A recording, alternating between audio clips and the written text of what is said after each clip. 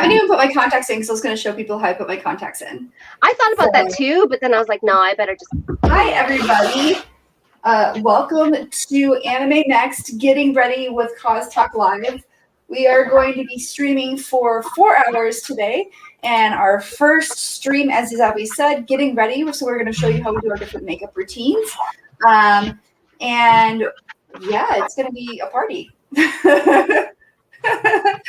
So I am Sam from ThermoCosplay. Today I'm going to be doing my makeup as Spinel from Steven Universe.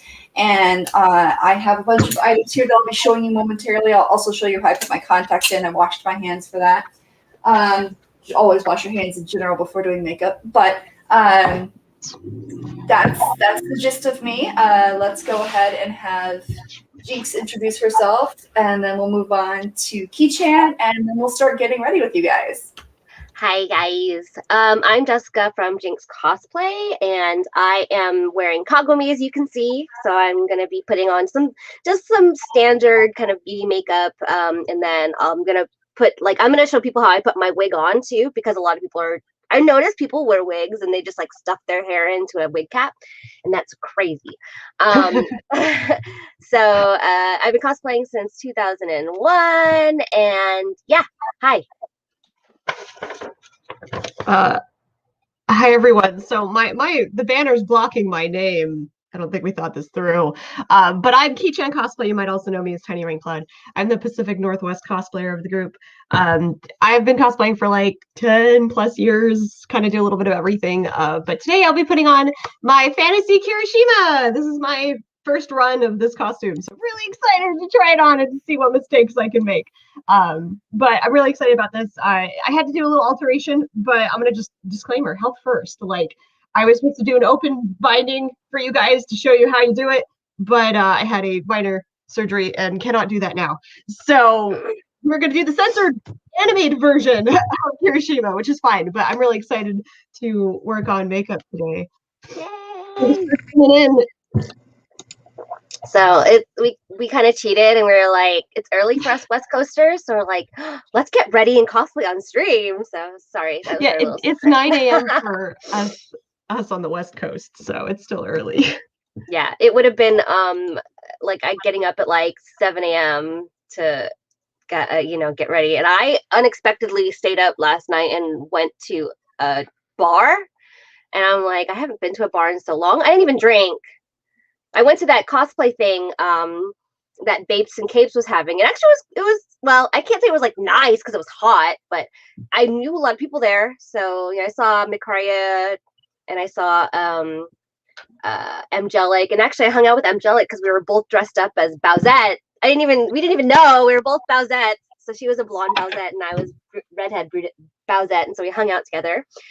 And then afterwards, they were like, okay, well, we need to eat something. And then everything was closing. I don't know. Everything was closing at like 9:30. Like, what is this? Where are we? It's like small town.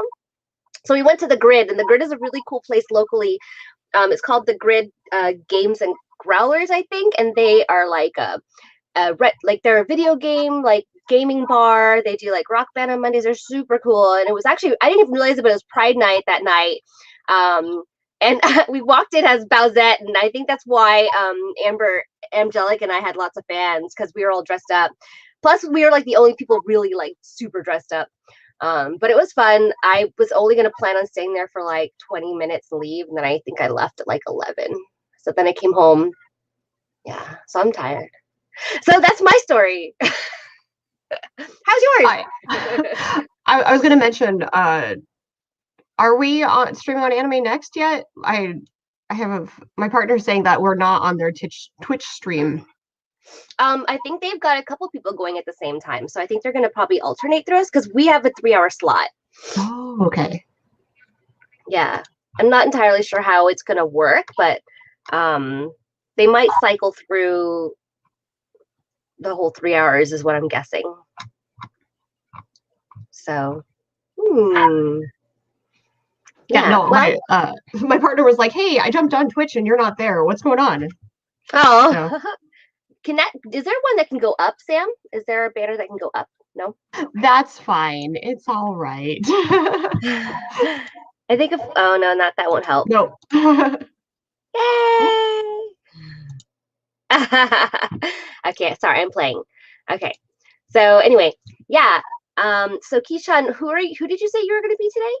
Kirishima from My Hero Academia. The third, I have a soft spot for picking ending outfits. One of my very first big cosplays was the free ending, the splash free.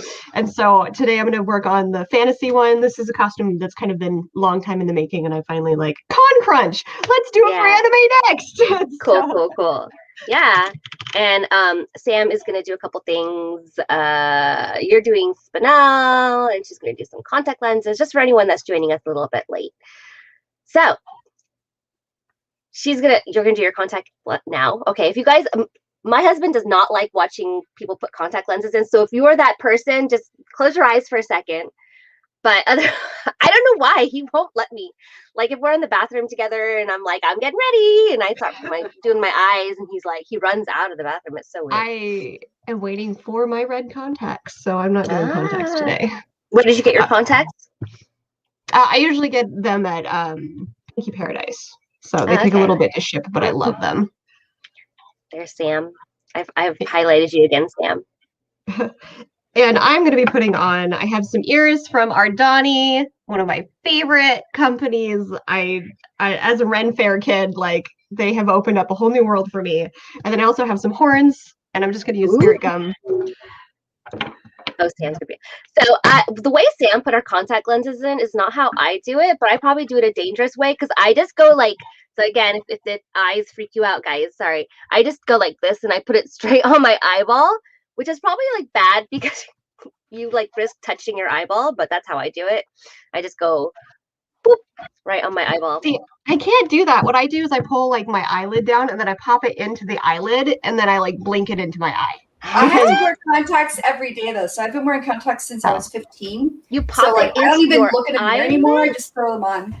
Yeah, because like if you pull your eyelid down, it makes this little cup, and so if you put the contact in that little cup, you can like just throw your head back and blink it. It usually blinks right into your eye. It's the only way I've ever gotten a contact in my eye. Just only way. That is so weird. Wow. Okay. So Sam's gonna go through her makeup routine. I'm just gonna continue. I'm doing a little bit of sharing, so we're gonna highlight Sam. Oh my gosh, what color are your eyes, Sam?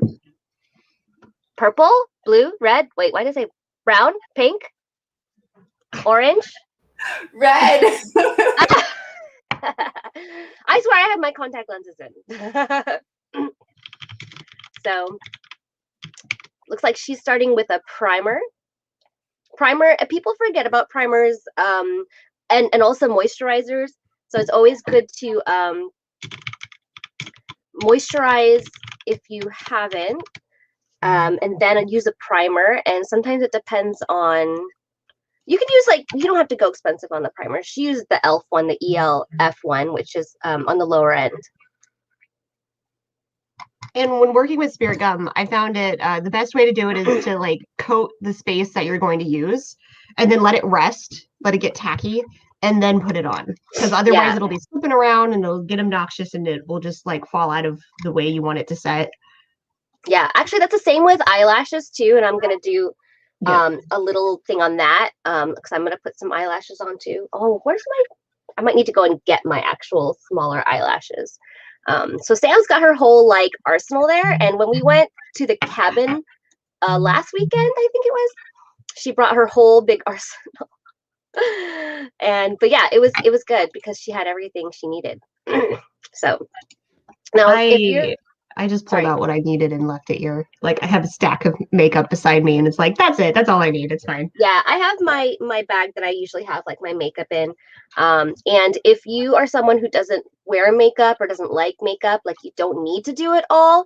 Although we highly suggest it if you're doing photo shoots. If you want your photo taken, you really should put some makeup on.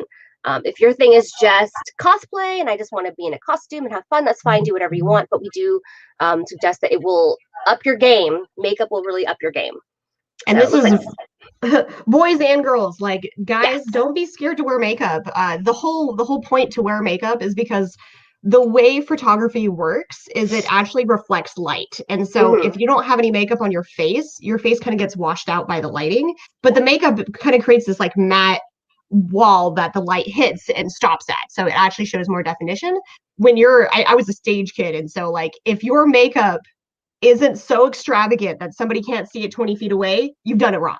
And so I tend to do kind of over exaggerated makeup, but which when you see in person is kind of weird, but once you see those pictures, they look amazing. So yeah. And especially if you have like, maybe some people have some natural redness. Like I'm actually surprised that my skin looks really good right now. Must be all my facials, but I have like a natural redness on my forehead. It's like a birthmark. And then sometimes my nose gets red.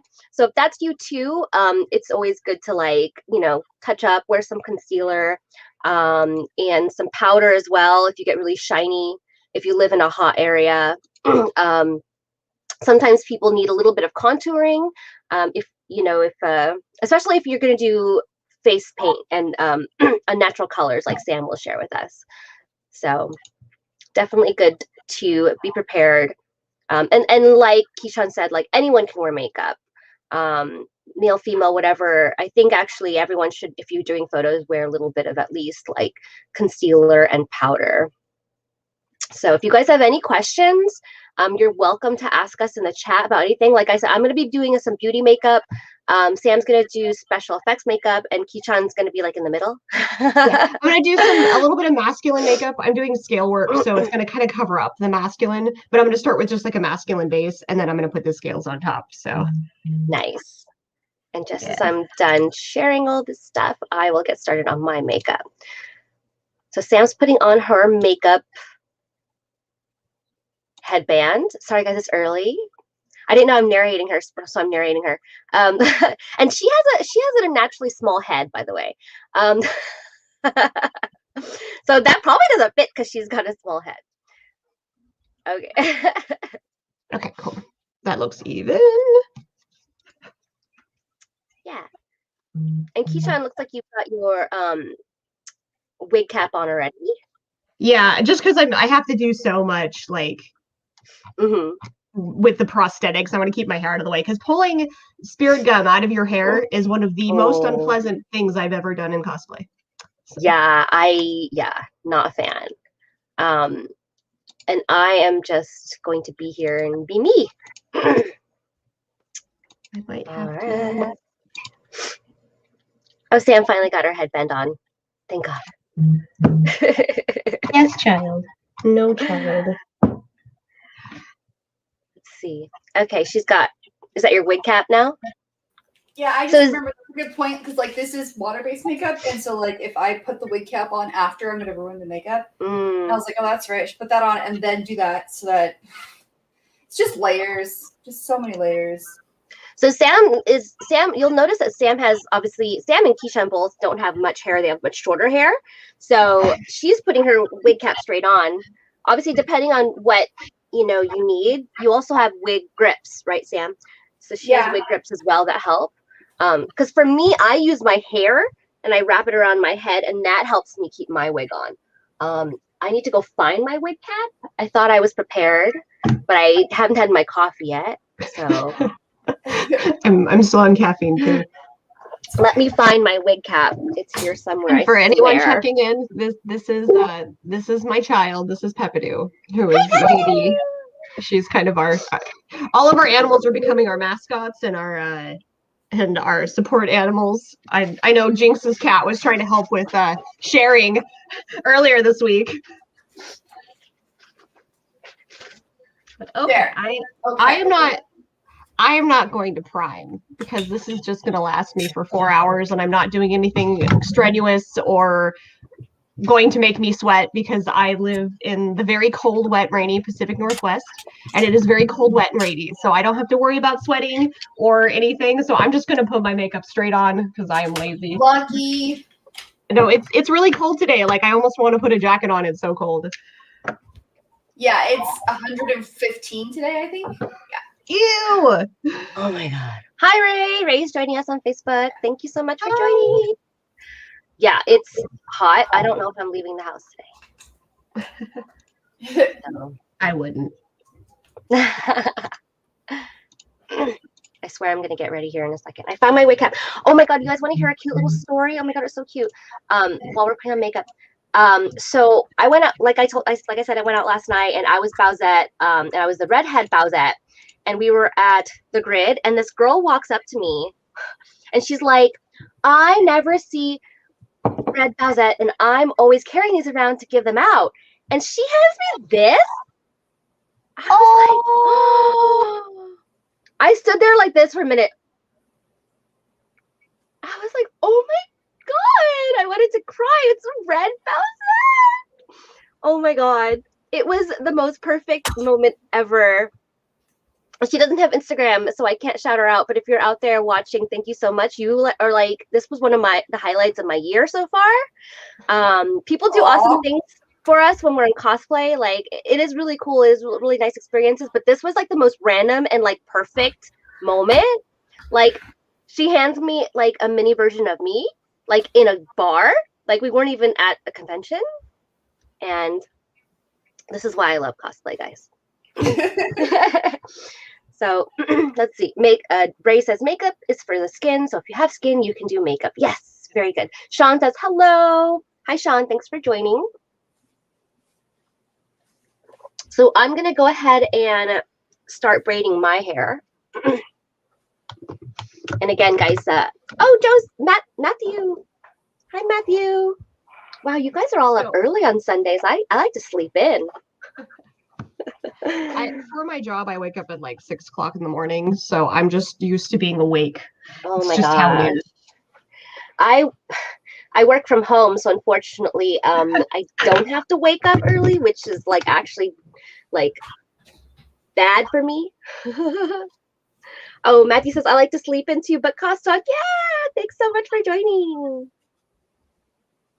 So if you're good at French braids, which I am not, French braids are actually probably the best for, like, if you have longer hair. People with even longer hair have to sometimes do like pin curls and stuff.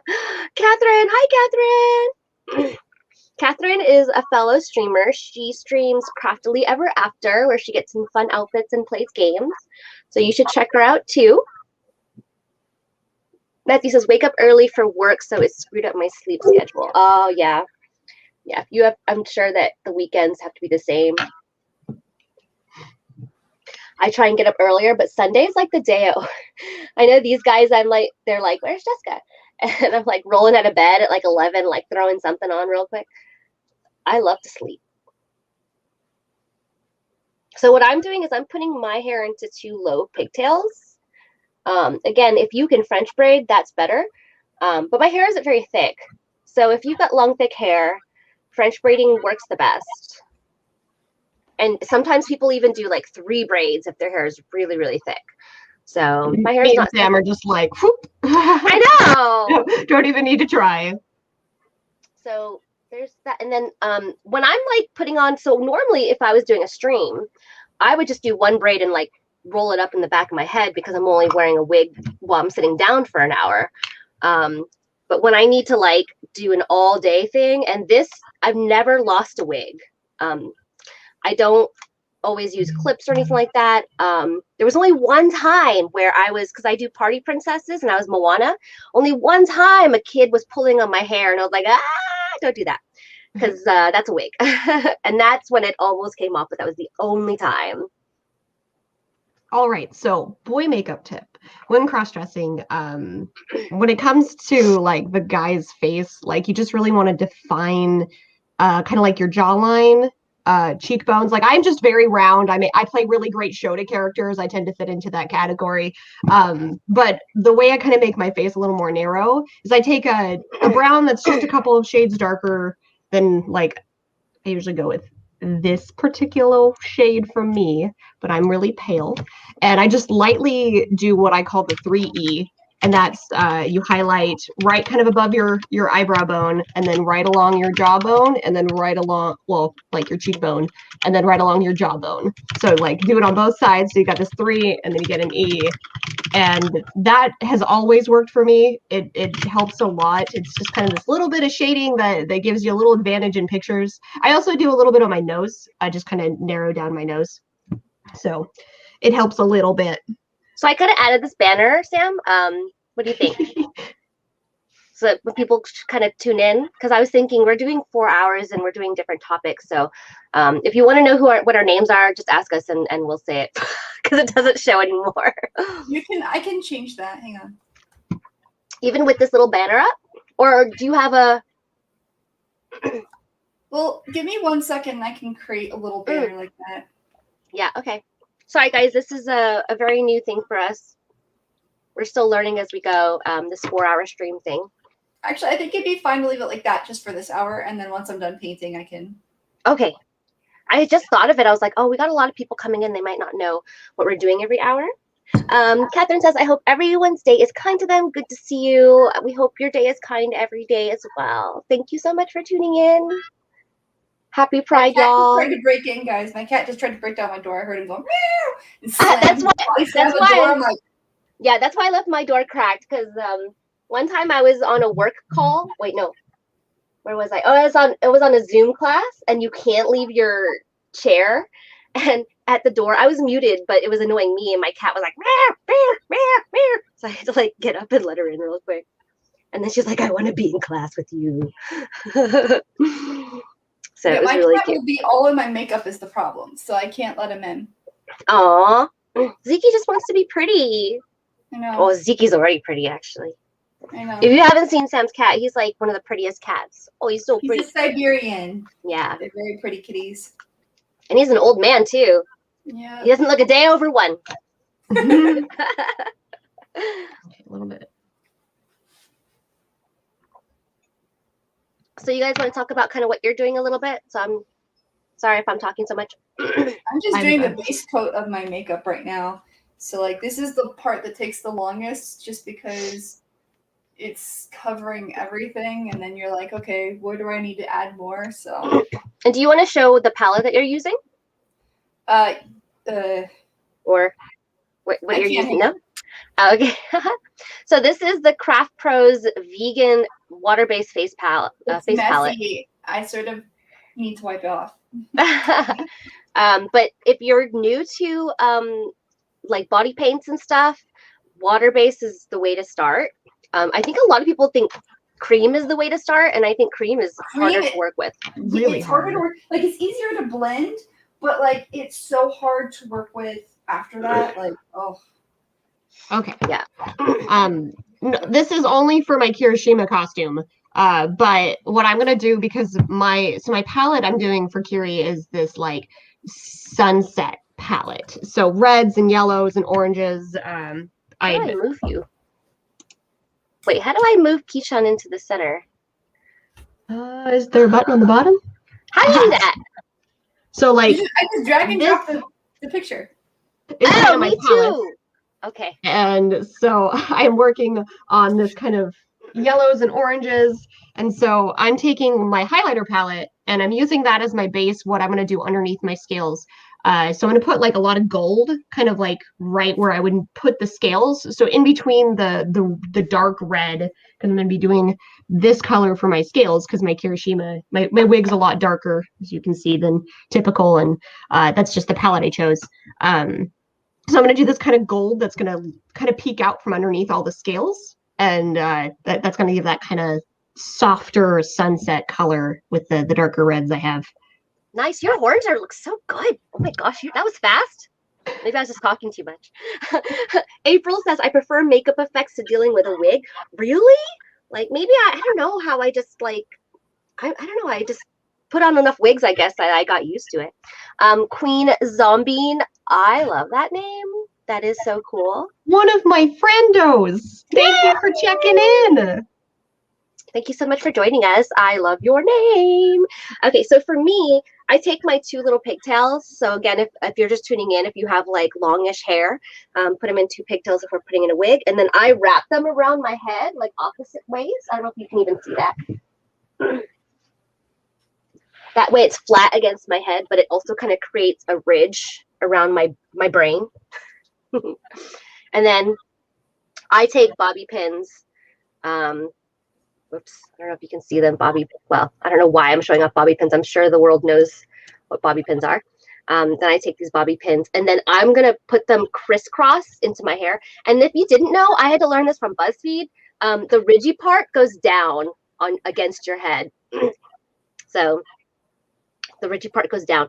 And then so I'm going to put them in my hair and I'm going to crisscross them like this so that they stay. So this is what I'm going to do with my pigtails. So, all right. And I have heard of people saying, why does my wig fall off so much? And we're like, well, how do you put it on? They're like, I just put the wig cap on and I just stuffed my hair into it. I'm like, well, that's why. Because the wig has nothing to actually grip onto. So here we go. Let's see. Brain ridges. Oh, yeah. Of course, Queen Zombie would like that. Brain. April says, my Sailor Jupiter wig is a clip-on bangs and ponytail to avoid a wig. And that's like the best way to go. I do that with Widowmaker. Yeah, with my Widowmaker, I actually put my hair up in a big bun and then I spray paint. Not spray paint, but I hairspray color this purple. And then I have a big ponytail extension. Because, yeah, ponytail wigs are tricky. But, yeah, if you can get them working, that's good. I also do that with, well, I can't do it now because my hair is like blue and purple. You couldn't really see it. But when I did Tifa, I did 2 little bun things, and then I had clip-on bangs, and then the bun extension thingies. So definitely, if your hair works for the character, that's good. Only slight shameless plugging. If anybody is from the Canadian area, Queen Zombie actually runs Penticton's very own Penticon. And so there's some amazing cosplayers that work there, including my partner. It's a really fun little con that's up in the Okanagan area. So if you're up in that area, look into it. I know Penty's been working really hard on some fun ideas this year. So go check them out because it's really awesome. And I've worked there before and that was one of my favorite cons to work for. Like I had so much fun.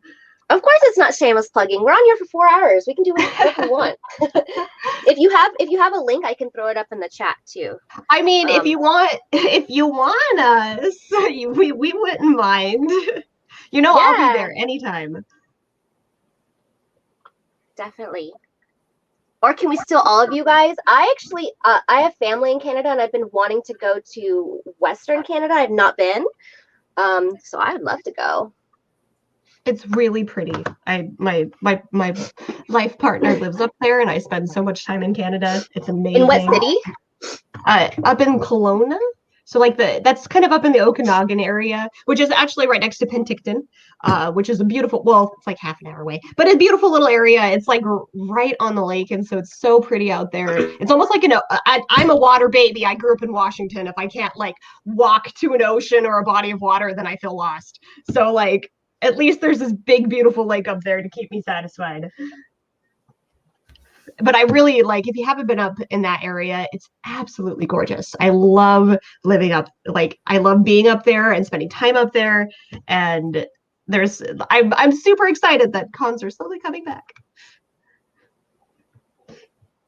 Okay, well now I'm gonna do my eyebrows because Kirishima is my little redhead. So I usually kind of start with I have an eyeliner base that I just use. You could always go through the hard process of making your eyebrows disappear. There's lots of tutorials online. I do have slightly darker eyebrows, but I'm lazy. And so I usually just color them in. So we'll do it that way. I use spirit gum. Sorry, we had a question. I used spirit gum just to put the horns on, and same with the ears. Spirit gum can be tricky for some people. I like to use Prosaid, which is the medical grade sticky. You can find it on Amazon, but they use it for medical prosthetics too. So some people have reactions to spirit gum, but it is like Sam does, but it is probably the easiest to get and the most common to get. So those are some options for you guys. Let's see. Sean says would love it here. I thought you were in Eastern Canada. I think. I've been to Toronto. I have family in Toronto. I love it there. Sorry, I'm trying to set things up on our Twitch channel, so ignore me typing random things. We appreciate Sam, you. You worked so hard. Sam, you want to talk about what you're doing next? So I'm just doing the second coat. This goes a little bit faster, and then I'm gonna start doing blush powder and stuff to like smooth everything out, because the one problem with water-based paint is it likes to get a little streaky, so that's why you powder afterwards, and it smooths everything out. And I have a thing where like my face is just one of those faces that I can't apply water-based paint with sponges. It just takes the paint right off, so I have to do it with brushes. Everyone's skin my is least different. favorite part, trying to figure out how to put my darn scar on. And normally I'd be doing this with airbrush paint right now, but I'm also doing this in my room, and I don't want to get like paint potentially on my furniture. So no airbrush. But it is water based, so you guys know it that cleans like off easy. It's just a mess. Yeah, it's like, why make a mess if you don't have to? But if you do make a mess, water-based paint is the easiest to get out. Super easy to clean, yeah. As you know, it is water-based, so yeah, no? Yeah, so if you guys have any makeup related questions or anything, actually, you guys can ask anything. What character is the pink being turning into? Spinel from Steven Universe. Yep. Yes. And again, if you're just joining us, she's using the Craft Pros vegan makeup palette or body paint palette. So actually, it's really nice. I wasn't sure like what a vegan paint would be like, but actually, it goes on really well and has some nice coverage. I use Mayron, and it's actually quite comparable. Go ahead. Sorry. I was just so I'm putting on the scar. So I always have to look up a picture to see what side it's on. But I just used so like an eyeliner to kind of just make the base, and it's really bright. Like I used a really bright eyeliner, and then I put a lot of like dark colored makeup because it's an old scar, and so I do like a really really dark red or purple or sometimes in the brown spectrum over the top of it. So then it has that little bit of pink kind of showing through, but then it looks like it's faded. Are you going to use any of the what's it called? Oh, why am I forgetting the stuff that makes scars? Oh no, liquid collodion. No, as much as I love cosplay, this is a 4-hour stream. I'm not pulling all the works out. Fair enough. Sam is. That's just how I am though. Like yeah, no, I don't have the same stamina that Sam has for this kind of stuff. So but I'm actually it's a little bit darker than I want, so I'm just gonna pat it. Okay, let's try this now. See if I did this right. It's been a while since I've had to be on like you cannot use the same command as an alien. I'm sorry guys, you have to see me like noobing out on Twitch right now. I haven't had to manage things on Twitch for a long time. So I'm trying to get this right. He's been spoiled with StreamYard. We have. Yeah. We have. I have. But this is, I cannot use the same as an, okay. So let's go back and change the thingy.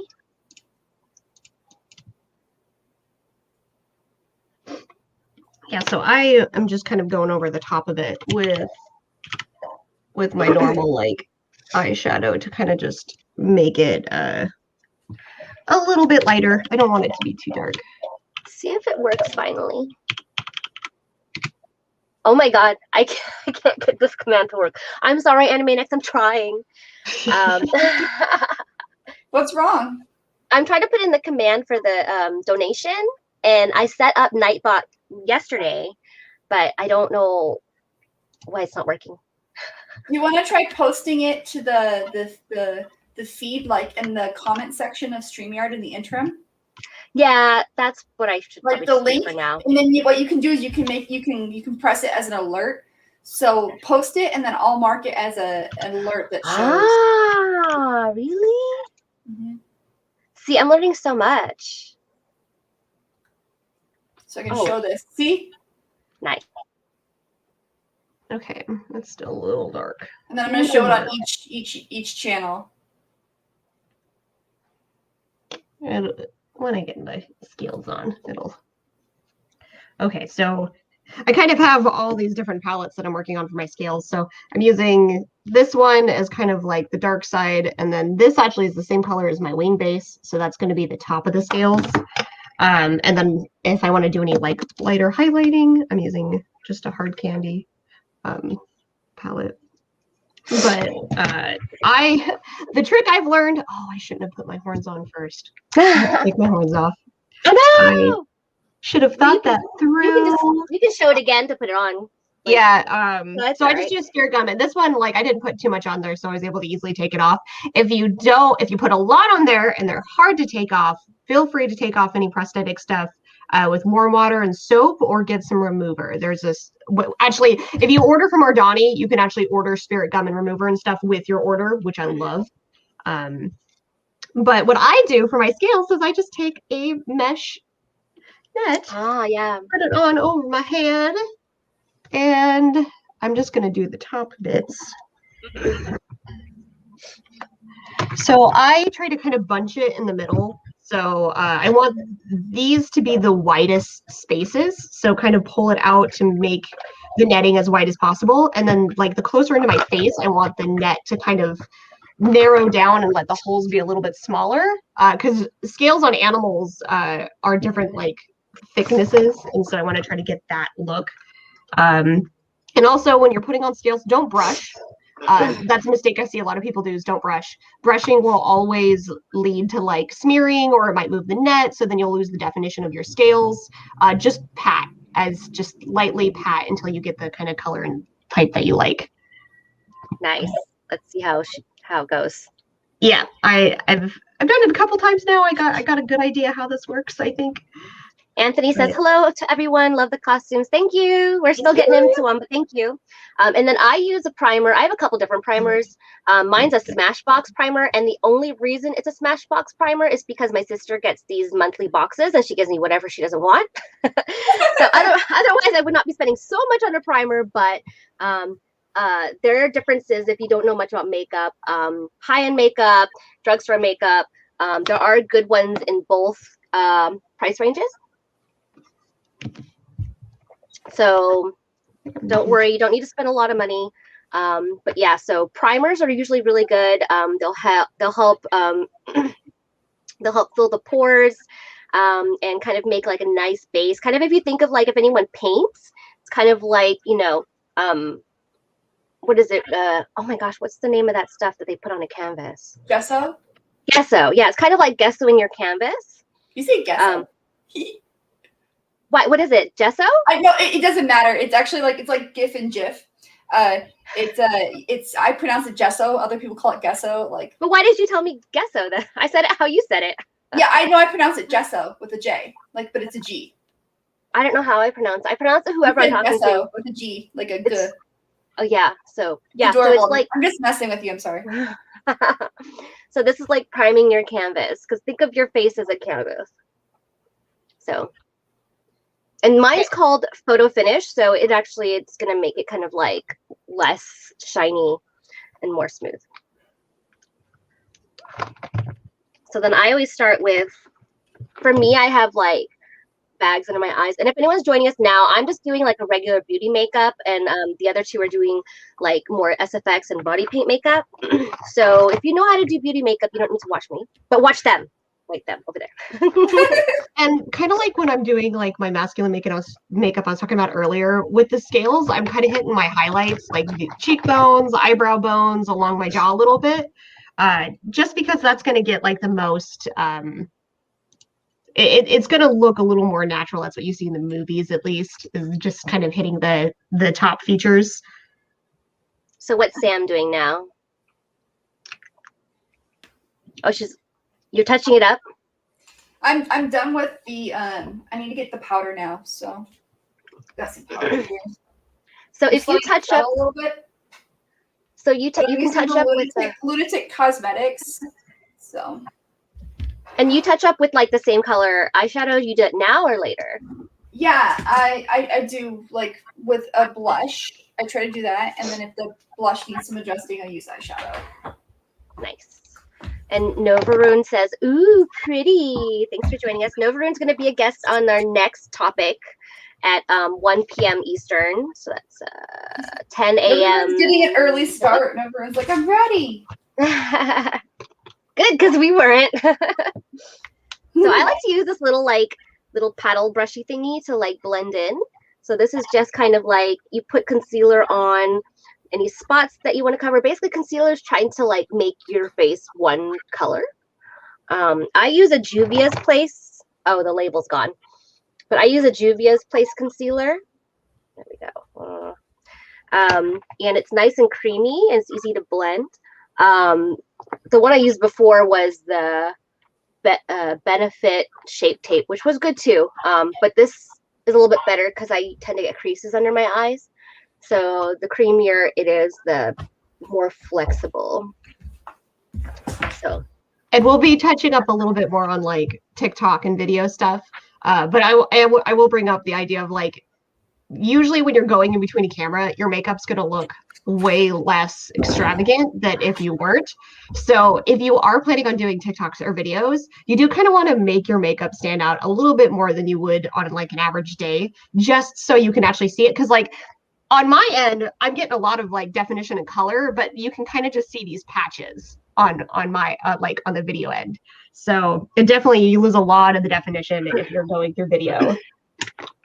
Yeah, like the video, this one for me, I had the opposite problem because it's such a bright color. It looks so much smoother. But then like up close, I can see where like all the lines are. So I'm just like, I'm so confused.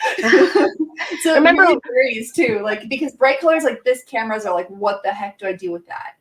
Like, and we try and go with the 3 to 5 foot rule, especially with makeup, because makeup can be really hard. Because when you're doing makeup, you're like this. You're like looking at yourself like this, and usually no one should be that close to you, unless they really love you and know you. Yeah, if they're that close to you and you don't, like I'm gonna punch them. But if they can't see it from far away, like don't stress out about it, because again, no one's gonna be like up this close as you are doing your own makeup. Yep. Okay. There we go. Oh, let's see what one of the tricks is just trust the process. Like just leave it be. Put the netting on. Do your makeup and do not take that netting off until you are satisfied with the amount of color. Can't really tell, like I said on video, but you can see I have this kind of. I got these lovely red scales. It's just hard to see on camera for sure. I might actually, I mean, this is my first run through with this makeup, so I might actually do a little bit darker if I do this again. I think I'd actually want to go with another shade darker, which is nice. I didn't expect that, which is why you do makeup tests. Yeah. Like the makeup looks really good in person, but you can't really see it on video. I saw it a bit. It looked really good. Yeah, and I just really like I did a lot of like gold in between the scales, which also like putting that base layer of gold down really defined it a lot. Yeah, that's nice. I wonder if anyone's like tuning in all of a sudden, like, what are they doing? We're doing cosplay makeup, guys. Don't go. We weren't late, I swear.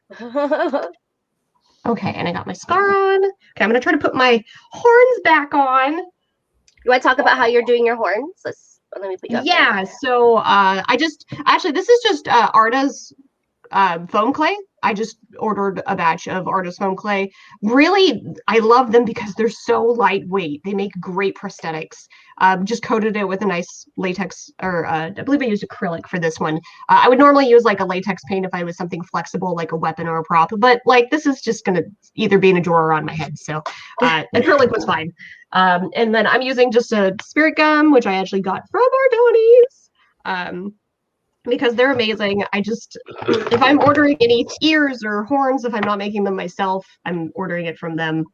These are Ardoni as well. But I'm just taking the bottom. I actually didn't even what I did is I kind of made a flat, because when I first carved it out, it was round, and then I just cut the bottom off so it's flatter, so it'll sit right up against my forehead. And that is it. Like this piece took me probably about like maybe 15 minutes altogether, like to roll it out, let it dry, and then paint it. I love foam clay. We're going to be touching on foam clay in the next hour. So if you guys want to hear more about like cosplay materials and stuff that we use, be sure to stay tuned. And I'm just going to mention what I'm doing because Sam was like, what is that? And I'm doing a trick that I learned from drag queens called baking. So what I'm doing is I have this loose powder. This is actually called baking powder, but you can use a loose powder. And this is to like brighten your under eye. And what it does is you kind of pack on. So I'm using a beauty blender and I'm kind of just like packing on the powder and then just kind of dabbing it under my eye. And then, yeah, it looks ridiculous, but then it lets the powder kind of like melt in with your body heat and it kind of, then it'll stay better. I don't have a better explanation for it, but it always makes me look better. So I do it. So basically I do this after I put on my base foundation and I let it sit while I do all my other makeup. So yeah, that's me. Next. And with the spirit gum, you're going to want to let it sit, let it get really tacky, just like eyelashes. You just want to make sure it's pretty much just ready to go on your forehead and then that's it. It's done. So I usually let it sit for like a minute, 2 minutes, matters how much I put on. Yeah, I think a lot of things like that is like put the glue on, put it down, do something else, and then like, you know, put on your blush or whatever, and then you can go back and put your horns on, they'll be ready. I think one of the main problems people have is that they don't wait for that glue to get tacky, especially with eyelashes. I have so many people like, why can't I do eyelashes? And it's like, once you just wait for that glue to get tacky, it'll just pop right on. Mm-hmm. So again, if you guys have any questions, please feel free to ask us. It doesn't even have to be makeup related. It could be anything, literally anything. Well, within reason, okay? Within reason, guys. Oop, not tacky enough. Yep. And I usually just test it with my finger to see how the tackiness is. Nothing fancy. Okay. Oh, eyes. I have to do my eyes still. I'm like, I'm done. No, I'm not. Mm-hmm. Okay. Oh, actually, I actually started doing this for my Meliodas cosplay. I have 2 liquid eyeliner pins. I have one that is specifically for my eyes. That's it. This only goes on my eyes. I do not share makeup with anyone. Don't share makeup with anyone. Please don't. And keep your like body makeup and your like eye makeup separate from each other. I have 2 different brands. I have my cheap brand as my body makeup, and then I have my more expensive brand for my eye makeup. Because eyes are delicate, you only get 2, so take good care of them. But if I don't buy my tattoos on like Etsy, because I buy like temporary tattoos for like Meliodas's wrath symbol. If I don't do that, then I just use a liquid eyeliner pen, like one of the nice. Well, this one's a cheap one, which has been doing me fine. But I use that to draw on any of my symbols or my tattoos or my markings. With Meliodas, he has like when I do the wrath mode, like I have that symbol, the demon symbol on my head. And I just use a liquid, like everyone's like, it looks so good. I'm like, it's literally just liquid eyeliner. Kirishima actually has a tattoo in his dragon form. So I'm going to use my liquid eyeliner and just put on the tattoo. So it has plenty of time to dry. But this I've had it last like up to 5 hours at a convention. And a waterproof, right? Yeah, this is a waterproof one. Yeah. I did the same thing when I did Faith from Mirror's Edge. I had someone else did it, a makeup artist did it for me, but she has this huge like tattoo on her arm and it was all done with waterproof eyeliner and it looked amazing. People were like, you should really get that as a tattoo. And thank God I did it. Not that like anything's wrong with that, but I would have otherwise had like a whole sleeve. That was before I had any tattoos. It was really cool though. It was cool to have like temporarily. So let's take a look. I mean, I think I have some right here. If you ever are interested in like getting tattoos for characters, check out Etsy. There's a lot of really cool artists who have tattoo or tattoo paper you can just buy from like I believe you can just get it from like your office store.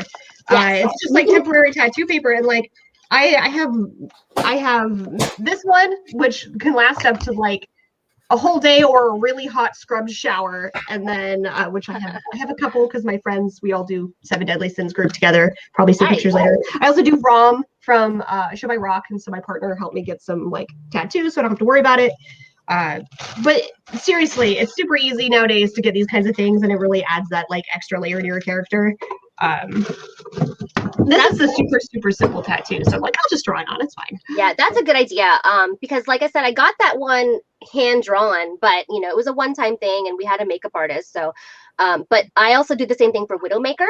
I can get like. You can find them like even on Amazon, and they sell them for like Cricut and Silhouette as well. So if you have one of those machines, that's easy to cut out. Otherwise, if it's like not hard to cut out, you can just cut out yourself. But yeah, I'll print out the Widowmaker symbol in the back, and I also do her arm. Let me see if I can find pictures of that. But definitely a lot easier. Sorry, my dog's barking. Definitely a lot easier than having to draw it on every single time. Especially if you're only, you don't really have many people to help you or whatever, you're doing a lot of stuff yourself, then you can just put it on. I'm blessed. My best friend is a fantastic hand artist, and so like Yeah, nice. I just throw things at her and be like, can you do the thing? Oh, I've been talking way too much. We've got 10 minutes left for this segment, and I'm still here baking. I mean, I think I'm almost there. I'm just trying to, like, I thought I was prepared, but I don't have a picture of his tattoo, and so I was just double checking. We can share it's just a V. It's fine. Yeah, we can share it in the next couple of hours too. So what I'm doing is I'm doing some contouring. And again, this really depends on your face shape and what your character looks like. Kichan will probably, say if you're going for a more masculine look, you have to do more angular contours. I have really puffy cheeks. So I usually just do my cheekbones and then I do under my chin, which helps slims it down a little bit. But it looks ridiculous, but I'm going to blend it in after I'm finished baking. I'm probably finished baking because I've been talking so much. And then other things that you can do that definitely help change your look. Again, I'm just doing beauty makeup, some basic stuff for cosplay photos. The other guys are doing more SFX makeup. I like to just draw in my eyebrows a little bit to make them pop.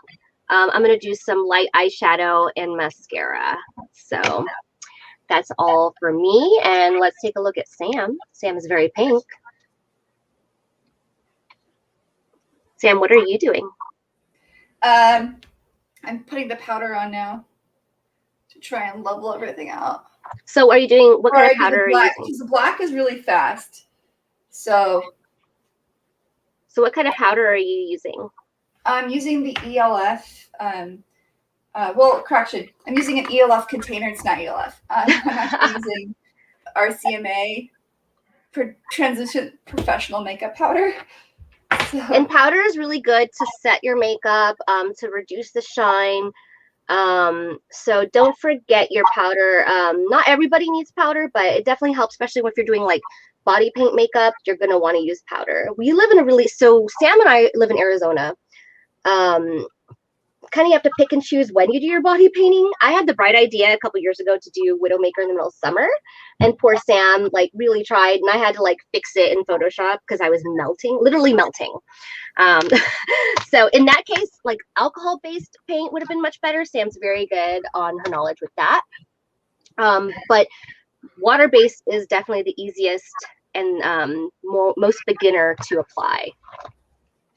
So. And when doing my eyeliner for guys, if I'm not on stream, I probably wouldn't use a liquid eyeliner. I have just a brown pencil, or I'd use a brown liquid eyeliner because now you can actually see my eyes defined, but that's because we're on screen. If I was running around a con or something, I'd probably do something a little bit lighter, just enough to make my eyes pop, but not enough to make it look like I'm wearing makeup, because I want to keep that kind of subtle makeup for the masculine side. So just a nice brown pen works really well for doing your eyes if you just want to make them pop a little bit. And that's the thing is people, I think, take eyes for granted, I guess. Even for characters that don't wear a lot of makeup like Kagome, I still put a little bit of natural eyeshadow to give it depth, because again, in photos, you lose all of that depth. So eyeliner as well is really good for that too. So don't forget, guys, to make your eyes pop a little bit. And I do suggest, if you're doing girly characters or whatever, you spend time on your makeup, add eyelashes. I know people are scared of eyelashes, but eyelashes really open up your eyes. They don't have to be dramatic kind. They have all sorts of lengths of eyelashes. You can put really natural lashes on, or a lot of people don't have really long natural lashes, so you can kind of put a nice natural set on. You can go more dramatic. Too much. So I'm just putting some neutral browns on my eyes to kind of give it a little bit more depth. And whenever I'm doing boy or girl makeup, I usually do a little bit of white right in the corner of my eyes. Unless I'm doing my demon rom or something, where I need this gothy black makeup, I do a little bit of white right here in the corner, because it helps it brings that nose shape in. And then I do a little bit of right on the eye bone, right kind of where the eye bone tucks into the eye, a little bit of a darker eyeshadow, because that just really defines kind of the shape. Let's see, got a couple of questions. So Robert says, transformation is neat to see. Yes, thank you for joining. That's why we decided to do this. And Ray says, has anyone used Ben Nye Liquicet in place of water for water-based paints? I've half body painted character and I'm worried about underarm areas like that rubbing really fast. And Sam says, yes. So you can use sealer in place of water. Just know that honestly, underarm areas, you're going to have to reapply every 2 hours no matter what. So it's actually better to get like socks or fabric, because unless you want to reapply, there literally is no way to keep water-based paint on high friction areas. Yeah, so anywhere that is always like elbow creases are going to always touching. It's inevitable. So like Sam said, like usually it's just better just to get arm socks. Or if you're ready for it, getting into alcohol-based paints, which are just more expensive and a bit trickier to. How are they to apply? You apply them how? They're so easy to apply. It's the removal that's tricky. Yeah, okay. The removal is tricky. And apparently it can stay on for days if you leave it. No, it can. It can stay on for days. But no, it's I don't really I haven't found a single water-based paint that'll stay for a long period of time. So you do have to have some kind of hybrid. And that's just how it is. I'm almost done, and I'm like, I gotta get done fast because we have like the next topic coming up here soon. Well, I just finished, and so I got my wig on. I'm not done. Well, Ben can talk while I finish my makeup, because I was talking so much in the beginning and I forgot. I was like, it won't take me that long. But while you talk and do makeup, it takes much longer. So this is an Epic Cosplay wig. One of my favorite brands. It looks so great. Let's see. This is a Hades, and so like you can really see my scales. Oh, I know. Look how good. Yep, and then I just use scarecrow teeth. Like I'm super cheap, and I just use like the gum they come with, and they just go. Oh, I do the same thing. But you know what happened last night? So last night it was so hot that like the melty plastic that you put in to mold it, I actually like melted in my mouth.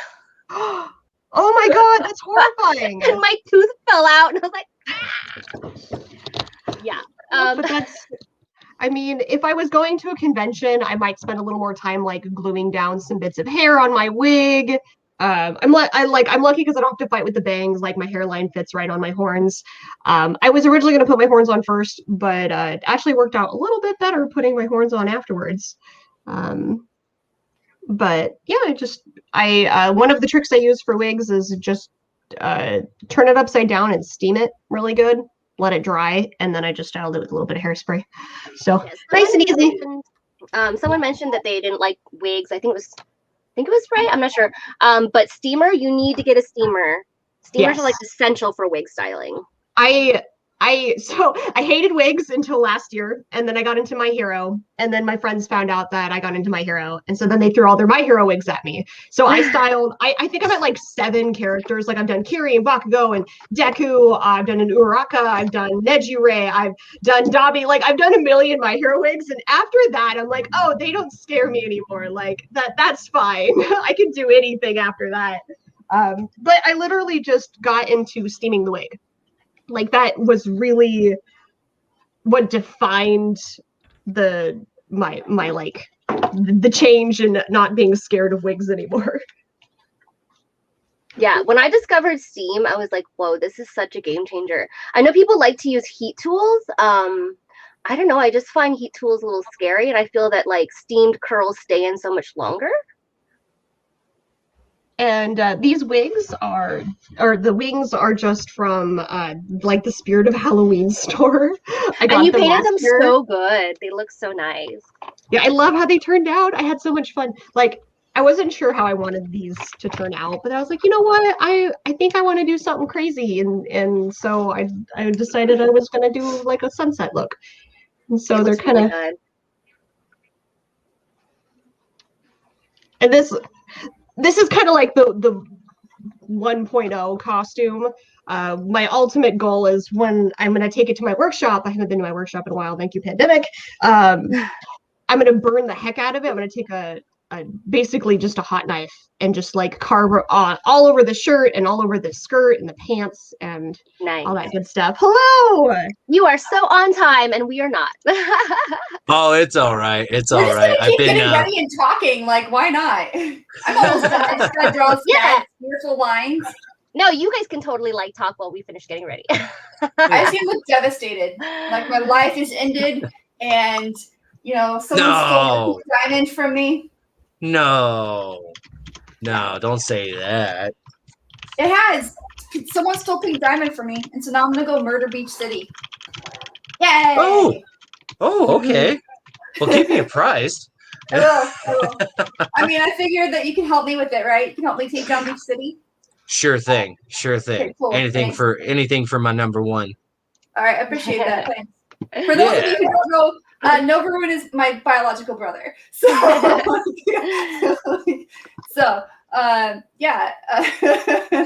so real quick before we do the banner stuff, I'm gonna hide the banner real fast just so everybody can see our names. Yeah. And Novaroon, why don't you introduce yourself? Hi, I'm Ben with Novaroon Cosplay. My buddy Chris here, Killian Cosplay and Props. He decided to come pop in this morning for a surprise, so I figured why not? Because he's also my brain pan when it comes to painting. Something I'm still learning, but a little bit of experience with miniature models goes a long way. Yeah. His Warhammer, right? Yeah. Because I don't like money. And then I've been cosplaying for well over a decade, but most of that decade was as a pirate, and now I've gone out of that and have moved forward with other things, preferably my favorite being Fallout and science fiction. I have a large array of different techniques and tactics to which I like to tackle cosplay, and no real set rule path. So I just love to build and have fun. Yay! Well, thank you for joining us today. Thank you for having me. Says, new humans, pretty bearded humans. Oh, thank you. Robert Webb. It's a work in progress. And Robert Webb says, hi, boys. Oh, hi, Papa. How you doing? Wow, I'm actually surprised he woke up. I kept him up late last night. Whoa, Ben. Oh, yeah. We were surviving the apocalypse, some zombies and all that fun stuff. So I kept him up pretty late. What were you playing? We were doing a little bit of 7 Days to Die. Oh, nice. Yeah, just a fun, sandbox apocalypse game. Did you hear that, Papa Fallout? He kept you up late last night. Oh, I did. He was very angry with me because he can't get a normal sleep schedule when I'm around. So how's everybody's morning been? Have we had a lot of good viewers? Everybody excited and happy? Yeah. We're done with our first hour already. It went fast. As you can see, we're not like Keaton. Yeah, I haven't finished my caffeine yet. But yeah, Cheers. so Papa Fallout says, dang kids keeping me up late. Well, we got to give them a little bit of youth. So Keaton, I just want to mention one more thing about makeup because I know that we're moving on to the next topic, but Keaton did mention a white pencil. If you're doing, and I don't have mine handy right now, but if you're doing anime characters, a white pencil is helpful to like make your eyes bigger, to put on your waterline. So unless you're Sam and you do not want to make your eyes any bigger than they already are. Sam's eyes are pretty big. So unless you're Sam, but yeah, that is a tip to keep in. So now we're moving on to our next topic. So if you guys are still watching, joining us, again, we have a new topic every hour. So our next topic is Cosplay Materials with our guests Novaroon and Killian Cosplay.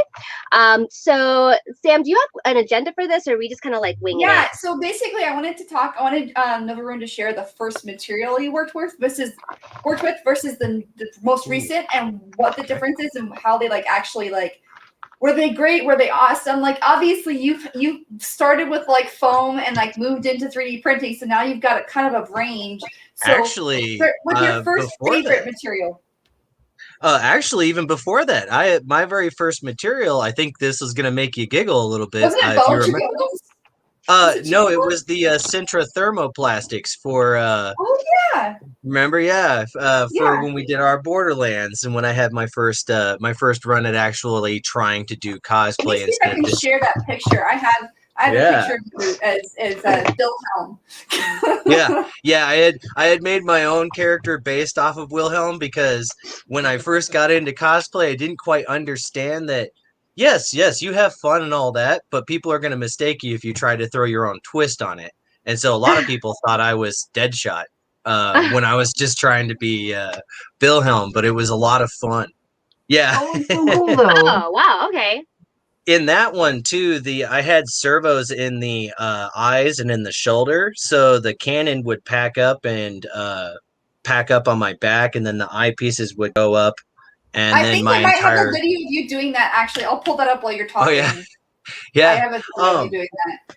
So my first ever venture was pretty much cotton. I started with cotton. I used cotton for my very first pirate, mixes of nylon and then just leather. But then whenever I got into the world of actually doing cosplay as having fun, a true hobby, I got Sintra thermoplastic, and we got the 3mm and the 6mm. The 6mm, boy, I guess I was all about doing the trial by fire. Because having 6mm Sintra is pretty hard to cut.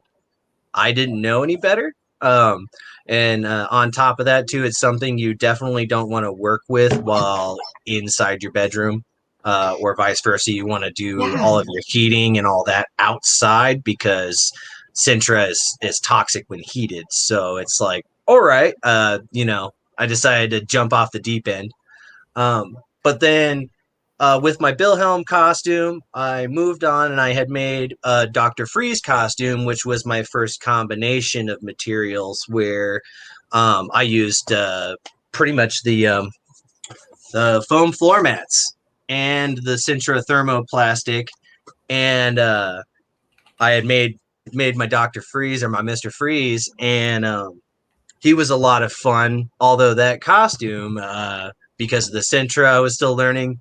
Boy, I wanted to die for about 2 weeks after I was done wearing it because I could still feel it on my shoulders and on my neck.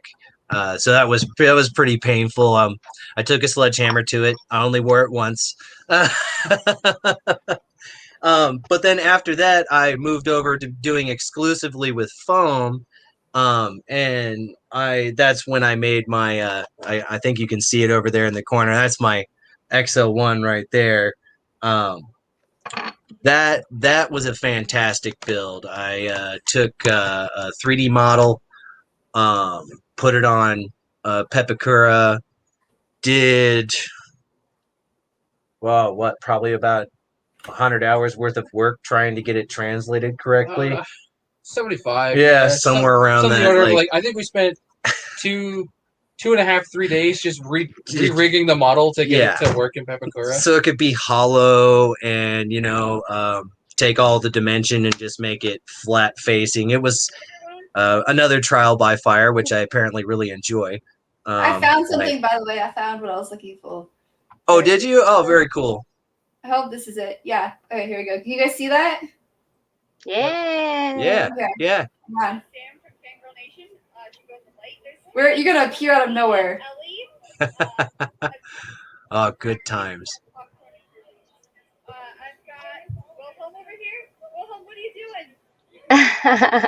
He pays attention at one point. He comes over.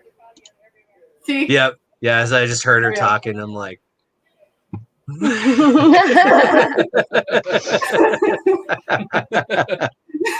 It's like, no. that thing was a lot of fun. I would activate that cannon and there'd be a group of people just at the con, and that was a lot of fun. And that one was all analog. I didn't actually I cheated really bad. I got a servo tester and I just hooked a battery up to the servo tester, so every time that thing moved I had to spin a little wheel.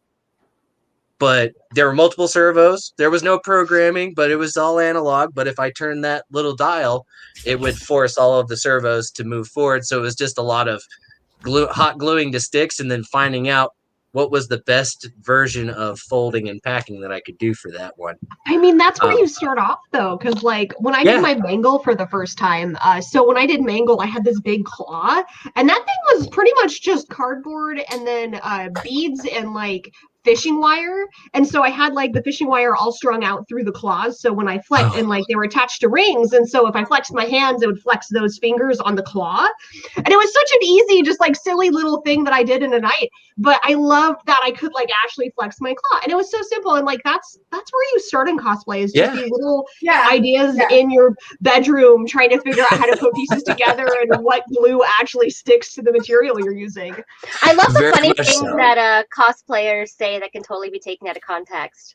You just try and figure it out in your room till it works. In the middle of the night. In the middle of the night, you know, everyone's sleeping. I'm by myself. Yeah, good old your first cosplay, when you were saying how much you hated wearing it, it reminds me of mine. Because like you, I decided he's got to a lovely story. A little off the deep end. My first ever like real cosplay was, you know, Xbox One just came out. Rise Son of Rome was out. I thought that was the coolest game in the world. So I'm like, you know what? I want to make a Roman. I want to make a Centurion. I'm going to do the Damocles blackened armor set. Mm-hmm. Like, hell yeah, we're going to do that.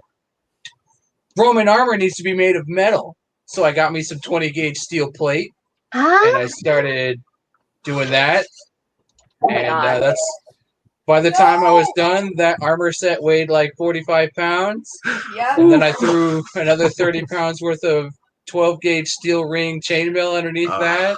Bet it looked nice, though. Oh, it looked great. Unfortunately, that's when I found out that you should fit literally every single piece before you put it together, and not put it all together the day before the con and then wear it the first time at the con. Yeah. Yeah, that's an important rule of thumb, but you just made the historian in me really happy. Like, you know, I thought you'd go through that length. That's when I did find out that having only 1-inch leather straps hold up the entirety of the armor on my collarbones was a bad idea. Yeah. Yeah. So, I learned my lesson. It was the same with the Mr. Freeze. I mean, I had bruising from just 8 hours of wear. I had black and blue and purple all around my shoulders and my collarbones because I had about 55 pounds on either side, just straight digging. Yeah. It was painful. Harnessing is important. Weight distribution is amazing. Yes, very I got real lucky the con that I wore that armor set to, that there was a spare room that I could dump the plate onto. Yeah. Like halfway through the day, my collarbones were killing me because those 1-inch straps were pressing into chainmail in through a collar onto my collarbones. Because the only thing I had underneath the chainmail was a linen tunic. Oh, okay, yeah. So nothing for padding other than what you were born with. Like, ow. Yeah. Ow.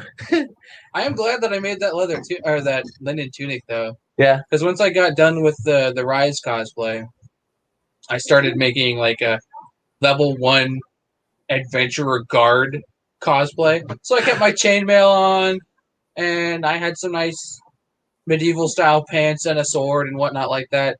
So I had that nice crimson red tunic, and I'm like, you know what?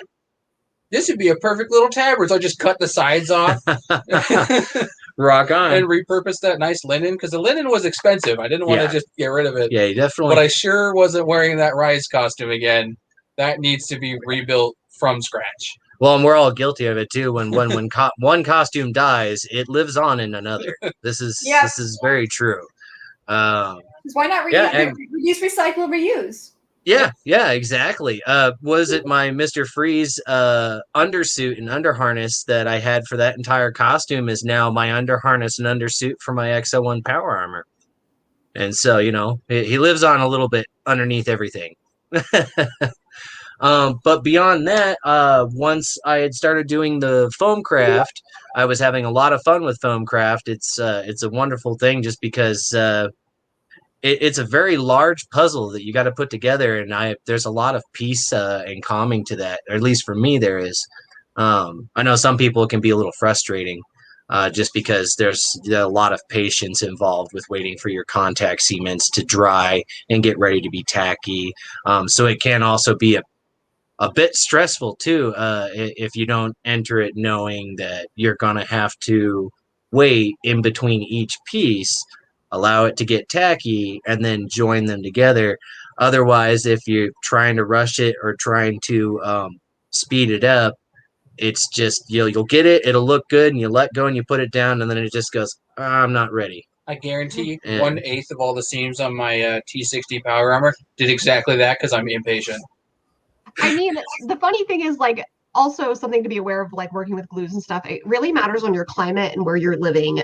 Because I know for you guys, your guys' glue dries a heck of a lot faster than it does for me down here in, like, because Washington's really cold and wet. Like, the only time things actually dry for us is like 2 months in summer, and then after that you have to like put it next to a heater in a well ventilated room, and then like pray it cures within like an hour. Like, I mean, sometimes it's like 20 minutes, but like 5 minutes of for the us. time. Yeah, Yeah. I actually had to repair my Bowser what are they called? Horns. I was wearing it last night and I had to repair them because I broke the headband. So I repaired it with some Warbler. So I put some Warbler and I just fixed it together. And then I painted over the horns and the Warbler. And then I got ready and the paint was done. Like the paint was like dry like long before that, but like I painted, did some makeup, and it was done. These things took me almost like a week and a half to finish doing, because like I would paint it and then I would have to leave it for 2 hours, and then I'd do a coat or two in the morning and go to work, come back and do a coat or two at night, and then start all over. And like it took me forever to get just this like ombre look, just because I could only do like 3 strokes and then I'd have to wait 2 hours to let it dry. Oh, wow. Here you can wait like half an hour between coats. Like I was like, I'm really spoiled because lots of times I would just go outside, set everything up, and just start hitting it with the airbrush. And after each pass, it was ready to go for another one. It was... So once you go to the end, okay, it's ready to go back. Yeah, the only thing like you do it and then you wait an hour and then you come back and do the next line and then you wait an hour. And I forget when it does rain here and things don't dry, like I forget, and so it ruins everything because obviously I'm putting coats on before it's fully dry. So we are pretty spoiled. I mean, in the flip side, I don't have to worry about what glues I use because things don't melt. So like it's cold enough here, like even in the dead of summer, I can still use like hot glues and stuff for some basic things because I don't have to ever worry about it melting because it never gets that hot. Like I said, like I mentioned, my fang, the plastic and my fang melted and my tooth fell out. So crazy. I just can't.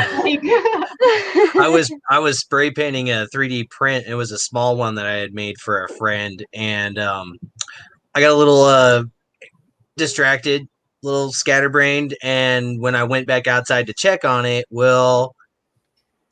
leaving PLA in the sun in the summer is not a good idea because I had a pancake with a face, and it was like, crap. My brother did that too when he first started 3D printing. He left something out to dry. Yeah, you're like, oops, okay, I'll put that in the shade next time.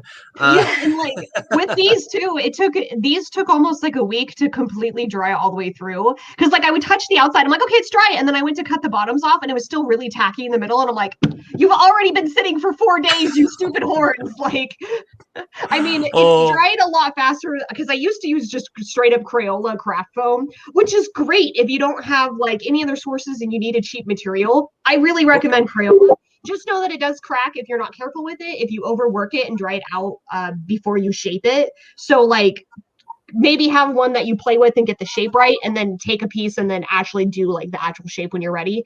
Yeah, because I've had a lot of judges, whenever I do judging and stuff, or like my Demon ROM is mostly just Crayola craft foam. And so I show up and they're like, what do you mean use Crayola? Like it didn't crack? I'm like, you can use it. It just takes patience. But this one I used Arta, and so it dried a lot faster than I was expecting it to. So like I do recommend Arta because like it's really, you get like a good tub of it. And this I just used like a small handful and I still have a ton of it left. So I just discovered the foam clay recently, and I'm doing a lot of experimentation with it and just seeing what I can and what I can do with it. And foam clay is to my say new the least, favorite material. Yeah, I'm like to say the least. I'm quite impressed so far. It's a pretty impressive little medium to work with, that's for sure.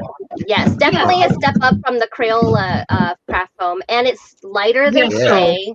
This Yeah. is what I got, and it's just Good the old foam Lumi clay. workshop. Like, yeah, just that's what I'm using. I mean, this is what I started with, just like the Model Magic. Like, you can just buy this and play with it and practice with it because it's super cheap. This is the one that can crack if you're not careful. I mean, foam clay can crack too if you're not careful. But really and When they truly, say like, foam clay, they're talking about like actual foam clay. If people haven't seen like what you're showing Yeah. there, 'cause, like, so like it's like a Play-Doh consistency, and you just shake Yeah. it. So this is what I've been using, EVA foam. and it's so light and fluffy, and it's fairly pliable. And it's really sturdy because, like, I hit my head really hard because I wore these for Kaliana last week, and I totally slammed right into like a door frame, and it clipped to the top of the wing or the horn. It was fine. Like, it didn't like fall or crack or anything. Yeah, It's really cool stuff. It's a lot of fun. It's not as detailed and pliable as clay, but it's so nice. It's so light.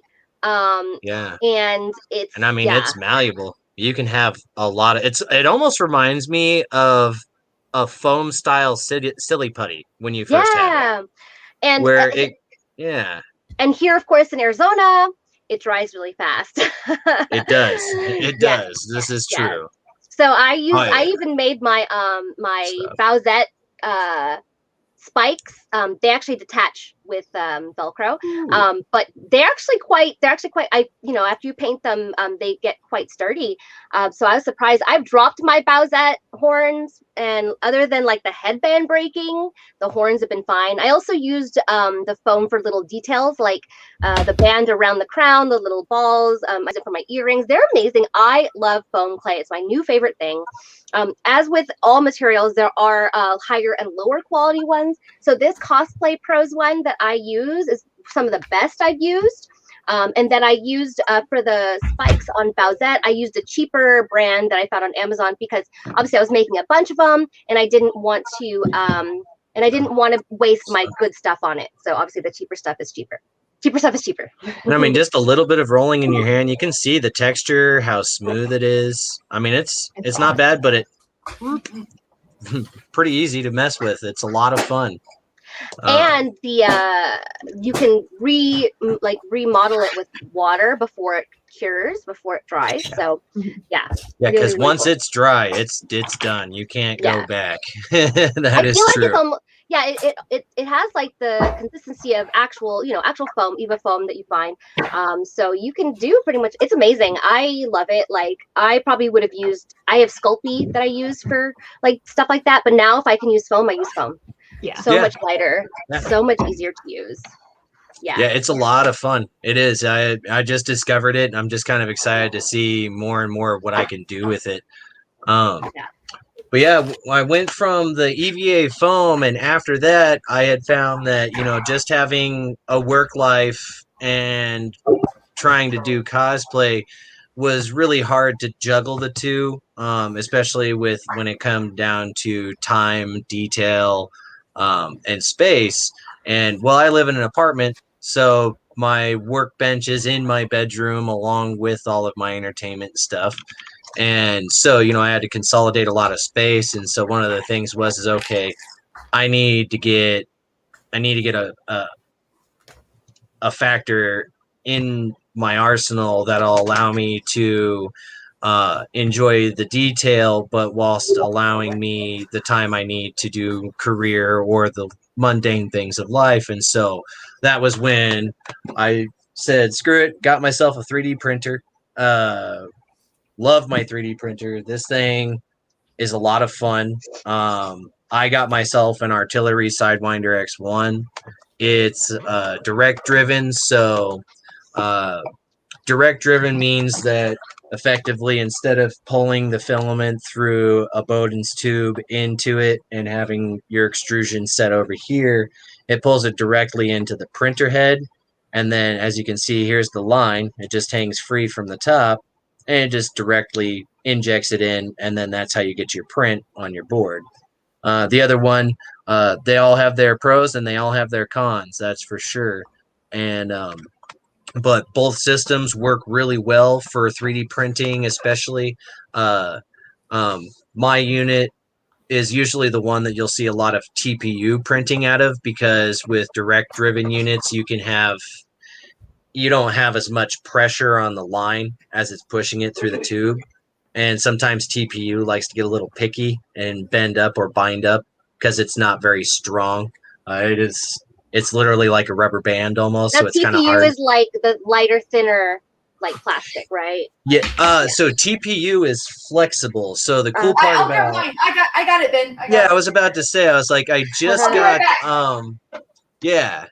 Wow, this thing is not cooperating this morning. You Looks should like have I'm joined trying us to for fly getting. away. You should have joined us for getting ready for cosplay. I know. I'm like, It's too late, Ben. We're done. No, actually, Sam's still not done. ah, there we go. Wow. Yeah, and so TPU Whoa. is a lot of fun because it's a fully flexible filament. Whoa, that's so cool. Yeah, you can bend it, you can bang it, you can throw it against the wall, and 9 times out of 10, yeah, it'll completely recover.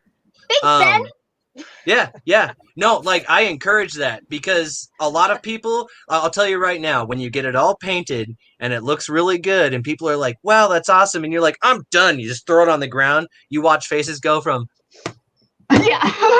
and then they realize that it's bouncing. Yeah, we're like, take it off. Yeah. And so it's great. It's a lot of fun. I'm a really big fan of TPU. I think in the near future, I might start making that one of my number one filament products for cosplay, just for the fact that I'm a big man, 6'4", 3/4.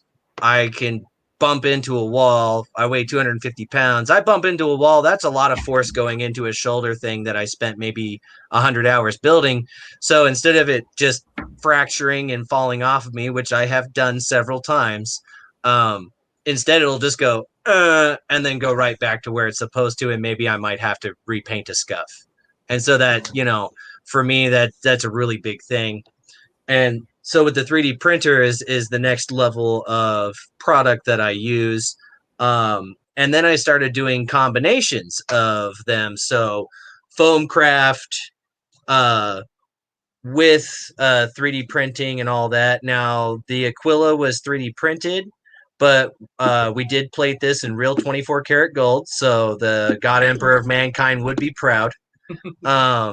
And then this is all just regular, I think it's a 3mm foam, and then some sunglasses, and then we used a real metallic paint that has copper in it, correct? Yep. Yeah. And so what we do is you paint the copper paint in the lines that you want to get any kind of aging or corrosion. And then the really cool part is you spritz it down with Tiffany green, pretty much patina spray. Yeah, patina spray. And so what it does is it actively corrodes the paint, so you can get real copper corrosion on your cosplays. And then when you're done, you can start to brush it off and then shade it with a shading, or make it darker or make it brighter, or add colors in between to show different elemental reactions if you want to get very in detail and in depth. But so I got an old Stahl helm, and then put it all together, because this is the Deathcore of Krieg from Warhammer 40K. Him and I are working on those. That's going to be one of our costumes on top of our Mandos. Now, for me, beyond that, the most that I use, I'll do creature cast. I do. I just started using that stuff. It's so cool. Oh, it is. It's a lot of fun. Yeah, I'm actually using it. Yeah, no, I just got some for my workshop. So I'm using it to make like scales and skin pieces, and it's so cool. Isn't it awesome? Yeah, I highly recommend awesome. it. It's so flexible too. It's so nice. Especially since for a good price, it comes in gallons. Yeah. Yeah. Lasts. And so there's also another really cool thing that I learned about 3D printing and creature cast. Say I want a nice detailed mold. Maybe it's just a 2D, maybe a seal, maybe a front of a skull or something. I can print that out, polish it up, mold it, and then I can pour the creature cast in there and have a really nice, super tough rubber mold of that. and I can prototype and do that all within 24 hours. Instead of having to start from scratch and sculpt, I can get it all done on my computer, on my 3D programs. After my sculpting's done, I can just send it, package it over to the 3D printer, print it out, squish it in some silicone with some releasing agent, and then I can pour the creature cast in there and make multiple big thick rubber skulls or whatever it might be too. It's there's a lot of fun things you can do with Plus, creature it seals cast. foam fantastic. Yeah, Yes. and I'm really impressed because like not that I have a lot of reaction to latex or anything, but like it works really well for sensitive skin. I mean, like of course test it out before you use it, but like I've been using it almost as like my latex replacement. Like I'm working on scales actually for this particular costume. I'm making kind of like how Melinda Chen does with like her dragon stuff. I'm basically just going to make scales that I can just glue onto my face where I don't have to do the makeup every time. I was working on like Dobby. He has all those skin patches, and I've seen a lot of people use latex, but it's too thick and too delicate for a costume that you have to like have a cowl and then arm pieces for. So I'm like, I'm just going to use creature cast because for half the amount of supplies it takes, it's going to be twice as sturdy, and I can just add my texture. And so it's really cool stuff. If you haven't looked into it, go check it out. It is exactly. It is fantastic. I think when that full gallon was only $75. Yeah, it's also very cost effective. Mm-hmm. I mean, for a gallon of Plasti Dip, you're looking at maybe 100 or more. Yeah. And that's if you even want to contact them and purchase a bulk buy through them. Whereas with this, you can get a gallon of this, and you can also still put it. I think it's they have low pressure, high volume system, correct? Yeah, you can run it through a spray gun. Yeah, oh, definitely. Yeah, you can do some cool things. That's what I did with my power armor to coat the power armor. Instead of going at it with a brush or a sponge, I just got some automotive paint guns, hooked those up, and took it outside, made a big old stand out of some PVC pipes, hung up all of the armor pieces, just filled one of my spray guns full of creature cast, and just went to town on it. I was gave jealous. it 3 or 4 coats, and it was nice and even, and you didn't have any... This is what I used for my power armor. No streak marks because I was using that nice spray gun. It was great. Yeah, no, and, you know, spoiled. The creature cast and the foam lasted are so strong. That armor took a trip down an escalator and it was fine. It was that was horrible. Okay, so we were at Tucson Comic-Con. Safety first. I was there for that. yeah. Oh man. Okay, now mind you, we built our power armors to try and be as in-game accurate as possible. So we're about 7 feet 4 inches tall, Fallout 4 standards. Forgot what the real world is like. Yeah, so we're big hulking frames that are just walking around, and well, escalators can be a challenge sometimes, especially when the costume you wear makes it to where you can't see 4 feet in front of you. Yeah, when your feet just don't exist anymore. Yeah, and so at that point it becomes a feeling, well, he had a small issue. His costume got cut. He rolled, and he kind of just went forward down on the elevator. Now, thankfully, William's big husky voice, and we held ourselves up just fine. He latched onto the side of that thing instead of becoming a bowling ball and taking everyone out on the bottom of the escalator. Desperately trying not to just roll over the 3 or 4 people below me. Here at CosTalk Live, we are advocates for safety. Yes. Do not do what these guys did and use the elevator. Yeah, ever since then, it was elevators only for that. Elevators costume. after, yeah. Definitely safety first. We do not advocate unsafe practices. Sometimes we do, but it was a learning experience. It was learning. You know, right. there's always time for a first, but just make sure afterwards that there's no seconds, thirds, fourths. I'm not going to say it wasn't entertaining, but safety first. Now, as soon as I hit the escalator stairs, just laying down all of my legs, essentially. And then as soon as we got to the bottom, I had to crawl off of the escalator on my knees because I did not have the footing to get back up. So I'm sitting there crawling on the floor, just scooting on my knees. So this poor costume has hit the corners of the metal stairs, ridden them all the way down, scratched their way off of the escalator, and about 6 feet to another side of the room so that I could get up. Get the handrails. Yeah. Because it needed the handrails to pull up. Now, mind you, he crawled about 20 to 30 feet on his kneecaps. We're big guys. We had a lot of weight. His kneecaps on his power armor took 0 damage because of the creature cast impregnation of the EVA. Wow, nice. So it wasn't turned even his stuffed. It was great. foam into, I mean, like Creature Cast is pretty fantastic. I've had an idea recently where I kind of want to get a large set vacuum chamber, just make a simple one, something that'll give me maybe just -1, -2 atmospheres, nothing too seriously extreme. But I'm thinking about putting sheets of EVA foam into this vacuum chamber, weighting them down within Creature Cast, and then relieving the pressure, and then force impregnating it when I ever dump the pressure back in. It'll suck all the air out, and then instead of air coming in, it'll be nothing but Creature Cast. And I want to see if I can get kind of a hybrid foam neoprene, actual thick, true matte, and with You'll something have to, yeah, keep us, I will. you know, updated on that. That sounds I'm interesting. totally curious because my workshop has a vacuum sealer, so like I'm really curious about that. I'm kind of interested in vacuum sealing too. I'm tempted to like get into. I would it say too. if you really want to get like a couple of different pieces of different foam densities, if you have access to one. I don't yet, so I'll have to make mine. But maybe just get some small cups with Creature Cast, and then just put like a quarter or a nickel on top of them so they stay underneath it, and then just let it vacuum out and see if that idea is going to work. Because it should, in theory, it should. Just like anything, you take all the atmosphere out, and then once you let the atmosphere back in, if it's submerged, it's just going to drink all the fluid up instead.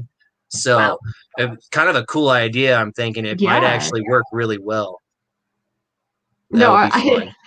That'd be really fun because like our workshop, we've actually been focusing on lighting right now. Where I'm learning how to do electronics, and so we're going to be working on some light stuff. I've been really wanting to work on light up things, like doing some wing projects, and like I really want to do Midna from Twilight Princess. But when I was out to handle this cosplay, I was like, I'm going to make her light up. So we've my workshop, actually, if you're interested, they get this magazine called Makers, and it's really cool because it has a lot on 3D printing, it has a lot on tools, advice, and there's actually a lot of cosplayers that now are into it, and so they talk a lot about costumes, and it's a really good way to get started and learn more. You can just look them up online, Makers magazine. They're really cool, but like we were reading through them, and there was one about LED lighting for dresses and cosplay, and I'm like, but what if I use that in my cloak? And so we got all excited, and now we're playing with LEDs, which is, of course, be safe. We always advocate for safety, but doing just like basic lights and batteries and stuff, actually, it's not rocket science. Even I, who am not good with math, have been learning how to handle this. My if you brain think of it this way. Oh, go ahead. Go ahead. No, sorry. I'm saying my brain doesn't work that well either. That's all I was going to say. Well, another really easy way to think of electricity is think of it as flowing water. So you want your positive flow and your negative flow, and think of it like water. So if you don't have any breaches or gaps, then your water should flow correctly. Just be careful with your amperage and the amount of electricity you're playing with. Stick to the milliamp range. But here's another thing you could do. This is called a microcontroller. And these are really simple to get. You can not only light up an entire costume, but you can also program the entire costume with just they have so much resource online for these microcontroller kits. You can pretty much have an entire costume, have gradient color sets, activate when music is playing, so you could actually have a costume that acts like an equalizer. So a visual equalizer. Talk about where to get that, how to get that? So what you're going to look for is any form of Arduino starter kit. You can find these on Amazon. You can find them on Wish. There's a bunch of different platforms you can go through. Just look up microcontrollers. The cool things with these is that they really are they're blank slates. Yeah, they really are. They're blank slates. It's perfectly set. Whatever you want to do with it, just a little bit of easy code, and I am not a coder. I am going to school for design, not code. For a very good reason. Can you spell the name of that kit that you actually have? I'm gonna pull it up on Amazon. Yeah. So this one's the Mega 2560 Project Complete Kit. Aha, got it. Complete starter kit. Yep. Wow. But most of the time, if you want any of this code to do anything specific, just Google it. Go, hey, I want code for pulsing lights Yeah. or whatever, and to just copy paste the code. I never type out code. No. I copy paste, and then if I need to change colors, I just change the color value. There is a lot of copy paste. I am no coder. That is not going to happen. So it looks like even they have then too. a basic kit and a complete kit. Yeah. So this one looks a lot less intimidating. This one. Yeah. And the cool thing is there is a plethora of resource online for this. Once you learn it in its basics, it's very straightforward, very simple, and fairly easy to understand. There's a lot of different ones. I can't remember what the one was, but a lot of people have professional like tutorials and whatnot on several different platforms like YouTube, Instructables, I think name Arda itself has a bunch of tutorials. Yeah, and they'll teach you. Adafruit. Yeah, Adafruit has a whole bunch that's of tutorials. Right. Yeah, on this. Adafruit. Yeah, this is so that's cool. right. I remember that because that was the full skill share for everything. Like this is so cool. I think I want to get one. Yeah, I'm telling you, and it's not too bad. It's not terrible. A lot of this stuff is just very simple, straightforward, teaching you the basics of each component and how it works. And then at that point, once you know that, you can just go and have fun and have a blast with it. Yeah, because what I'm working on is I'm learning the basics so I can make this kind of like I want my lights to kind of move upward when I walk. Essentially, I'm just because in Twilight Princess they get kind of that drifty, like almost ethereal look with Midna, and so I really wanted the lights to just kind of like slowly move their way up. And so I'm kind of working with just it's really easy. Like I'm intimidated by it, which is why I have my workshop dad. But like he's been teaching me kind of some of the basics and how that works, and it's definitely not as complicated as people make it sound like it is. So like once you sit down with the instructions and the copy paste codes, it's really fun even.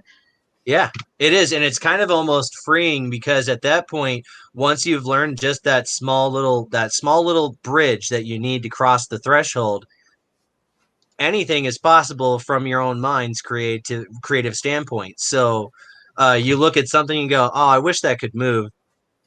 I can make it move, and bam, just like with what I did with my old Wilhelm costume, was just purely analog and measurements and angles, and that was it. And it was a lot of just kind of trial and error, but it was a lot of fun.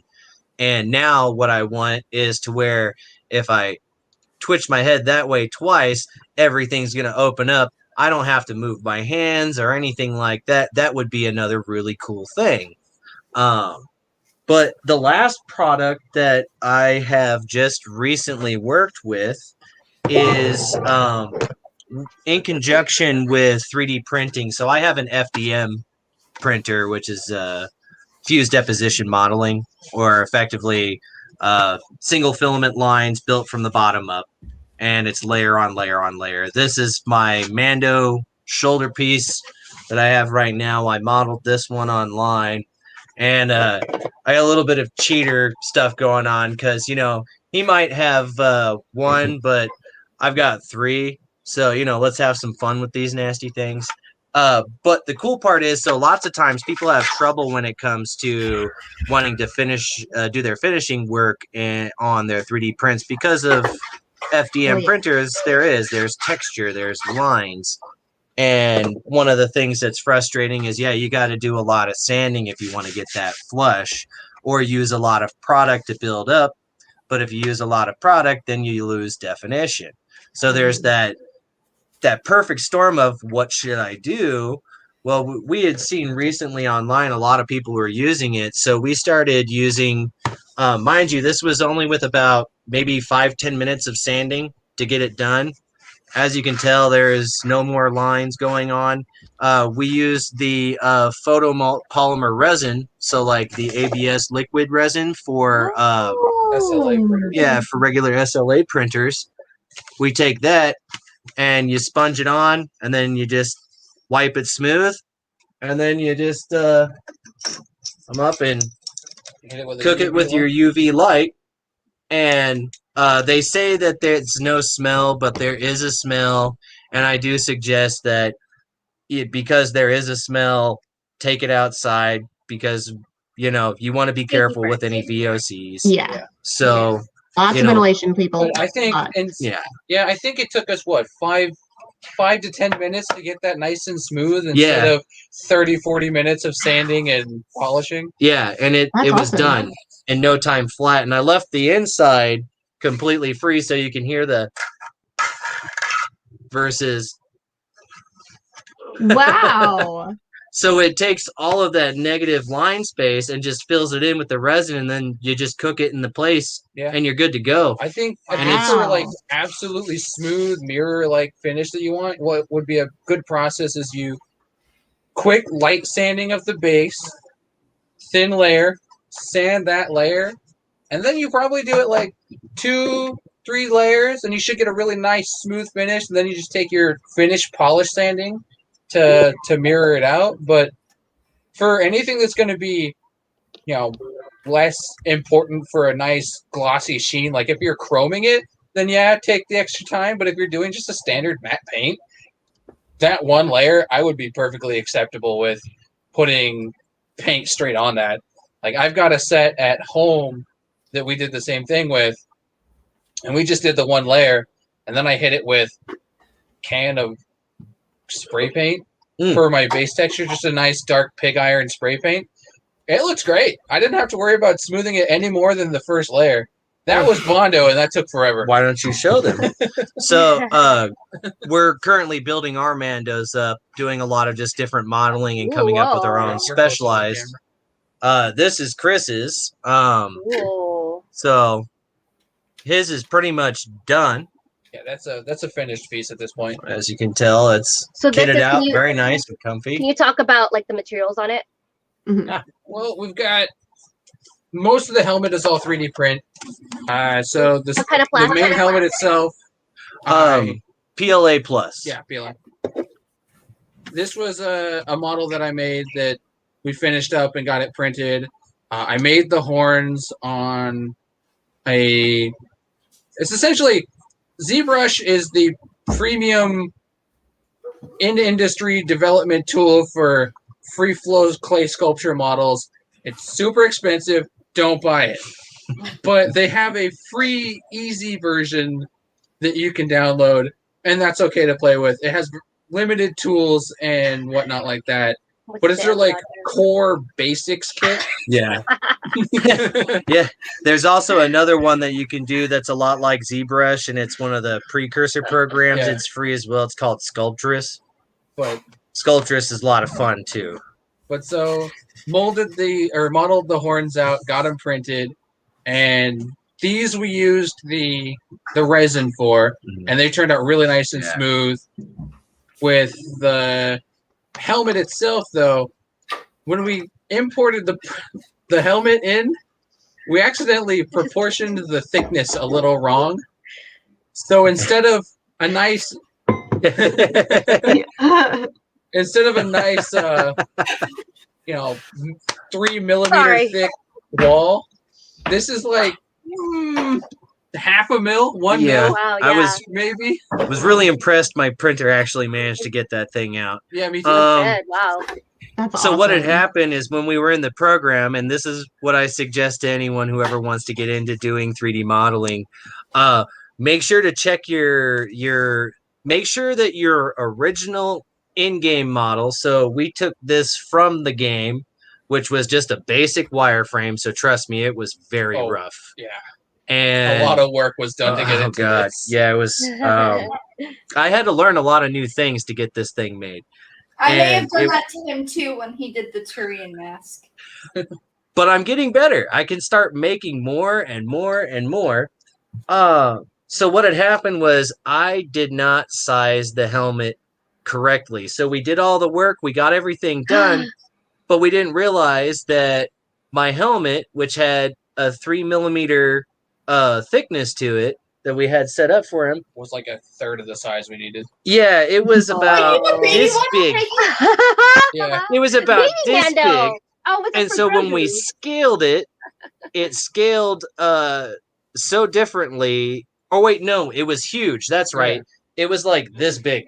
It was huge. He would have put it on his head and looked better I'd than, have been than Darth Yeah, I Helmet. was gonna say I'd have been Darth Helmet. And from Oh my Spaceballs. god. So what we did is because it was 3 millimeters here being this big, when we shrunk it down to his size, Yeah. The 3 millimeters turned into like a half a mil. yeah. Oh wow. So we got lucky enough to get about 2.5 total layers on the 3D print, which Mhm. made it just strong enough to take Bondo Yeah. and other Nice. fortifiers. And it finally, now it's Nice. good. Yeah, We- I just I want to think mention the- some comments before we Yeah. get too far. Go We ahead. have, Sure. Papa Fallout said we did 3D printers are so cheap now. They are. They were so expensive before, but I think they're a lot more accessible now. Mhm. And obviously a lot of people are using it for cosplay. I know it was controversial at first, but it's like it still takes a lot of work. Oh yeah. I've seen does. I've seen a lot of that. And let's see what else here. Oh, he says really cheap. Bought it off Amazon.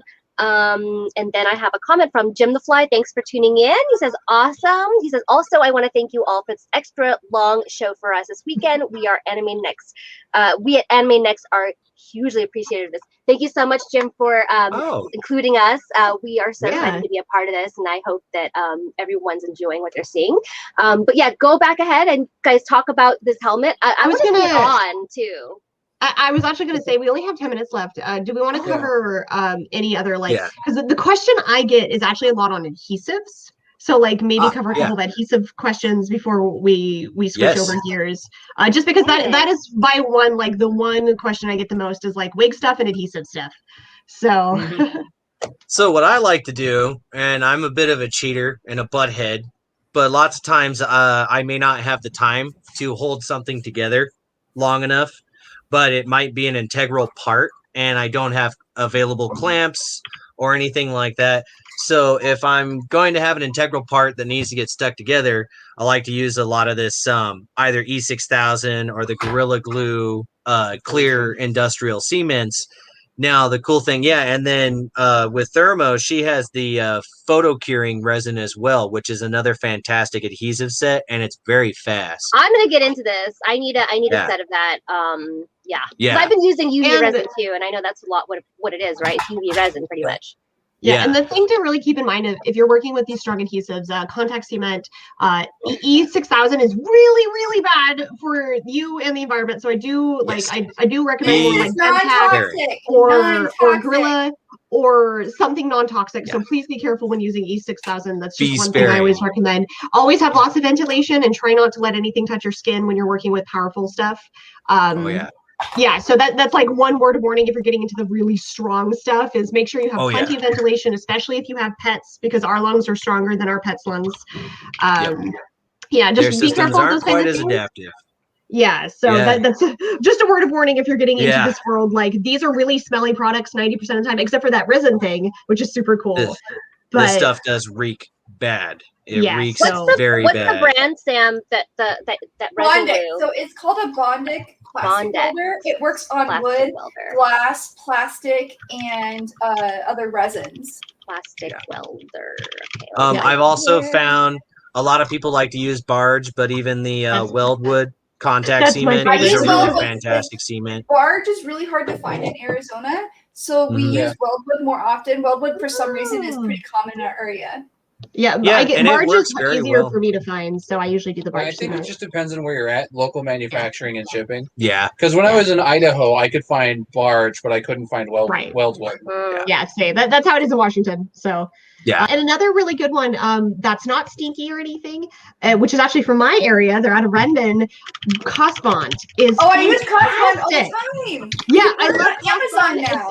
It's really great because actually the way I found them is we were talking at a convention and they just like threw a pack at me and was like, "Go have fun. You're a cosplayer." And I'm like, "Okay." And then actually my partner, she had this really pretty like acrylic wings on her boots, and we were about to go to the competition and they had fallen off. So we ran up to the Med Bay for cons, and we used Cosbond and put it onto her boot. Like just took the Cosbond, put it onto the acrylic, put it onto her boot, squished it together for like 5 minutes. that thing did not come off the rest of the con. And that's when I was sold. I'm like, this is the best medical, like quick. I always have it in my emergency kit at cons.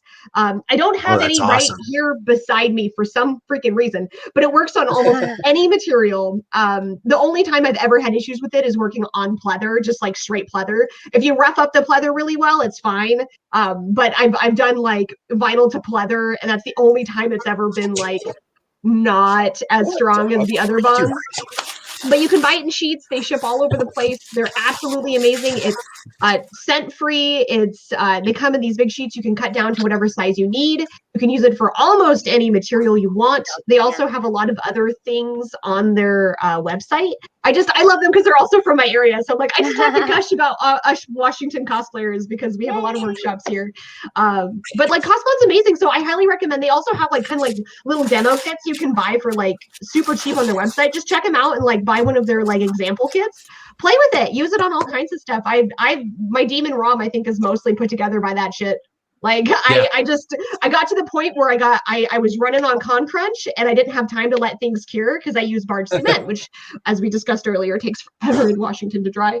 And so I was just like, okay, I don't have time for this crap. So I just started cutting out my CosBond. I made a bunch of strips. They even actually have like pre-made strips you can just rip off and throw it onto something. No issues at all. It's never come off. It has just as strong of a bond as I'd say like barge cement does. Like I have never had anything fall off that wasn't like me putting pleather and vinyl together because that was my bad. It says in the instructions it doesn't stick to these well. So yeah, the way that this stuff sounds, is it kind of like a foamy type texture to it? No, it's just like a strip of tape. It's like a double-sided. It's like a double-sided. And it reminds me of this industrial tape we used to use. Yeah, it's double-sided tape, and then you can use the reinforcer afterwards for anything that's a little bit heavier duty. Like I put together, I had a mesh gold coin skirt that I was concerned about the thread eventually pulling through from the mesh because gold coin sewn onto just mesh, right? So the skirt is like 10 pounds, it's heavy. And so I did the reinforcer all on the backside, and this skirt does not move. It's so heavy, but it doesn't move. And then also like I always talk about hot glue. Gorilla Glue hot glue is like the only that stuff is awesome. Yes. Especially if you get the high temp stuff. It even survives Arizona relatively well. Don't leave it in your car. Yeah.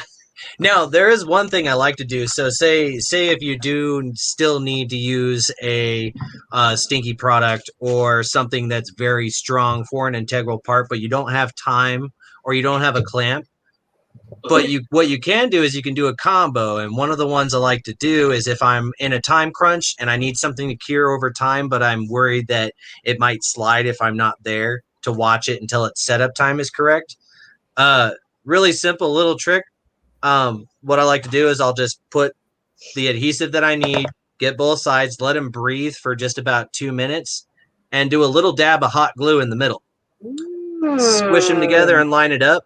And that hot glue will solidify and hold your entire part together while everything cures. That's exactly how super easy. That just is so sometimes just combo. good. Sometimes That's I exactly tape how it. my those horns on my helmet are on. Yeah. I have an industrial adhesive underneath doing the bulk of the heavy lifting, but I didn't have clamps in a weird enough shape to stick those horns to the side of that helmet, so I just ran a bead of hot glue around the edge, kind of like a weld bead. Yeah. And let the hot glue cure and let it sit for a day, and that industrial strength adhesive ain't going nowhere. No. But it That's was really such a good nice idea. using the It's hot super glue. easy. Also, if you have clamps, I brought this up in one of the prior times that we were all together. But if you have clamps and you're worried about your clamps getting stuck together on a project, get some 3x5 cards. And what you can do is you can cut the 3x5 cards to shape of your clamp, and then you can clamp the product together. And then if the paper sticks to it, cool, you can just peel it off and then sand the paper off. Good to go. Yeah. But it looks like we're almost done. It looks like Ambrose here. So thank you so much, everybody, for having me. It's been a pleasure, but I must anon for I have work. So yeah, thank you, everybody. I'm gonna post your guys' social links in the chat. But yeah, you guys can head Thank out. you. Thank you. Thank you so for all the much. knowledge. 3D printing is new to me, and I'm very excited to get into that world. So It's a lot of fun. Yeah. It's a lot of fun. All right, guys, you all have a beautiful rest of the day. Enjoy yourselves, and thanks everybody Thank for watching. We you. appreciate you. See you next time. Oh, Fabio says bye. Hi. Yay.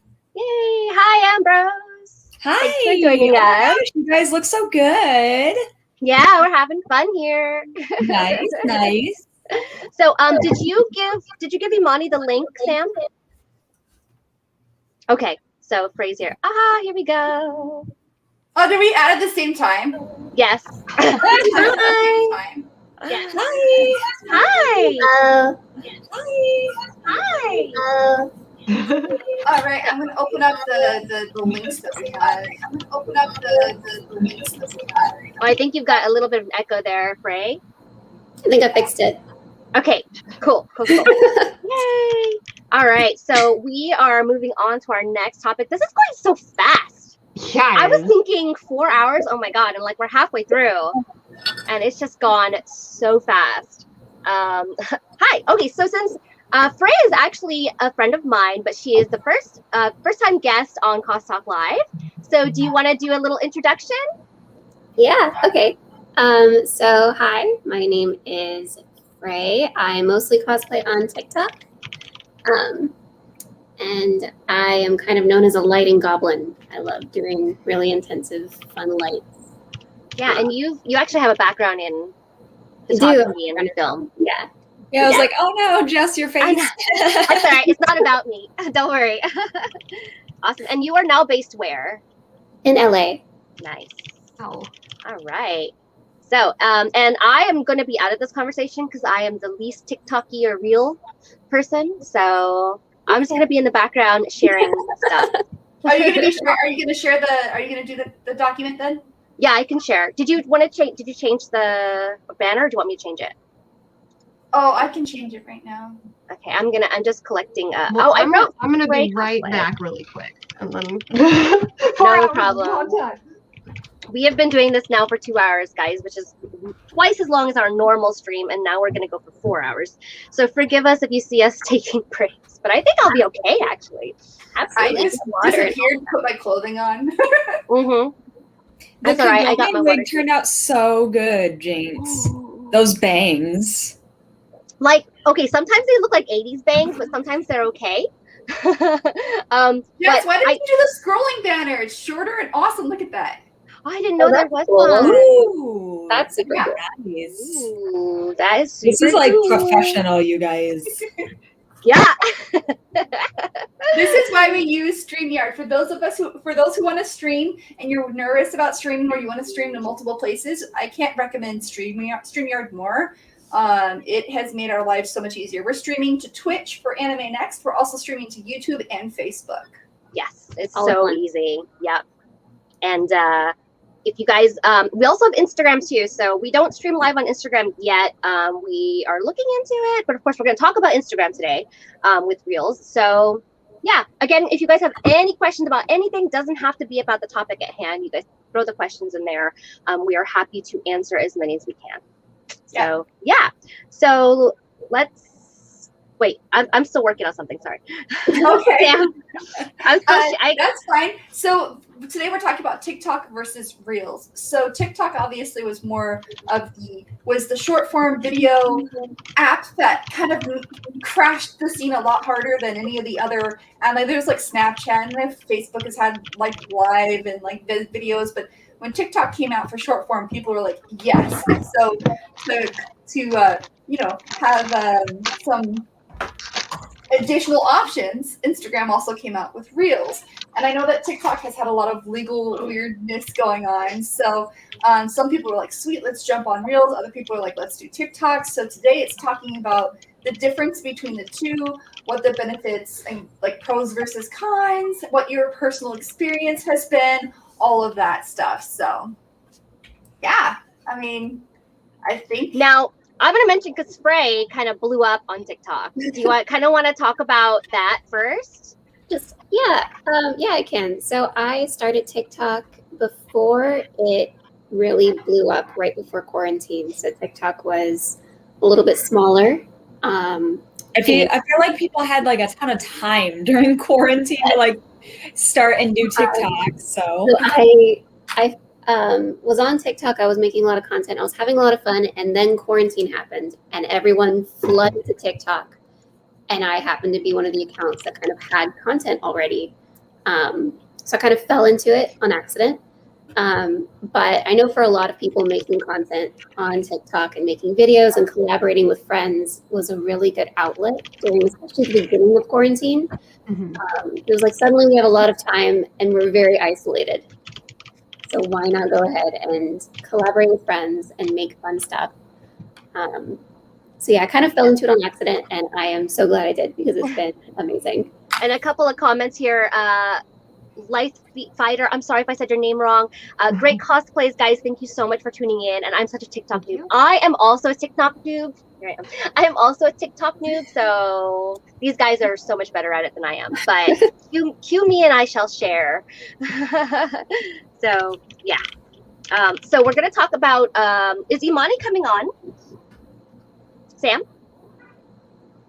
I messaged her. Okay, so we have one more guest that's coming up soon as well. But so Fabio says Reels has been a game changer. A lot of people use it now. I use Insta to post, not Reels. Yeah, I haven't really used Reels either, but I know they're really trying to rival against TikTok, Well, especially when. Yeah, it's been really nice just having this kind of. For me, cosplay is a lot of acting. Like, I had a really hard time with the pandemic because the thing that I cosplay for is to like embody character, and like there's only so much you can do with sharing pictures online. And like it wasn't until like a month ago that I could even meet up with my local photographers safely when we were both vaccinated. So it's kind of like I lost a huge chunk of my cosplay life because I was a very in-person, very in-character, running panels, hitting 10 cons a year kind of cosplayer. Yeah, many of us, yeah. And then nothing. And so I actually avoided TikTok until January this year. So I'm very, very late to the game. But it's been really nice because it gives me that outlet that I love about cosplay, being able to act, being able to add stuff. I've actually been doing much better at recording my cosplay build process because now I kind of have this like incentive to film what I'm working on. Like I actually filmed a little bit of my wings for the first time, and I've always been terrible about that. And so it's kind of nice having this specialized social media that focuses on the acting or the building or that part. And so finally, after a year of doing absolutely nothing for cosplay, I joined CosTalk Live and I joined TikTok, and it really kind of picked me up out of these shadows of not doing anything for a year and actually like working again. So for me, it's been a really nice experience. I'm still terrible with social media. I'm not even going to pretend like I'm good at it. But it's been really refreshing. And also I suck at technology, so learning how to do transitions and learning this, because I actually have a background in photography and stuff, but like learning how to do videography is a completely different monster. And so it's been really fun learning lighting and angles and basically the algorithms that are BS, but learning the algorithms to set up your videos for success. And it's kind of been a fun challenge that I never thought I would take on, that I've recently learned how to do. So for me, TikTok's been a very interesting learning curve. I agree with Keychan. I mainly use Reels myself. Just because Instagram, I guess, is kind of my main platform. But I agree. I've been documenting a lot more of my build process because of that, because it's, it's content that you can just easily put out there. Now, I don't really edit my videos in Reels too much. I usually use a different app to like put it together, and then I just, shove it into Reels and then put the music on top. So I do have to say, I don't know a whole lot about like the effects and stuff that are available in Reels, but I know that TikTok had, I very briefly was on TikTok and I haven't posted in ages. But I know that TikTok has like every effect under the sun available. Like if you want like a different eye color, for example, you can have it. Oh my gosh, like this one is so dumb. Like this is sparkles. I was like, let's add some glitter. Oh. I know this is your TikTok one. Sorry, I just pulled this one up. The one TikTok, because TikTok, or so they say, they give people like a taste of going viral, so that you like keep using it more. I don't know if that's really true, but it sounds I mean, it sounds like it could be. Well, The one that I had like go like semi-viral is so dumb. The Avatar one, Okay, hold on a second. Let me pull that That was one up. hilarious. That was I like, got so it. funny. that's the one that the one video on my TikTok that did the best. It's also the reel. I reposted it on Reels and it also did really well there too. It's like the dumbest video ever, you guys. It's the Mr. Blue Sky, whatever. I don't know what you call it, the trend, I guess. Oh, this was very well timed. This was a It's so stupid. It's so dumb. But I laugh every time I see it though. I thought that was so cute. And then I'm pulling up your other work in progress one. Where is it? I do a lot of work in progress reels. And they usually do pretty well. And it like starts a conversation, with people. Like they'll either ask like how I did something or, especially because I've been trying to do foam smithing, I have a lot of like, hey, I don't really know what I'm doing. And then people will offer advice on it, which I think is really, really cool. I'm surprised how much like it's been like how-tos on TikTok, but yeah, go ahead. Right? Well, I was just going to say TikTok is kind of, if you're interested in filming and stuff, it's a learning about where you want to place your video or like what niche you want to kind of fall into. What your audience is, right? Yeah, what your audience feel is, because like I originally went in there for more of just like a character was kind of my focus. I wanted to really embody the character because that's how I felt for cons. But I've really kind of fallen into the informative category where I've been doing a lot more build stuff, trying to do like lighting and works like that. And so when you're working with TikTok, it's kind of just like where do you want to fit into the category? Because you could do musical, you can do comedy, you can do character, you can do reenactment, informative, and I guess in a way it's just like being a drama kid. Like what play are you showing? Like what do you want the audience to really focus on? And then use that as kind of your niche. And it's not like you have to pick one and then that's your entire channel, but it really does help kind of streamline what people are going to see you as if you fit one or two categories and that's what you focus in. Yeah. Oh, I have a couple comments here, guys. Ooh, lots of viewers on Twitch. Hi, guys. Lexus for Dictator. Did I say that right? Says hi, Frey. Thank you for joining. Hello, everyone. Kaliana White. I'm so sorry, guys, if I'm saying this wrong. Says hi. Hi, everybody. Lexus says, I'm loving all the different cosplays. Thank you so much. We love seeing you guys. But yeah, like so that's good for Ambrose because I've always told her like she needs to take more progress pictures. Mm-hmm. So, it helps to have videos because a lot of people like to see that stuff too. So I actually enjoy watching. I think the shorthand videos are great for progress stuff. I definitely looked into, people will post like, oh, this is like the progress, like they'll do like a vlog or something. But I don't necessarily have, 18 minutes to watch their progress on YouTube, right? Oh, this is when I redid my office. I just wanted to show it off. So good. It's so clean. It's so nice. It's not quite that clean anymore, but it's you don't necessarily have that much time to watch a YouTube video, but I can watch your time lapse in the next 30 seconds and be like, and people love it. Like people love my progress pictures. I really need to do more videos, but they love seeing my progress pictures as well. Yeah. Well, and it's like such a good feeling too. I love when I get to the end of a project and people are like, oh, like this looks so good. I've been following like your progress this whole time. And I'm like, thank you. Yeah, for sure. Let's see. Light says that embroidery machine. I know, I'm so jealous. Oh my gosh. Yeah. You guys, I swear using this embroidery machine is like, I feel like a chimpanzee trying to like operate a it has functions that I don't even like know what they do. So this one is Keishan's wig. Yeah, I'm trying Rain Cloud on TikTok. Sorry, I was trying to play a new name game and that's what happened.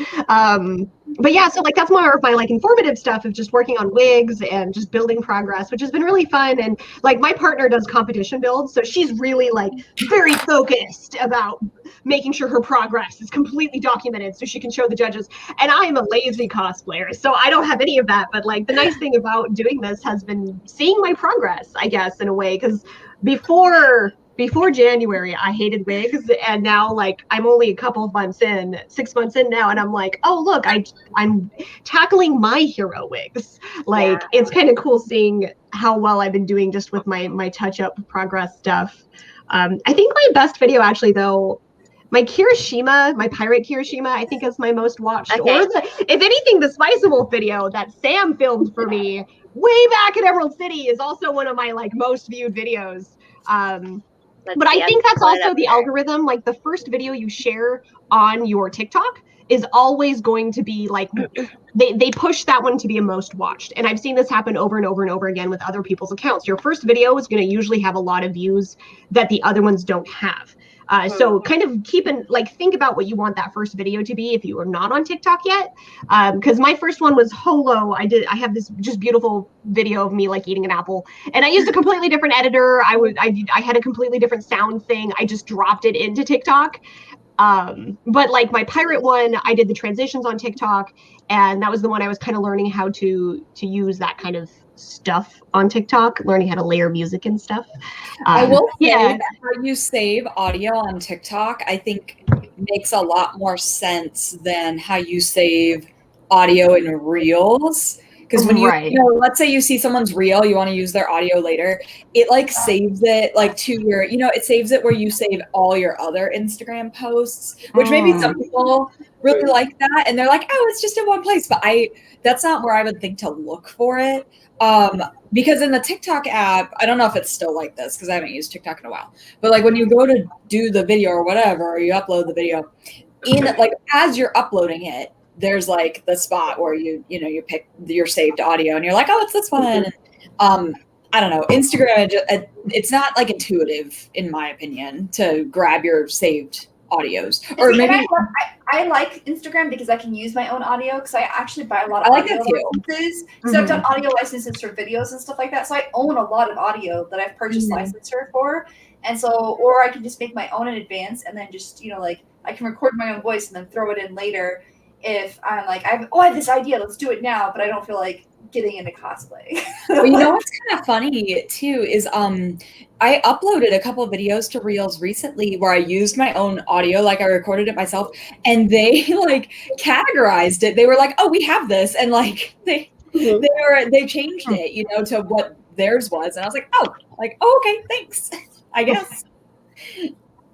I'm just going to share here one of Sam's videos. Sorry, I've got lots of, you guys have a lot of awesome stuff. I didn't put any of minor crap. So much love. Yeah. So this is Reels again. So Sam prefers Reels, right? Sam and Liz prefer Reels, and then Frey and Kichan are more on TikTok. So we're kind of just looking at the differences here. And Frey, do you want to kind of talk about because you seem like a pro with TikTok. I'm just like, what? Do you want to kind of talk about how your process? I'm gonna pull up one of yours here while you, talk about how your process of how you kind of get your videos together. Yeah. So at first I wasn't sure if I wanted to do my cinematic videos or if I wanted to do tutorials or where I wanted to really put my energy. And I've decided that I would rather just pour my energy into making things cinematic. Exactly. Yes. I love this video. I was covered in glitter for so long. I found glitter when I moved out of that house. Oh my God. I'm not sure I got my security deposit back. It's so gorgeous. This is just in my bedroom. Everything I film is in my bedroom, just in a corner. Behind me is just a bed sheet that's black. So let's hear the audio. I hope it's not too loud. Ooh. Yeah. Ooh, that was loud. I don't know if you guys heard that. I can't hear anything at all. No, I can't hear Oh, okay. All right. I don't think you have to select an option to share the audio. Oh, that's right. Yeah. Cool. Yeah. So I film everything in my bedroom or just in my living room. And while I do like to do tutorials, I keep it not on TikTok. TikTok is more like logging into Netflix or something for me. This is where I put my part, where I put videos that really show off the character. It's not even so much about what I've made. It's about embodying this character and telling a story with this character. This is Remus Lupin from Harry Potter, as though he was still in school. I liked the idea, and I stayed up until like 3 a.m. in my living room filming, and my roommates hated me. Wow. How long on average do you think you spend on one TikTok? It depends. There are a couple of videos that are just like funny, one-off. Those take me seconds. This took me hours. I think Wow. this took me about 3 hours. Well, if getting into cosplay, probably 4. Yeah. And what's wild about TikTok is it takes you hours to make content that is consumed in seconds. This is a 15-second. Wow. It reminds me of what I did for animation school. It's like, all right, I just drew 400 frames for like seconds. Yay. Gosh, a couple of comments here. Fabio says, "Ooh, love the makeup for this one, Sam." Yeah, that was it for our first hour. We did getting into cosplay. No, Ahsoka. I think he was talking about the Oh, sorry. Yes. So Actually, Ahsoka, you look really good on that Ahsoka cosplay. Let's see. Light says, and Kaliana says, "Bray is super helpful with lighting and camera advice. She is really great. She shot me and Sam before she left the city. She owes me another photo shoot. But yeah, she did some stills for us, and they were really cool." Lexus says, "Oh, this Remus video was phenomenal. Animation major mood, yeah." And my husband says, "Jinx is so cute. Thank you." Thank you. He must have gotten home. But yeah. So Frey, like, how many followers do you have? I haven't looked. Do you have how many followers you have on TikTok? I don't know. Hold on. Okay, let's pull yours up. Now this one I've seen. I really love this video of yours, and it's not a cosplay one, but it's a very popular one. It's your ghost. Let's see. Yeah. But I mean, look, 58,000 likes. But it's beautiful. So when you did this, obviously it's not a cosplay, but it could easily have been a cosplay video. How long did this take you, and what did you go through to like film this? So this, I filmed on my back porch right here. I'm just sitting on a stool that is slightly off frame. Put my phone on the ground and lifted my legs up as though I was just sitting on the stool. That sheet is also from Goodwill. I think it was like $1. Nice. And then the thing about filming on your phone is that it tries to help you. You have no control over your white balance. You have no little control over your exposure. And that helps me here because it doesn't know what to do with the sun behind me. So it blows out the background, which is perfect because I don't want you to see the gravel behind me. I want it to feel kind of ethereal. So I put myself in between the sun and my phone. And then my phone, trying to help me, did the rest. It blew out the background. It made everything feel kind of ethereal and pretty. And then I just filmed everything with my phone's camera in slow motion, not in any app. And then I edit it in TikTok, I think. Nice. So you make it sound so easy. So do you usually do a lot of your editing in TikTok, or do you use other platforms for your editing? It depends. I do a lot of editing off app just because I like the control. I use GoPro Quick for editing because they have so many features, and for like $10 a year, you get like all of this amazing video editing feature that you can later add into like Reels. So like stuff like GoPro Quick, a lot of phones too also now have like built-in editors that work just as well professional. It's just you're going to be a little bit limited on what filters or what speed control you have because they typically cut like the last 5 seconds off. So if you only have a 15-second video, you're like, okay, I'm going to have to do this. So like that's why I like GoPro Quick because it gets you down to like the last 3 milliseconds. You're like, sweet. There's a lot in TikTok. There's a lot of apps that do this for you. A lot of stuff I do still do completely in TikTok because I want people who want to make content. I don't want them to see my page and think I can never do that. No, everything I did was in TikTok. And the way you explain it is just like, I just put myself on a stool. I'm just in front of this is $1 Goodwill. I think that's like, the background that Frey has, though. Like sometimes you just have to understand the creative. There's a lot of like planning where the picture lines up. A lot of planning. Yeah, I wish. So Amber isn't feeling well, so she's not joining us. But she actually gave me a lot of tips on TikTok because she kind of like has been studying the algorithm. So she says a lot of like they said, your first video they kind of reclass it and then kind of pushes to you for the For You page, and then and she says she goes and looks at other people's like audio and stuff, and she'll save whatever she likes. So then she has like a whole, and she says she has like a whole like spreadsheet on like the sound, the cosplay, so she has it all planned out. And I think that's where a lot of people get lost, because I'll just open it, I'll be in costume and I'll open TikTok and like, okay. Yeah, like, that's where I start. With Reels, I'll watch Reels weekly. Like every day, I'll watch a couple Reels, and then I save the audio. Like you can save the audio to your favorites Yeah, list. I didn't know that. I'm old, so. But yeah, so usually I think that's where people get so stuck, because I only have a couple of videos on mine because I feel like it's so much mental work. But I guess if you prepare it before, right, and that's just. It is a lot of planning up front. Yeah, for sure. Even with Reels, you know. My brain is just like, no. Yeah, I do a little bit of both. Like usually I'll flip it open and I'll make I'll take a couple of quick shots for like the Sundays when I dress up for CosTalk Live. I'll do a couple like quick videos. Like what last week I've already posted some of those, but I did Kalyana for Mighty Nine, and those were all just like a fly. I wasn't expecting to do her. I had no audio saved. I'm just like, I know I'm just gonna look up Mighty Nine music and like a couple of like Viking music things and do that. And so hers was completely unplanned. But like my Dobby video is one of my more popular ones too. That one, I knew exactly what I was doing. I knew what audio I wanted. I knew the angle I was going for. The Dobby.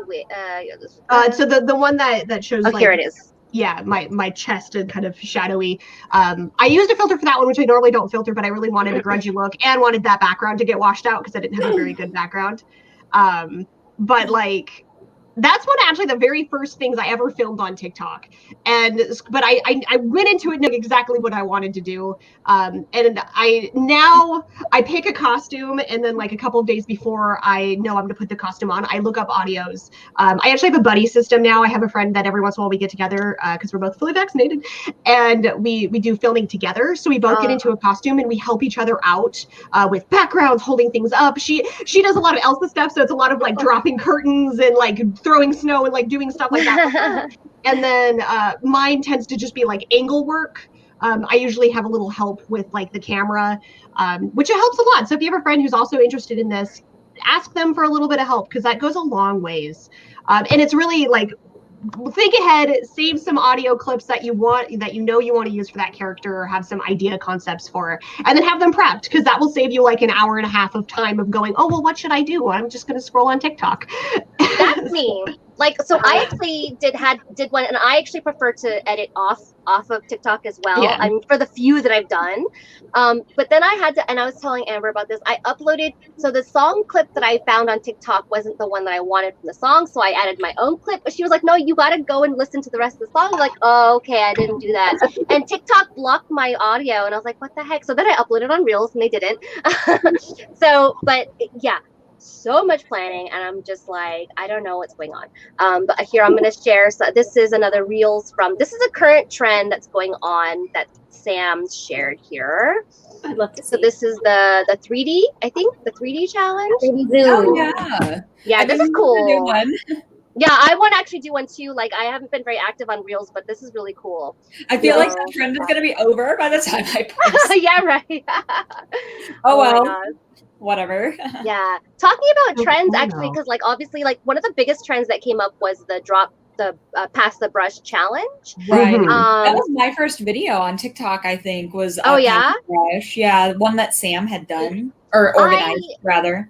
I think I still have it somewhere. I can. Okay, good. Can you find that? And I will share the one that Liz sent me, because I forgot to add that on. That is one thing I love about TikTok, is I love the transition from self to cosplay videos. Like I really think those are adorable. There's something I really appreciate. Like I did that I've only done a couple of them, but like I did one for Splash Free Haruka, and I just love that one. And it's just so fun, and they're so cute, and it's really fun seeing the start to finish of costumes in my head.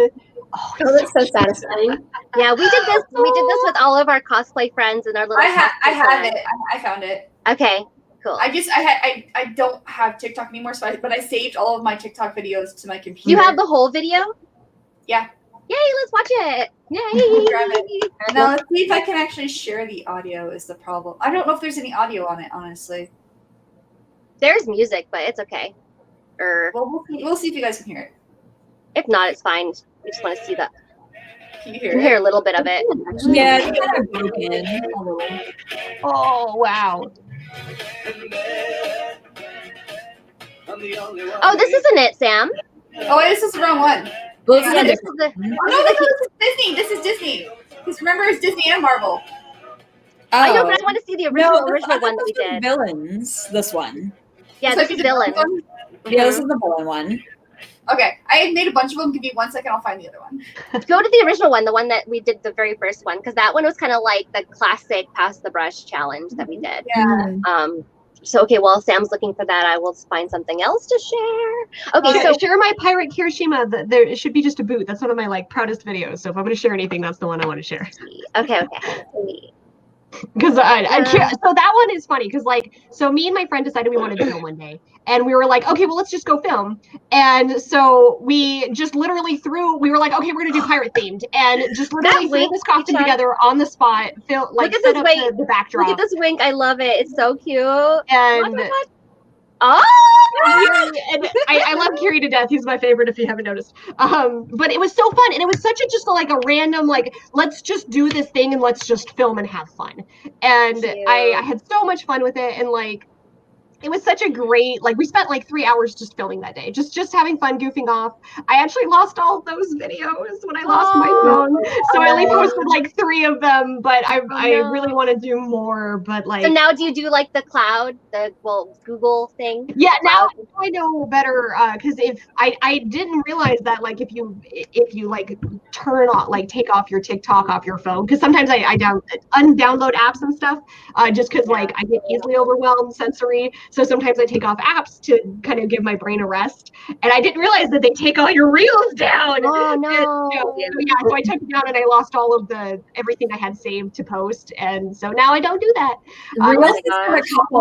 TikTokers, it will, if you literally take it off your phone, they will literally take all of your drafts down. That's crazy. Reels not that where you take it off, if you undownload Instagram, I don't know what happens, but Reels has had just a few gaffes where people's drafts have disappeared. I've had that happen before too, and it's really annoying. I know that obviously it's not anybody's fault, it's just the thing that happened, but I'll go to post something and then it's what? They're gone. Why are they gone? Oh, and Light says that Gaston, wow, he's one of our friends. He actually, I don't know if he's still watching. He was watching earlier. That's Head in the Clouds cosplay. So they like your Gaston. And I'm going to share this one. So this is Frey's My Hero Academia quarantine video. It's really cute. So let's take a look at this. Let's see. Oh, I found the video, by the way. Okay. It took me forever, but you go ahead. It's as though you are quarantined and he's a hero, so he's come to bring you ramen and hand sanitizer. You want something to eat? Here you go. Here you go. That's adorable. I got into cosplay for this video. That was you made that cosplay at my house.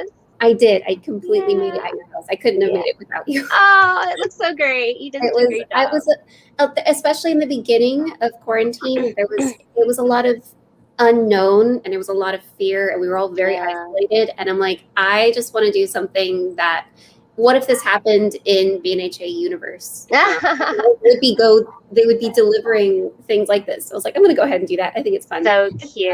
All right. And then go ahead, Sam. I'm going to share it, yeah. I just need to know what Chrome tab I'm in. This one. When you're what tab am I in? I don't know. Who's that? If you guys have questions or specific things you want us to talk about for TikTok, pop it in our comments. Yeah, thank you.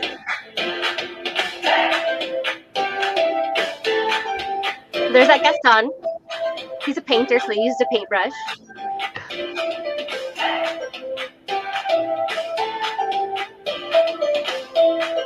Oh, wow.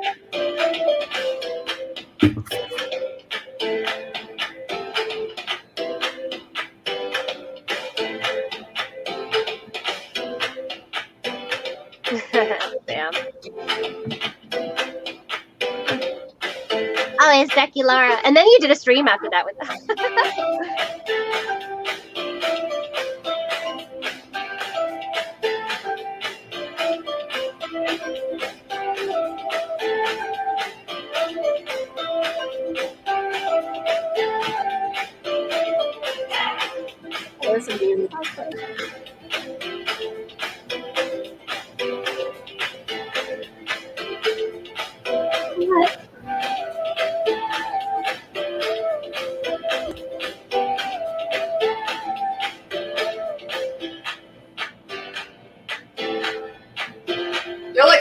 many of us.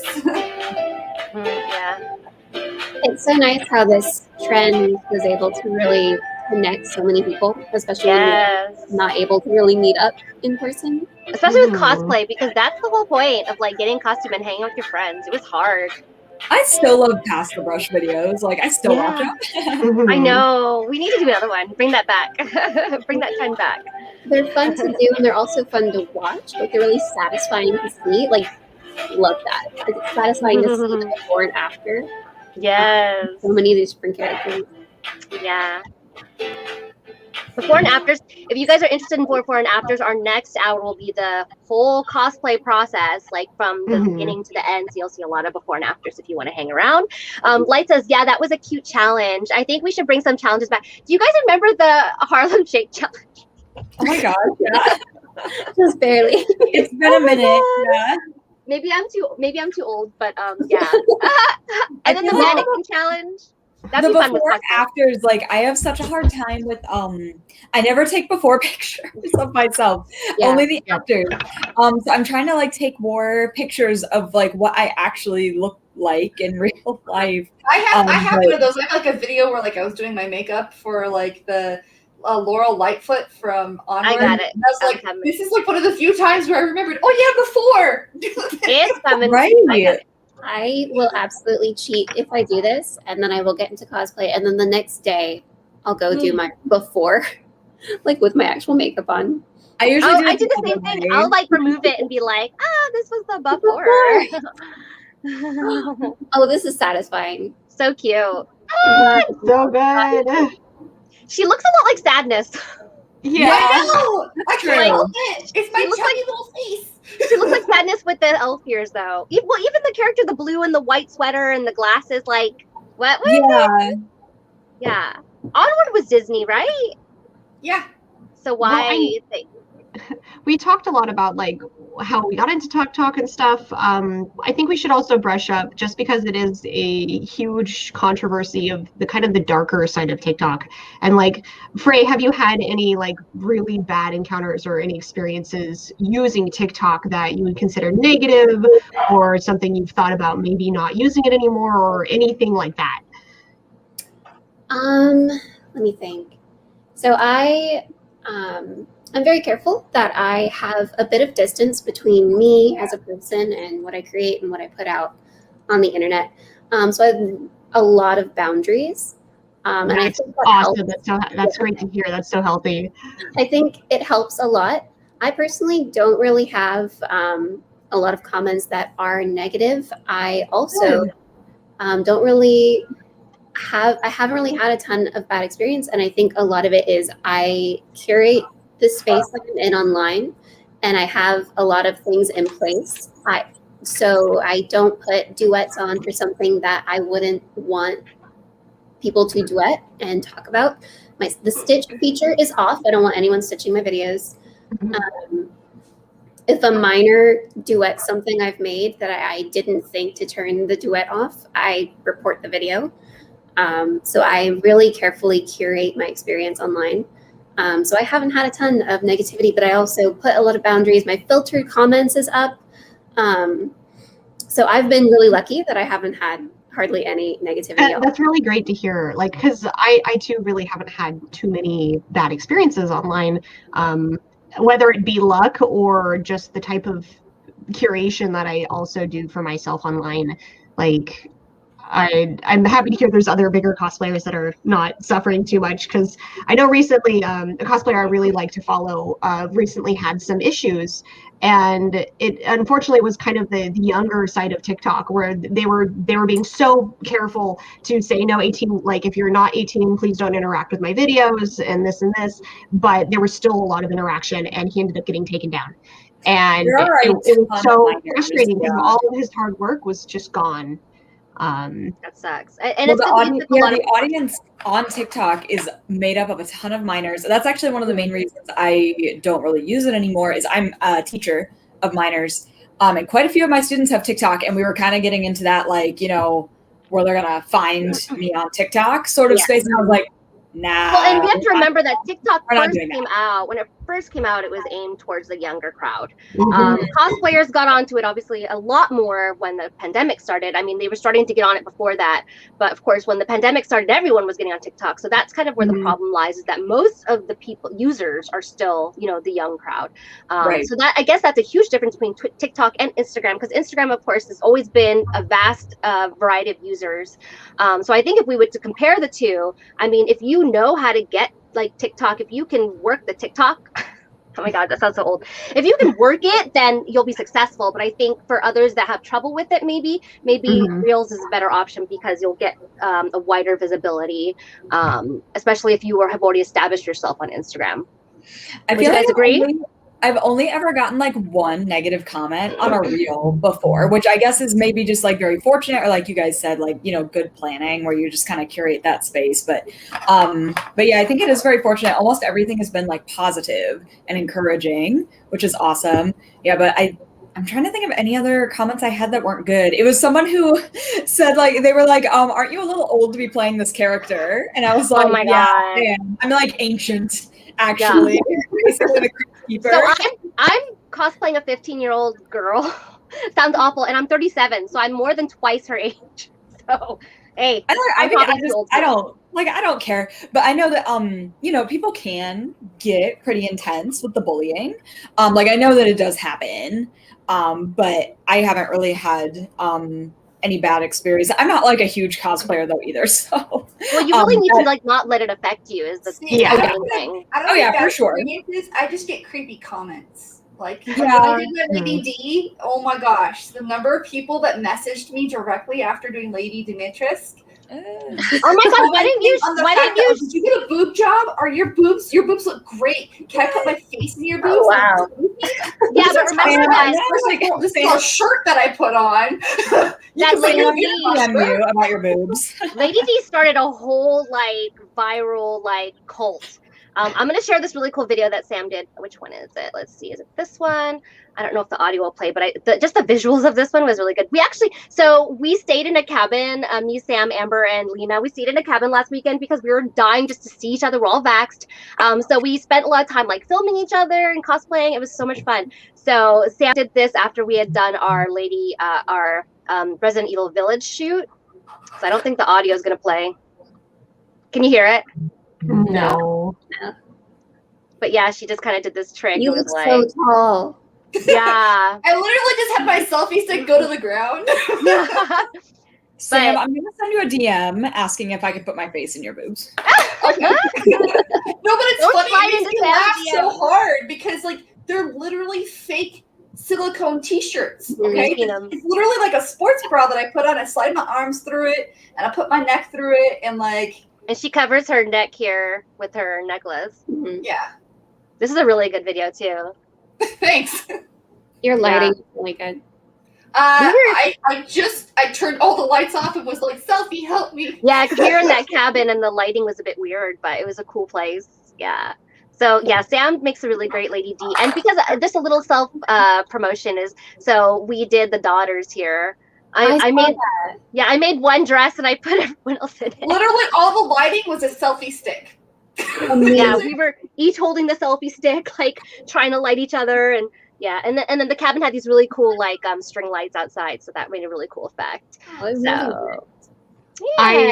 One of my favorite things, like besides like the pass the brush, is like showing the the cool picture, and then showing a picture of the people working on the picture. So like the selfie light, or like the photographer on the ground, like those are my favorite, because I do a lot of like light monkey stuff for some of my photography friends, and it is so much fun just being like, I'm now in a tree holding a light stick out as far as I can while the photographer's on the ground and getting the right angle. Like that's what it takes to get these like really cool videos. I love those too. Anytime you want to float, it's like, all right, we're gonna jump 22 times, and one of these will catch me floating just right. Oh my gosh, I'm gonna try and see if I can find some BTS.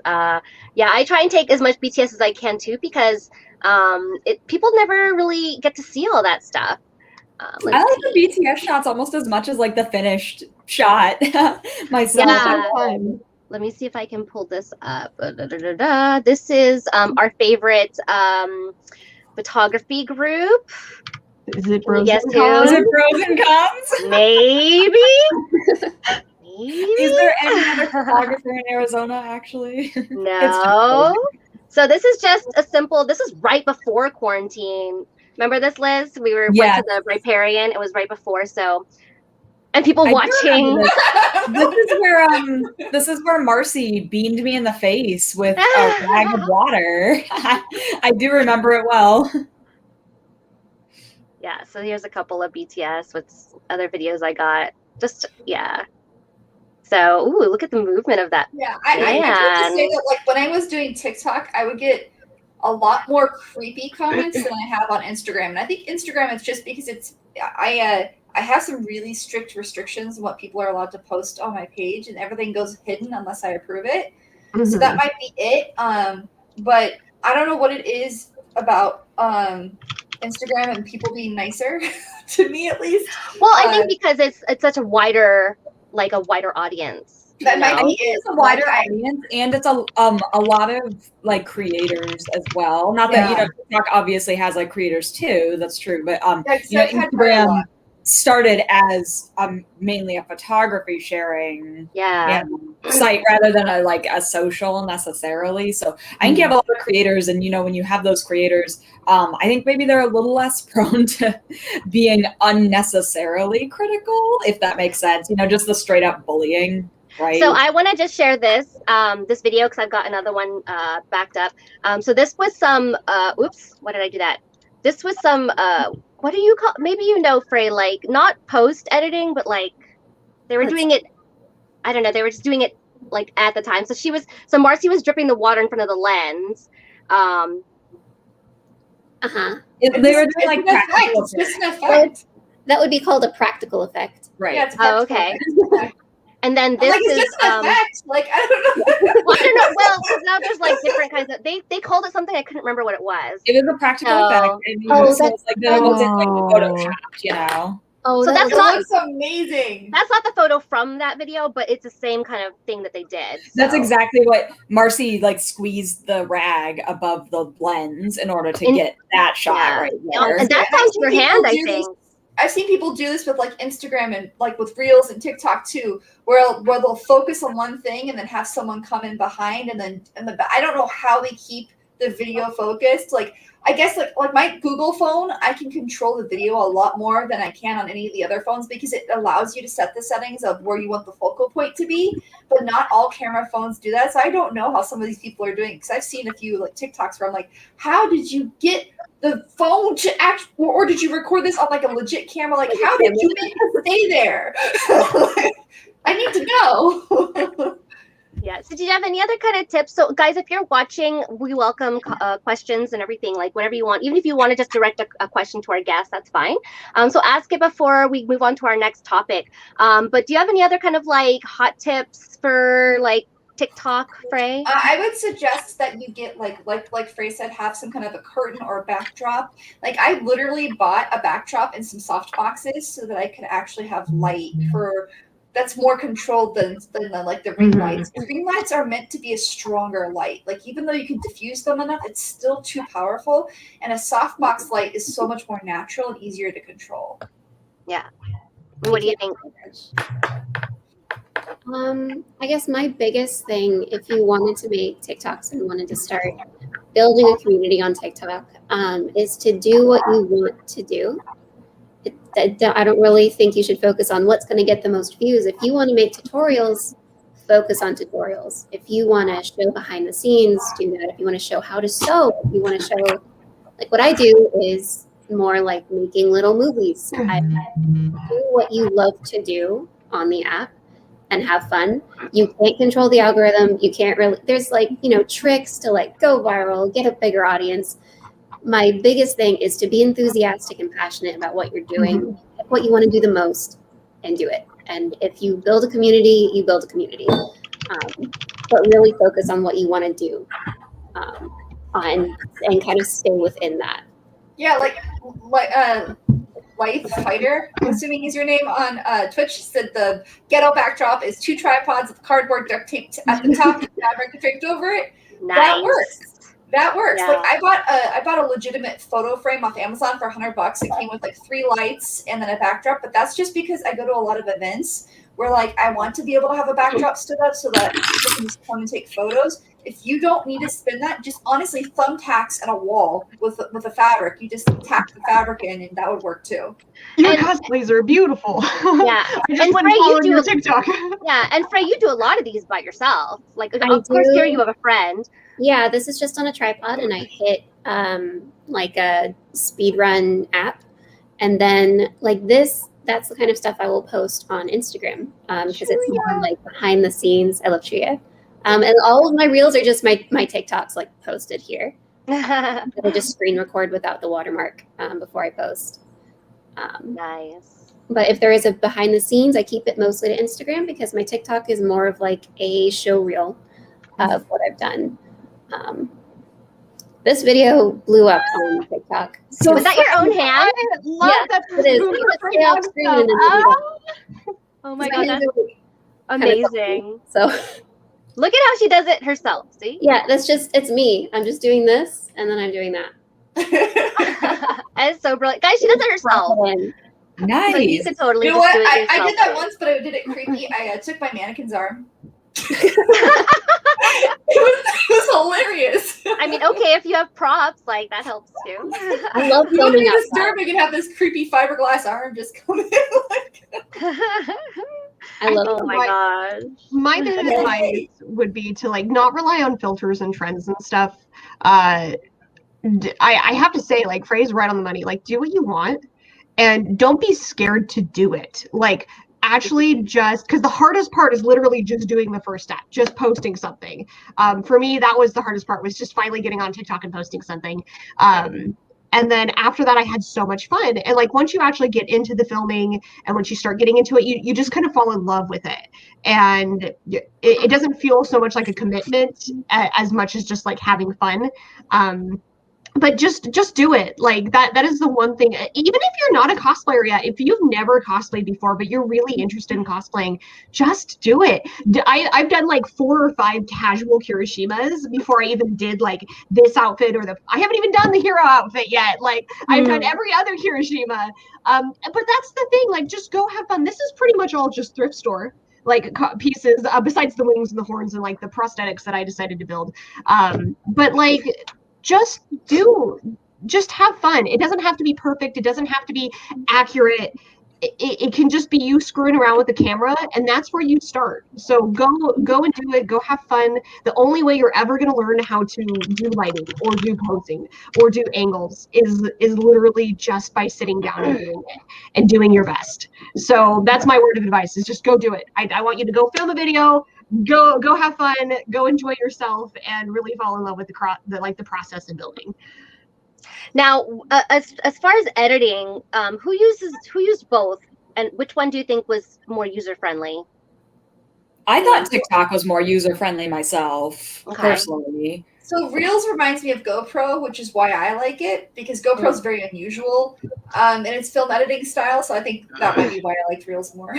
Oh my god, the Star Wars one is so dumb. I have Hilarious. a hard time, like We I have always a think it's Star Wars so cast in long. Rush, Jess. It's just all the BTS shots and stuff from that shoot. Like, it's so stupid. Get the past I would say my tip would be, so I definitely agree with these guys.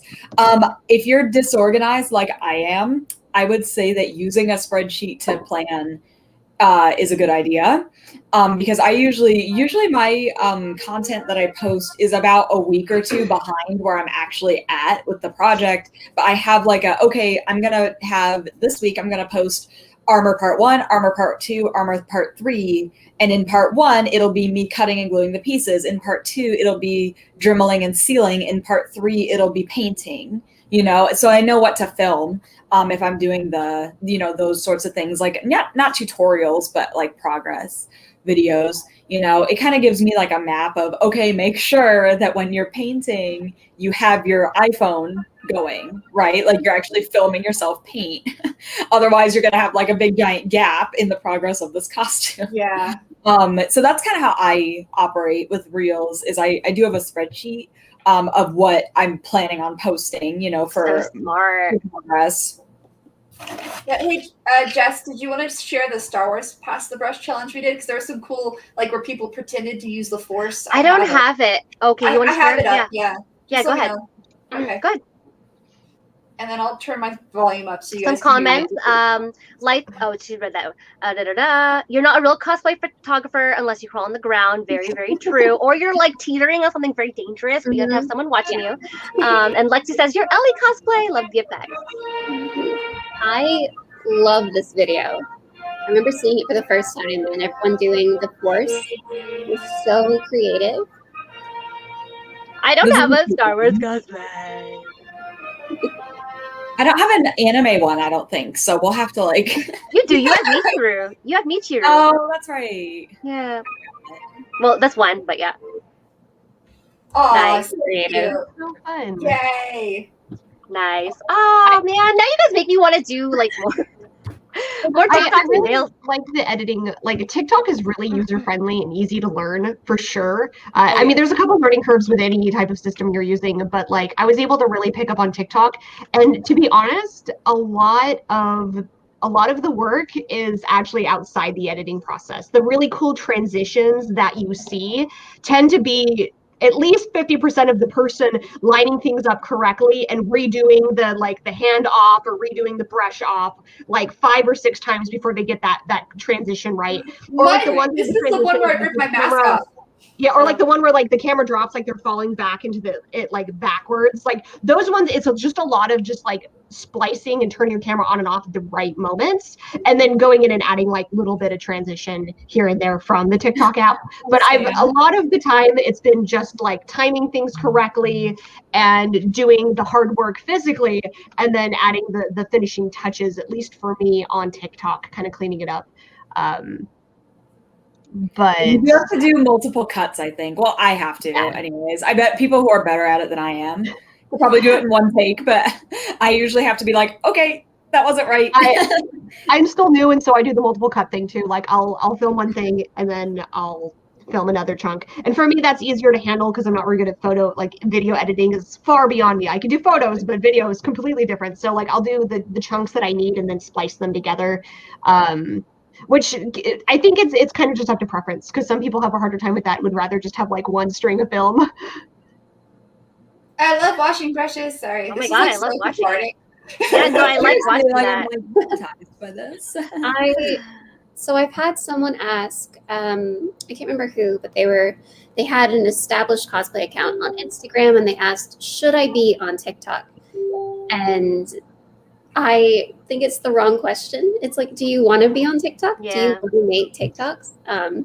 Because it's more like, what do you want to do? Do you want to show off the character? Do you want to show off what you're making, how you make it? So if you want to, yes, but they said it in a way that felt like a chore. And I'm like, don't go on there if it's going to be a chore. Go where you are going to have the most fun. I completely agree with that. Oh my gosh. Like that's how I kind of, during the pandemic, I sort of reevaluated how I felt about cosplay. And from now on, I'm like, you know what? This is my hobby. Like, yes, I want to learn new things. Yes, there will be challenges, but if it's not fun, then it's just like a second unpaid job. Like, so why do it? Like, I'm going to do just like the things that I really enjoy, you know?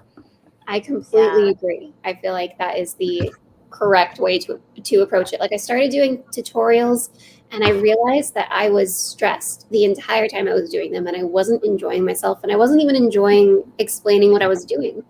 And I'm like, maybe I just want to make the art part and then let other people who enjoy the tutorials do the tutorials. And it completely changed my approach to this hobby because again, it is a hobby. It's supposed to be fun.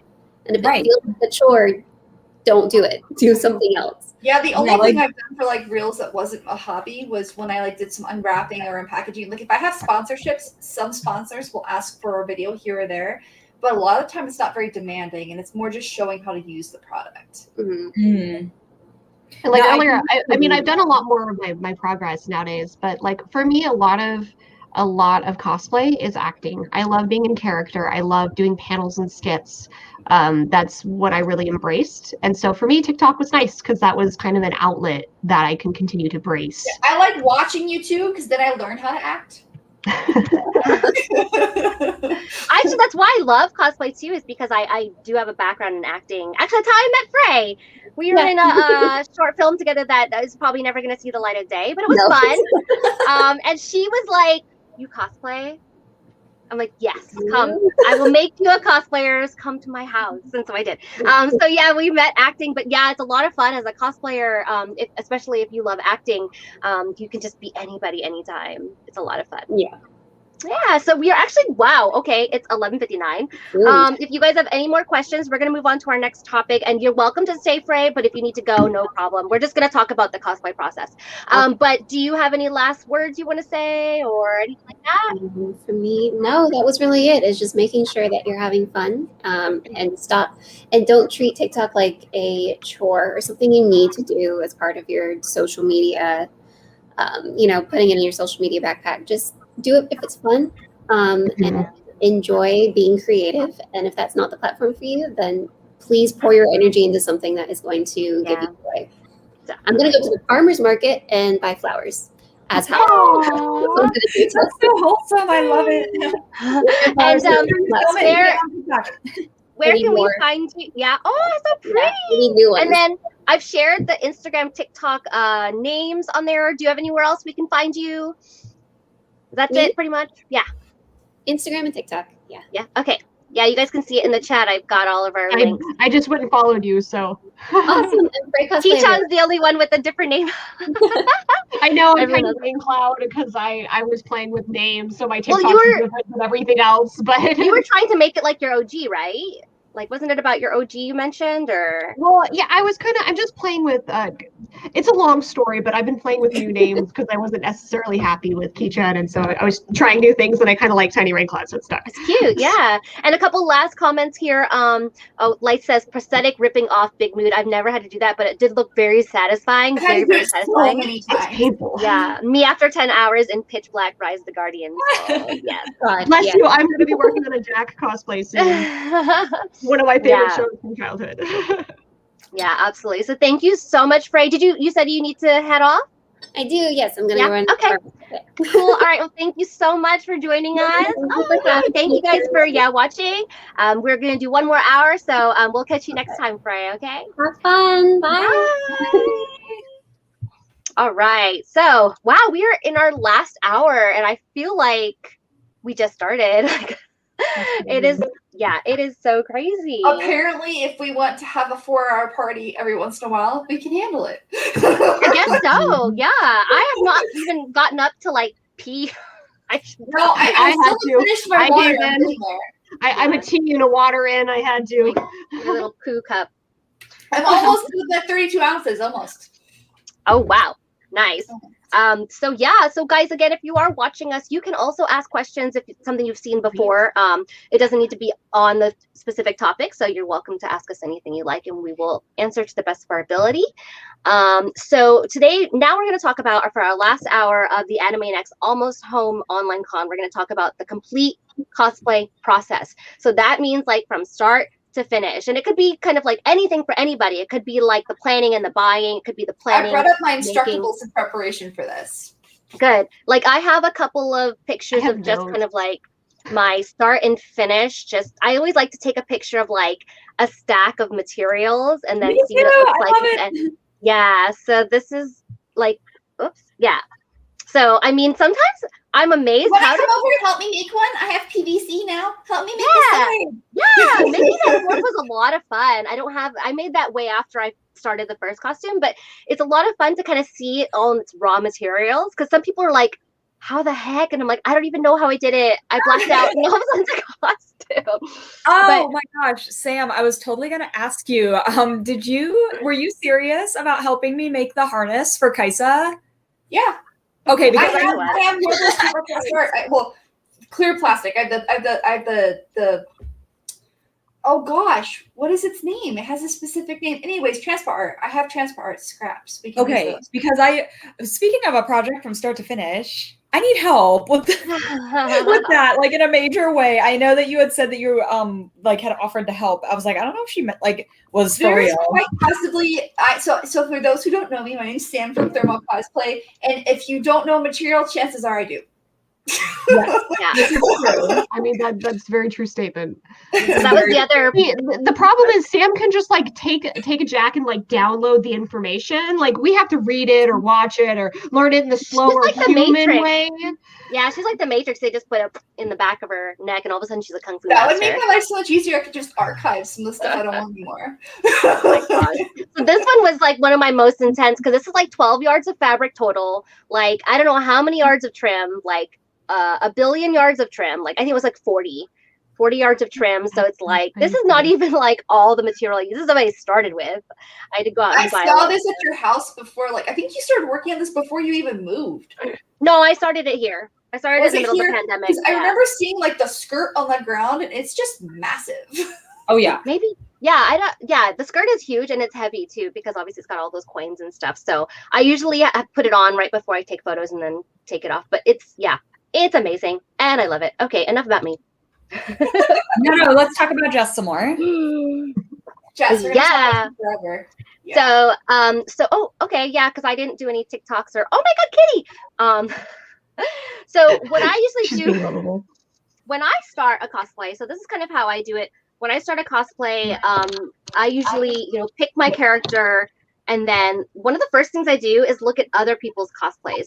And I know it sounds like copying, but it's not because, of course, I always give credit. If someone's idea is theirs, I always give credit. But it's so much easier to see how people have put it into like real, real life.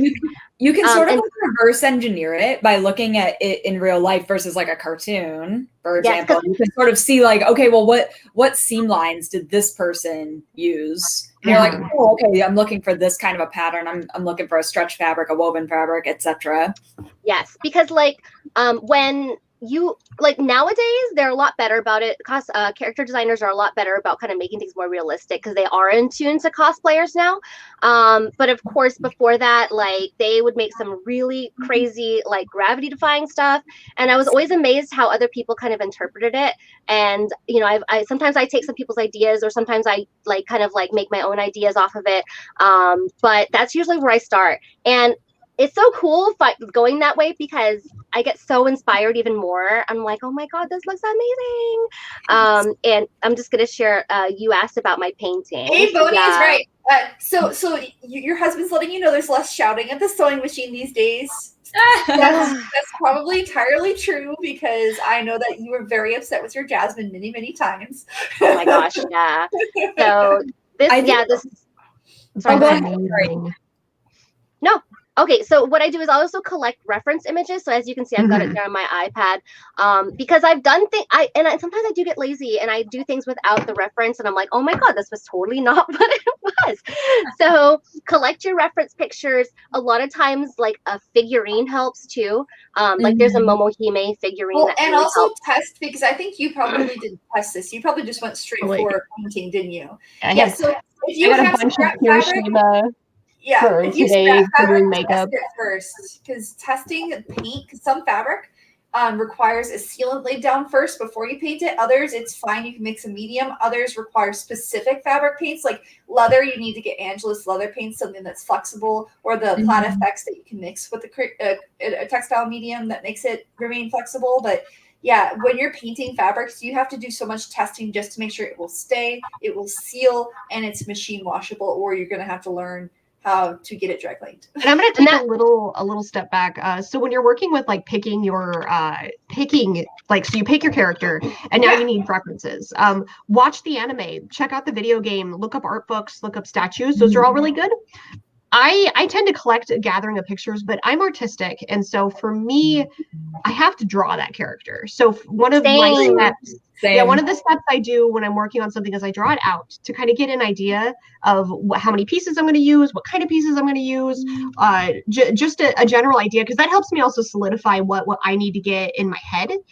If you're not an artist, I've seen people make scrapbooks, paint, fabric, pictures. You can put it all together in a nice little folder with all your references put together. You can even, I know online you can find these, or you can make your own, where you make basically like a page that's, here's the wig, here's where I'm going to buy it, here's how much it's going to cost. I'm going to need these makeups, this is the brand I want, this is where I'm going to buy it. Here's the fabric I'm going to look at, or maybe the foam I'm going to get, and this is probably where I'm going to buy it. So you kind of have, it matters how organized you want to be, but I usually actually start with kind of like a mixed media for that. I get some reference pictures, I draw it out, and then I start gathering my, well, I think I'm going to get this here, I'm going to buy it here, and then kind of my broken list.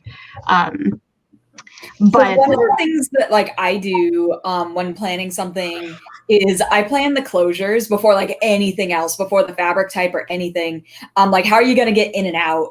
And I think the reason I like to do that is because when I first started cosplaying, that's something that burned me several times, was I would, you know, get to a certain point and like cut stuff out and whatever, and then be like, oh, how am I going to get it on and off? Like, this is not going well. And, you know, something that's really cool about 3D animation, you know, those characters is oftentimes it's so detailed. They'll actually put in seam lines and stuff on the outfits that the characters are wearing.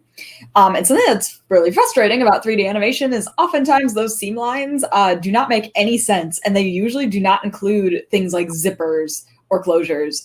So you're like, how are they wearing it though? Like, how did they get into it? Like, what happened here?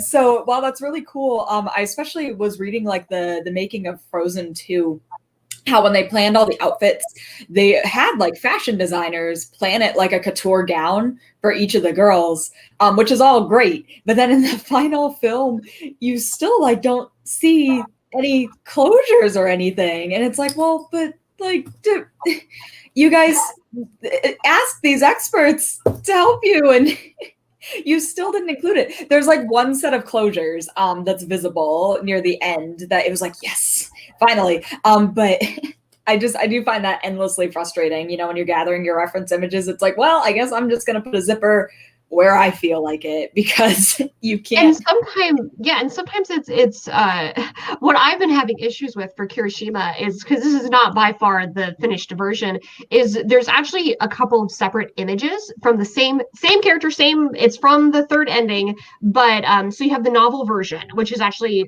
they specifically state that he's a dragon with scales. And then you have the anime version, which is essentially this version. And then you have, or I guess this is the card version because I'm wearing a shirt. The anime version, he's shirtless, which I normally would be doing, but I can't find today. But like I'm doing like the card version. So they put out a bunch of fantasy, like the fantasy characters as cards. And this is how the card version looks, which is definitely different from the novel, which is definitely different from the anime. And so I now have 3 separate references that are all slightly tweaked from each other. And I'm kind of meshing them all together to make my own version, because I looked up cosplayers and saw other designs that people were doing. And I know for sure that I'm going to burn it. Like, I'm just going to take a hot iron to it. I'm going to burn the heck out of the entire costume. And that's just the design I want to do. Like, this is after I put my references together and I finished what I wanted. I'm like, no, I'm going to do my own. I'm going to do my own thing. I'm not going to stay screen accurate or book accurate. I'm just going to play with it, but I'm going to stay close to the design.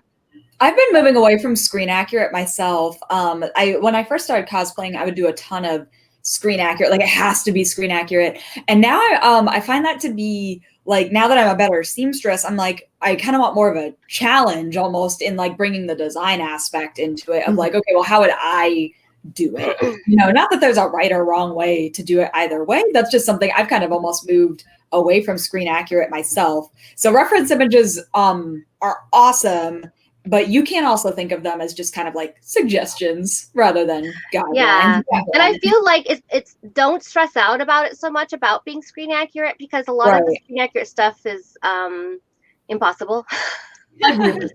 So, you know. I don't know about you guys, but I use the CosPlanner app a ton. I know Sam does. First getting started. And you know, if you've never used the CosPlanner app before, I find it to be very, very helpful in listing. You know, it kind of separates it into stuff you have to buy and stuff you have to make.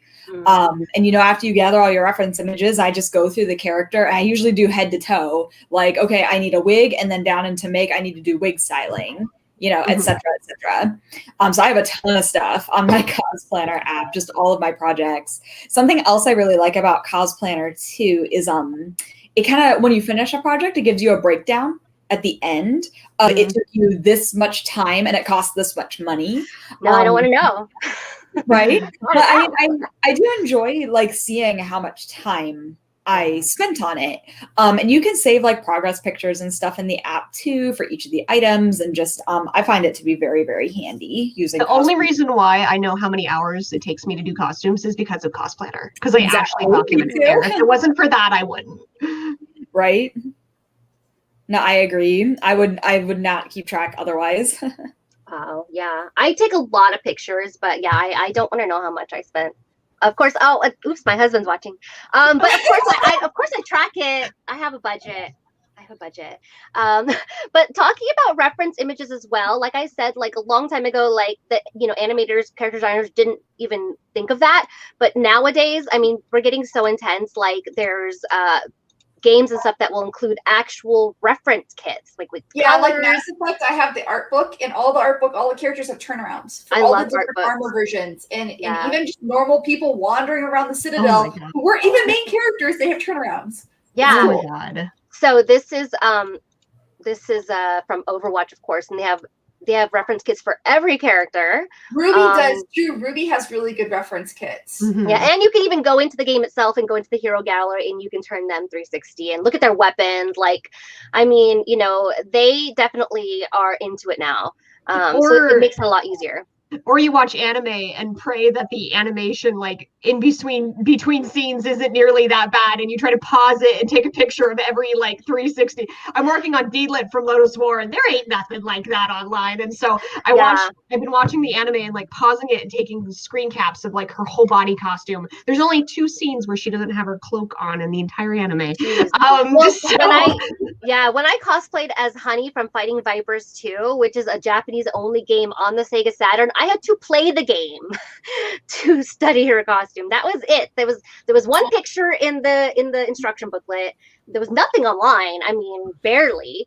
The things you have to do for research. And yeah, so I had to play. I was like, oh, I better play it again. What did this look like? Let me play it again.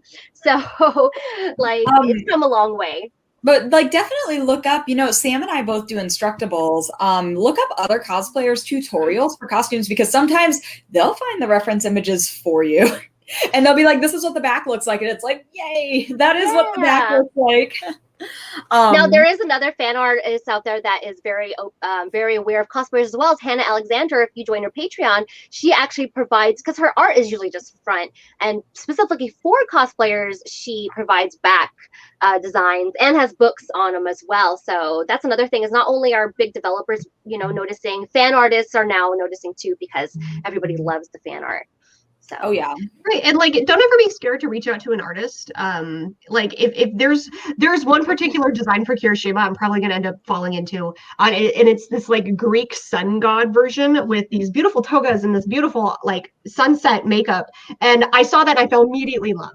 And so I like went and hunted down the artist, and I'm eventually, when I'm ready to work on the costume, message them and be like, hey, can I cosplay this? I am madly in love with your design. Like, reach out to the artist. They are usually ecstatic to hear cosplayers also love their design as much. Yeah.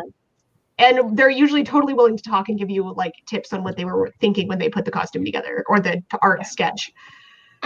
Yes. And once you guys have your reference pictures, who's like the Chaos Goblin who just goes and buys everything? Or I knew it was Jessica. And who does practice like mock-ups and stuff? I do 50-50. No? I've never done a mock-up. I have never done a mock-up. I was saying, like, Sam seems like she doesn't do mock-ups. She just like does it perfectly. No. This is what I'm gonna share the Instructable again. There's a reason I don't do mock-ups. Okay. To be fair, yeah. Crap like this, where I literally break down every single tool I'm going to need, every single material, and then I break it down into sections. So like I had the pauldrons for this one, and then I had the sword, and then I had like the breastplate and the skirt. So I literally break down every single. Sam is also an experienced cosplayer who knows what they're doing. If you're new to this world, if this is your first set of sewing, then I do recommend don't waste all your pretty fabric. Do a mock-up. Go to thrift stores. I go to a thrift store a lot, and I buy stuff that fits me properly, because the thing is, so okay, correction, at least it's close. made patterns don't fit me. I'm 5'10". I am not the average size woman. I struggle trying to modify them. So I just go to thrift stores and I literally go in the men's section to get the length that I need. And then I put it on my mannequin and I tailor it into my curves and I create and draft my own pattern that way. So if you want to call That's a it really good way. but it's more of like me taking found objects, modifying them. Plus, if you do that, you can just iron it out, roll it up, you can scrunch it up, you can put it in tight spaces and in bags and pull it back out, and it's not damaged like paper patterns would be. That's what I mean, I'll make a pattern. If it's a new like cut or garment that I'm not familiar with or I haven't made before, I'll make like a mock-up that'll serve as my pattern so I know it fits me. But then I always keep those because later, if you have a character who has something similar, a similar type cape or whatever, then you can just pull that same one out and just use it again. To be fair, I used to hate mock-ups. I used to hate them, but then I was like, oh, I kind of actually need them. So this is when I was making the the costume that's up here is Seraphine's top. I did the whole like what do you call it? Duct tape thing. She has like breast armor. Like, yeah. So I did the whole duct tape thing, and then I cut the pieces out and kind of like played around with it, and then I finally made patterns out of it. So I did save this, for future whatever. And then this is my first one I put together. I changed my fabric because this wasn't working out. But I stole that fabric from my tailor. Yeah, I gave it to Sam. But I was surprised. Like I'm like, whoa! I actually made this fit. Like it fits me. Okay, you guys. I feel like I'm super late to the party with this. Like probably like a bunch of people will be like, duh, everyone knows this. But when I was making Aqua, I finally made these little like corset strips so I could on the mock-up pin the strips and then like lace it up to see what it would look like and do any final adjustments. No, I never. And I like pack these and I can use them for future corsets and like. You guys don't use those? See, I told you I was late to the party. For mock-ups, I was super proud when I was like, wait. Like, here's an idea. I bought one of those, like they actually sell those in like as bias strips at like Joann's, and you can just buy a couple yards of it and just like clip or pin it onto things and figure out what you want to. Yeah, I always like sewed it and then took it out. Like always basted it and then took it out. Like no, I'm too impatient to do that. You get one try and I'm done. I'm impatient, but I also do make a lot of mistakes. So I make a ton of mistakes. When you're working with foam, create a foam ruler. I'm too tired. Yeah, so when you're working with anything foam, if you're making a small piece of armor or a glove or a boot, don't ever use an actual ruler because that's not going to give you the measurements because foam is thick, which means you're going to either gain or lose a centimeter or two here and there. We need seam allowance even with foam. Yeah, so you want to have extra seam allowance because it's not like a fabric thin. So whatever foam you're using, take one of the scraps that you cut off and then just put a ruler on it and mark your inches line and then use that as your base. When I was doing like my foam for Yojimbo, like for the boob portion, because like I gotta get to that portion. So like that portion, I was struggling so much. So I literally just taped on with like, so instead of doing the foam, because I had to do this out of like a harder version of it was a Cobra cast art. So I used like the painter's tape and saran wrap method and just kind of I mean, look at that. It's so pretty. And then just drew it on. It's like. Just say I'm drawing on boobs. I've done the like duct tape form thing too. I really like it. I mean, it's annoying to do it, especially in Arizona because you get so hot really fast. Oh my god, I was like sweating, like I was like getting out of this. I do find it really helpful though, doing the duct tape form. I don't do that for everything. I feel like very rarely do I do a duct tape form, but like when I need to, I do find it to be super helpful. Yeah, they're so great, and like they're helpful. And then you're talking about like. If you're going to use something other than fabric that has no stretch and you're going to use like a flexible ruler, measuring tape, then just understand the only things that might forgive are thermoplastics where you can stretch them out a little bit. Everything else, like everyone said, you should create, like if you're going to make something out of resin, then you need to make sure you add more space. Like if you're casting something, if you're sculpting it and you're like, oh, it fits my arm, make it a little bit bigger. Yeah. And even with that, because if it is a little too big, you can always line the inside with felt or fabric, which will make it way more comfortable in the long run.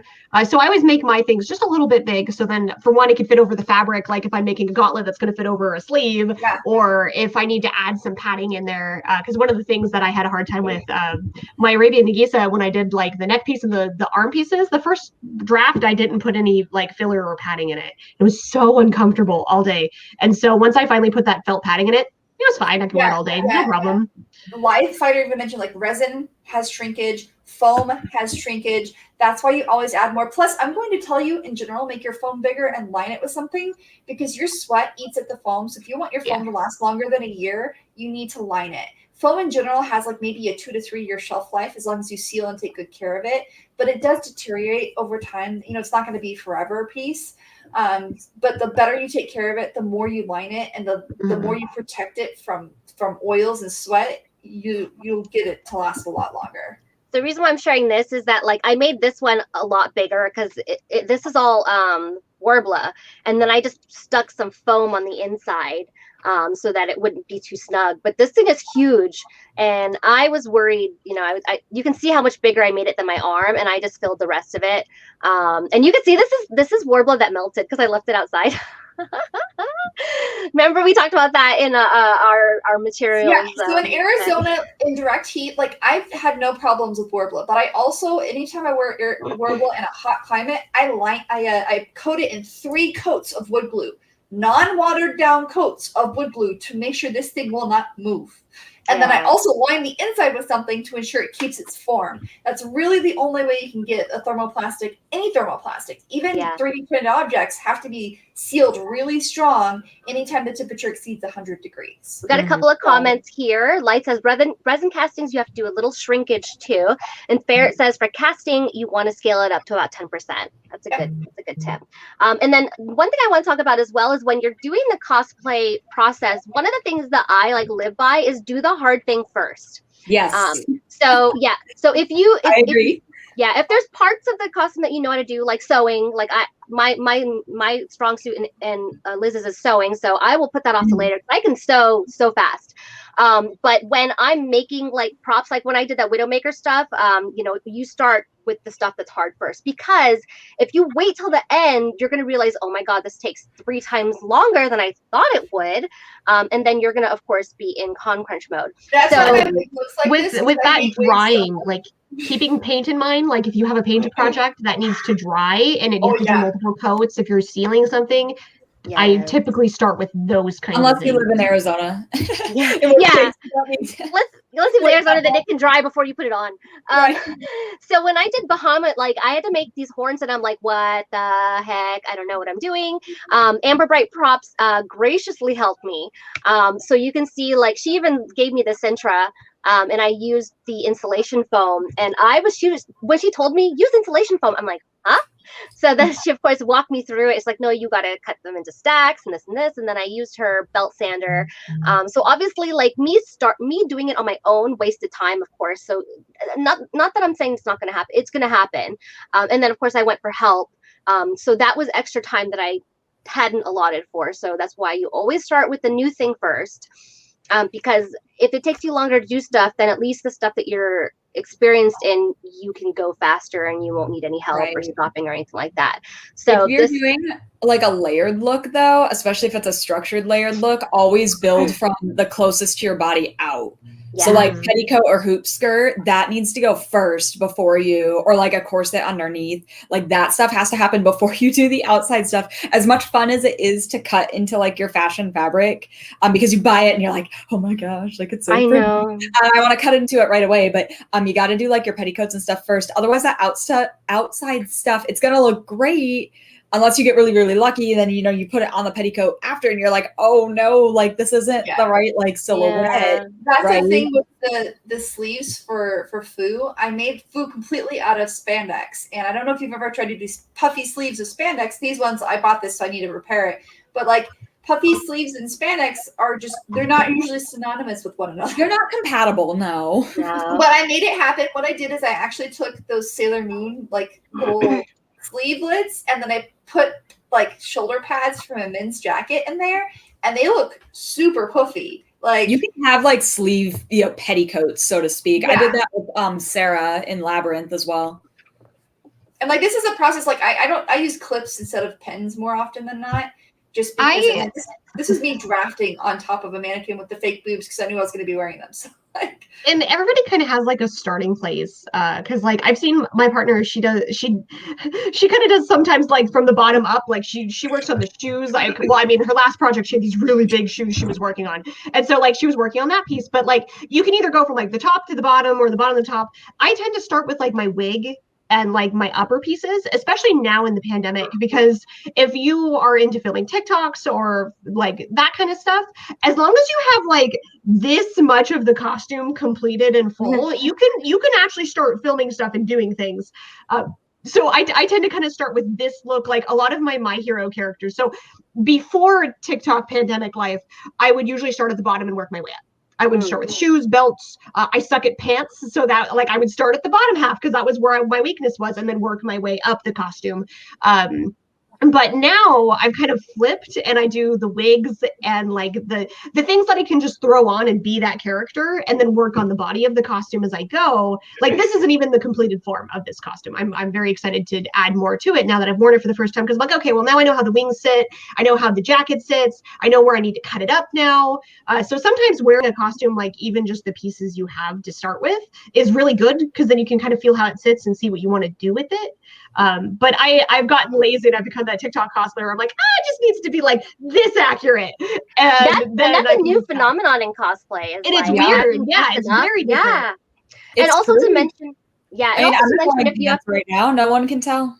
I mean, I'm actually wearing the full costume, but like I could just be wearing pants and like normal pants, it'd be fine. But yeah, another good point is if you need to order stuff like wigs that sometimes take a long time, contact lenses, stuff like that, do that first. As soon as you think of it, do that first, because especially if it's coming from overseas, it may take a lot longer than they even anticipate.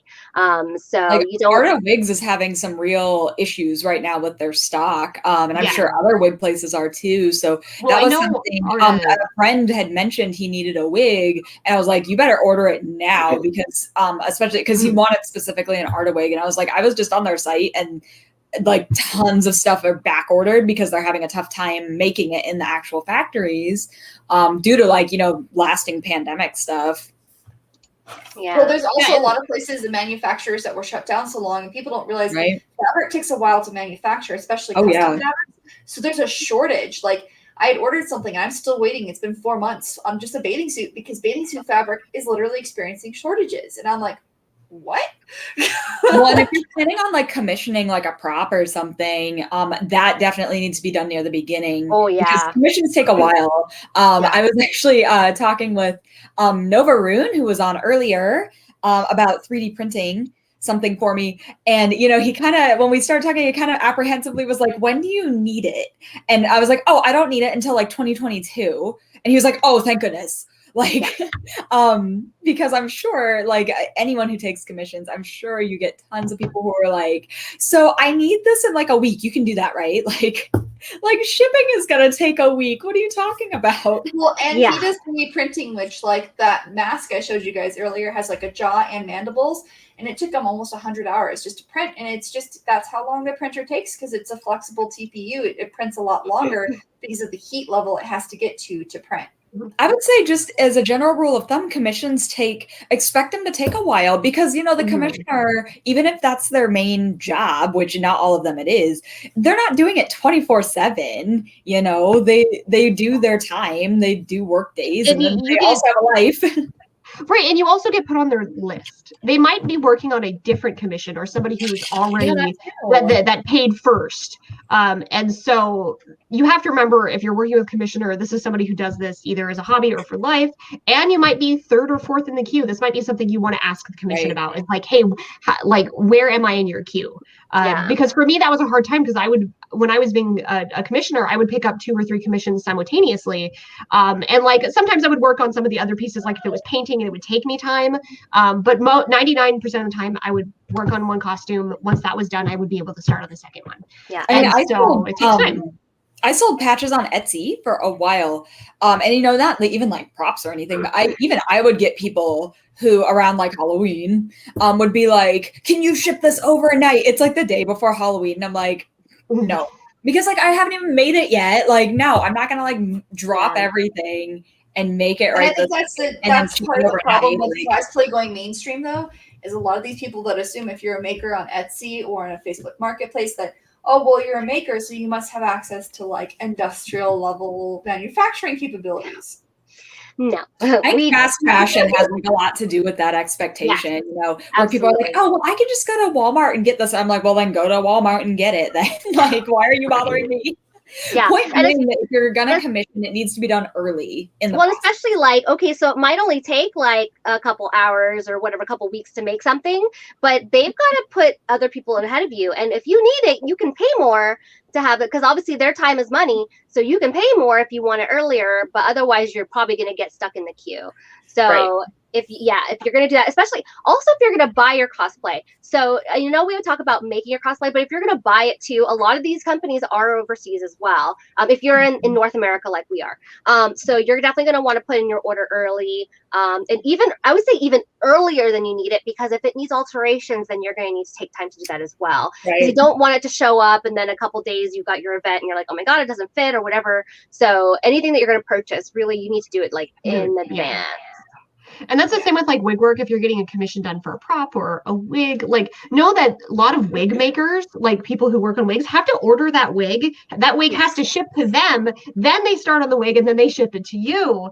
And so like there's a huge step process. Like I used to buy my wigs. I was lucky because I had a supplier, like the maker was in my area, but he would order from Arda and then that would have to ship to him. And then he would get started on the piece and then it would eventually move down the line to me. And so it takes a lot of time and like, especially if the commissioner doesn't have the pieces, like if you ask for a costume where they have to order bits and bobs for because they don't have it on their arsenal right away, it's going to take them time to order those things.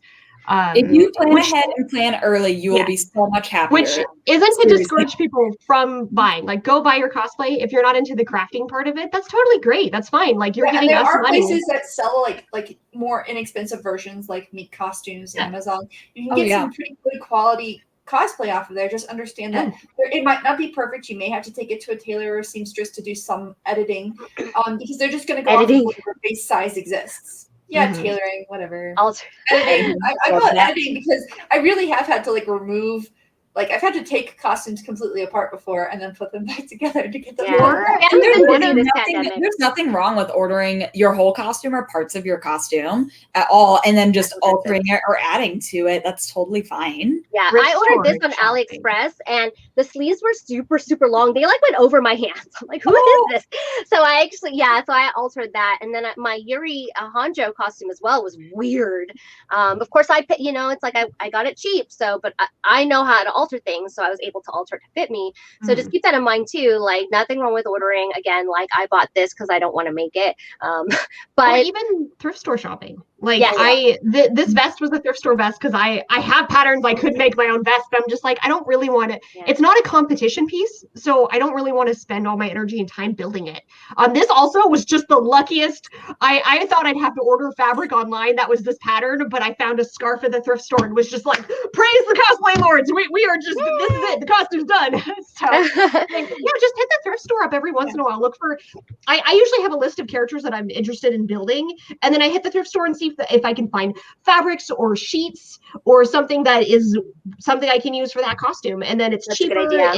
It's a great way to start. Or if you're an advanced cosplayer and you just don't have the time to build everything you want, like go ahead and cheat some pieces. I almost always buy my pants. I have like 2 pants that I've made that are like still with that costume. Like, make like you don't have to make everything. Yeah, the only time that I would say that you should be mindful of it is if you're competing, and it really depends on what you're competing in. There's most costume contests are like 75% made, but like there's some to 80, I would say. Yeah, but there's some that are a lot more strict. So definitely and the thing is you can still compete too, even if you bought something in a skit contest usually. Right. So most cons are now having skit contests because they realize that not everybody wants to make their costume, but they want to act and perform on stage and entertain an audience. And so a lot of events are like, you know what, heck, we don't even care if you didn't make it. Just make us laugh, you know? And so they don't, the judging is not based off of what you're wearing. It's based off of your performance, your personality, your backdrops, like what props you brought in to like entertain and entice the audience into your story. So pay attention to whether or not it's a masquerade where you have to make something or it's a skit contest where you get to perform. If you are going to do a masquerade, please be honest about what you made and what you didn't, though. Oh my gosh. Like if you commissioned a prop, please don't say that you made it. I feel like the judges always know like what you made. Well, and most judges aren't going to be upset if you say like my Turian mask, it was a kit, but I had to put it together. Right. I had to paint it. I had to create like all it was I just don't have the 3D printer. So he just printed it for me. I'm going to have to do all the other work. That's still buco points to a judge. Like that's awesome. And like and the cool thing about cons now is like there's different categories because it's like, okay, well you have your walk-ons, which is it's all costume and like the build, and then you have the skits, which is all acting. And nowadays there's even a category for like the best in show, which is like the best skit and best build. And so like I want to say it was like Anime Revolution. Me and my partner did this really big build. We did this really great skit, and we did the best drama or something like that. But like that was awesome. But the next con, I had a pretty much completely bought costume. I did a Matsuri Rom from Show by Rock, and we went and just did a skit, and that's what we focused on was the skit. But my partner actually was also part of the build, so she ended up winning Masters that year, and then we had our skit as well. So like cons are getting really flexible about like, oh, you guys want to do this skit? Sure. Or hey, you want to do this walk on? It really just matters what you're into to. Yeah, we talked a lot about getting ready for like events. So are we planning about getting ready your cosplay, how to buy materials? We haven't really talked about like what happens when you get to the event too. Like even if you're not competing, there's stuff that most people think, okay, I'm just going to put a costume on and go to the event. With security and changes, there's now things that you're going to have to consider. You do have to go in specifically for whatever event it is. Like, there was a con that I flew to that my character that I was going to wear had a huge staff. My dad actually made the staff for me because he does like wood carving and all that. So he actually made it in thirds so it could fit in my luggage, and it just screws together so I could separate it and then like put it together and then take it apart. But just that's before, you have to plan for. Just before we go to the event, though, you need to cost test. Always make sure like do some chores, do some laundry. Yeah, and depending on what you're going to do, obviously if it's just a competition piece and you're just going to walk on stage, just put it on so you can walk. But if it's something you're going to wear for the day, please put it on and try it. Especially if you've got some shoes that you've never worn before, or there's some pieces that might fall off. That's one of the biggest things is you putting it on, you getting to the event and pieces fall off because you don't know how they work. Or I mean, you do know how they work, but they work differently on your body than they did on your mannequin. So that's number one is before you go. Wigs, put wigs on and sit in them because wigs actually are surprisingly, I mean, we know they're uncomfortable, but they can actually make you dehydrated and sick and hot and all sorts of things. And then also make sure that you can pee in it. Or have a handler with you that can help you get undressed to pee. Yes, or wear a diaper. If you need a handler, that's something that you need to plan for too. Because you might, some costumes, it's like no matter what you do, they're not going to be comfortable or functional. It like depending on how you want to make it, it's going to be difficult no matter what. So if you need a handler, that's something that you need to plan for. Like who is the friend who's willing to help you with this for the day? Yeah, like I was at an event and this one girl just got super lucky. There was a Poison Ivy, and a lot of the Poison Ivy cosplayers, they forget how restricting those fake leaves can be on their corset. Yeah. She over all the way to snap. Like she was able to get herself out and unsnap because you could reach under, but she couldn't get resnapped because she couldn't bend because she was so restricted. And so she's in the bathroom. I hear like this, like these noises, like someone really upset. She's like standing in front of the mirror. She has tights on, but she's just so upset. And I'm like, "Are you okay? Do you need help?" And she's like, "This is so awkward, but can you snap my crotch for me?" And so I've literally gone on the ground underneath this girl and I'm snapping in her crotch for her. So try to avoid that situation if you're a very shy person. You want to bring someone with you so you don't have to experience a stranger going, "Hey, vagina."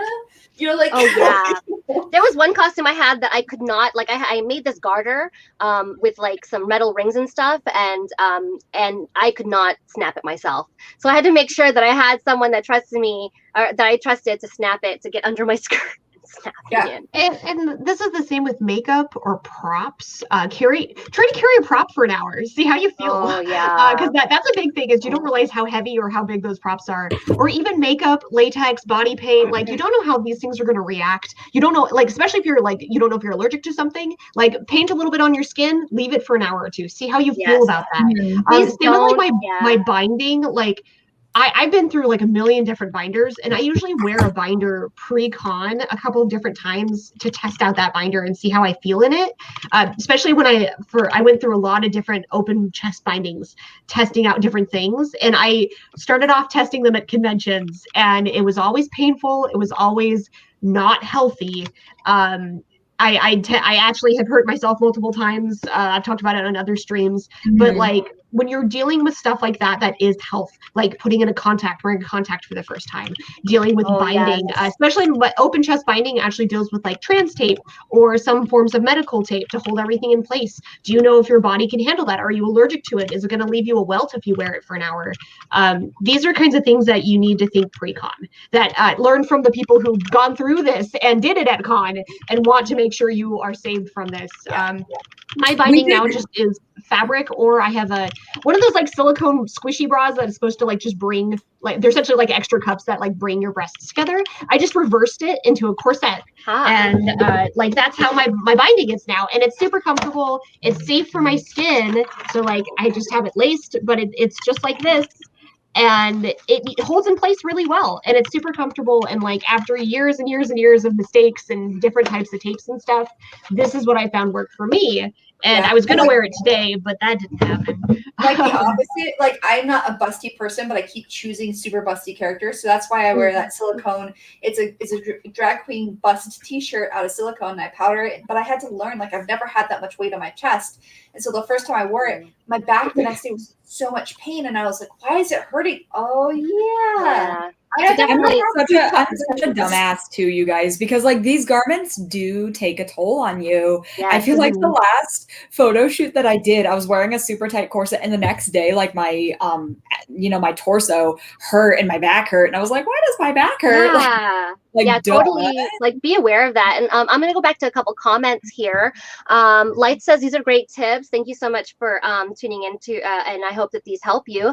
Ray says Dr. Octavius is all thrift except for the wig, and it was the least stressful, fastest costume I've ever done. I love the process. Yeah, don't buy wigs at Goodwill, please. You can buy used wigs from other people, just don't buy them at Goodwill. They just look weird. Trish says, yep, Ellie kicked my ass. She says, so did Gru. I learned not to know where every bathroom was and to make sure I had help.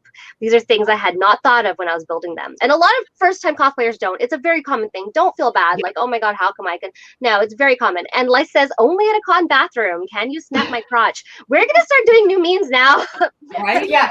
Yeah, no, it's funny. The first time I wore my thing Krios, I didn't know that silicone. So silicone, I mean, my whole face is covered in silicone, my back of my head, my whole back of my neck. I forgot that your heat leaves the top of your head, right?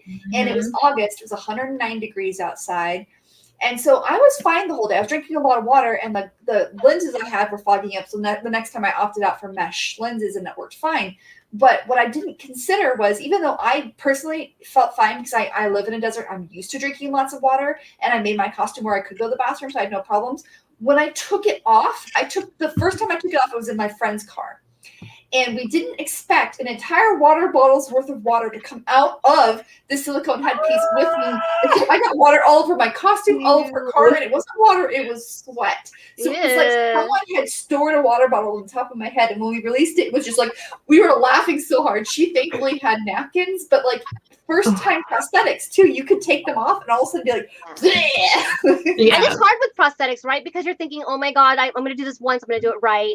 But really, it is important to try it out. And it's funny you say that, because last night I was wearing Bowsette, and it's really just this like like a strapless vinyl bodysuit, and when I took it off, and this sounds so gross, but hey, things you hear, my underwear was soaked. I didn't even realize it.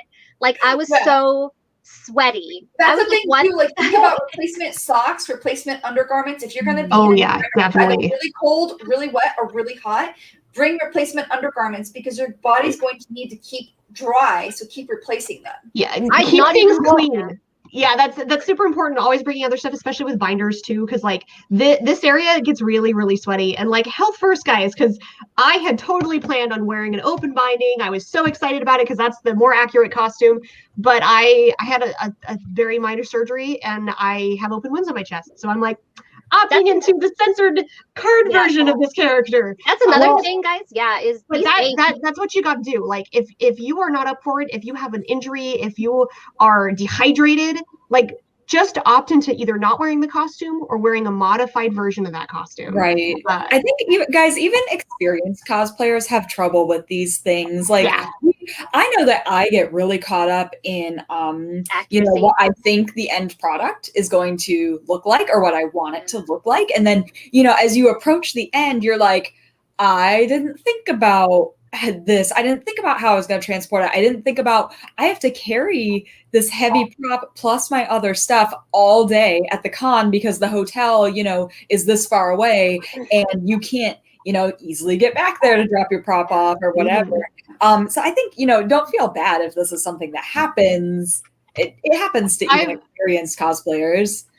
I've ditched costumes the day of con or like the day before con just because like I was either uncomfortable or something didn't fit right or I really didn't feel up to it because like I did this one, I was really excited to do my Demon ROM. I do open binding with it.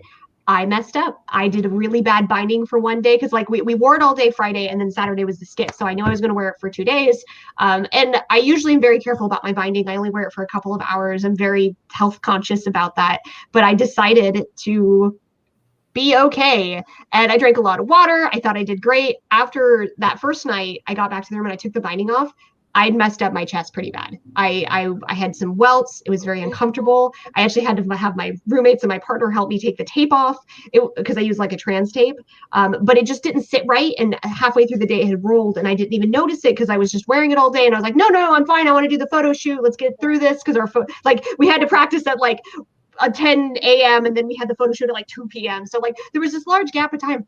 The next day, instead of going binded during the skit when I wanted to, I had to just wear my binder. I just had to wear a black shirt underneath it just because I was in so much pain that I knew I couldn't do binding anymore. Yeah, and that's the thing too, when you're talking about being able to remove something, think about the proper adhesives for your skin that are safe. Yes. Think about the proper removers too. So like if you have spirit gum, you need to have some sort of mineral oil to remove it. If you have prostate, you need to have a coconut oil or again another prostate remover. If you're going to use Skin Tight, which is silicone based, usually it peels right off, but if it doesn't, you can just get a little oil underneath it and you just kind of peel it off. But you have to test these parts on your body before you wear them long term. So our recommendation is testing it on the underside of your arm and walking around the house or going to work, and make sure you bring whatever remover you can so that if you have a reaction, you can immediately wash it off. So like, we're gonna wrap up soon. So let's talk wrap now up a little early because we are at 4 hours.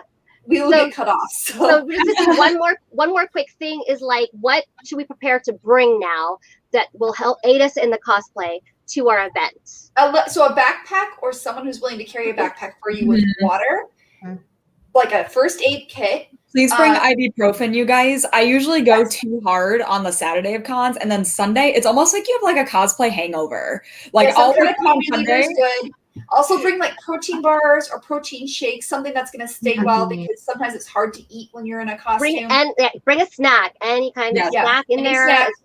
And then I highly recommend like safety pins and super glue and CosBond because if something breaks and you don't have any way to fix it, having that little repair kit in your bag is super helpful. Yeah, don't worry about the sewing. You don't need the sewing. My con group uses a rolly cart. We have like a little rolly cart that we keep with us, so nobody we have a lot of big costumes with pieces that we can't wear backpacks with. So a rolly cart's the best way for us to handle that situation. But the advice that I'm gonna give, because Sam's right, like make sure you got medical supplies, make sure you got sewing supplies, make sure you're prepped. But remember to have fun. Like Yes. it's super exciting. It's super exhilarating. You probably have a completely packed day, but remember to take a couple of deep breaths for yourself. Remember to put in an hour or two to either sit, take a break, drink some water, eat some food. Like make sure you don't put pack those your into day your the whole day. schedule. Yeah, Don't pack the whole schedule. Like, and then also give yourself like an hour or two to just walk around. To see the con floor, to go shopping, to maybe go to a panel that sounds interesting. For me, I work panels, and so I always have like picking panels to go to becomes my hard part because I'm like, oh well, I have to be at these things, I have to do these gatherings, I have to do these panels. Yeah. But I've gotten better at fitting in a couple of hours just to sit and talk with my friends or to go to a panel that I'm interested in and make sure sit. you check Sometimes going to panels and too. just sitting for an hour is like one of the best feelings ever. So like just make sure to put in that time for yourself because and don't as forget an to check advanced the rules. cosplayer. Don't forget to check the rules because if you could go to the con and you're wearing something that's not allowed to be worn and you have to leave, that would like devastate people. So if you have questions, I've had like some props where I was like, well, the inside has some metal in it for stabilizing it. So I literally emailed the organizers and asked for permission and bring that permission on my phone. So that if that security, they're like, you can't bring it in. I'm like, oh, well, the owner says I can. So try me. Here's a couple of comments before we wrap up. Light says, for being far from the hotel topic, that is so true. I like building pockets in whatever possible. I like tutu or build a bag that goes with a character. So that's what I find it good. Yeah. Being far from the hotel is serious business, you guys. If you saved money by staying a little further away from the convention center, I remember at San Diego Comic-Con, there was a tram that, went from the convention center to hotels, and that was great.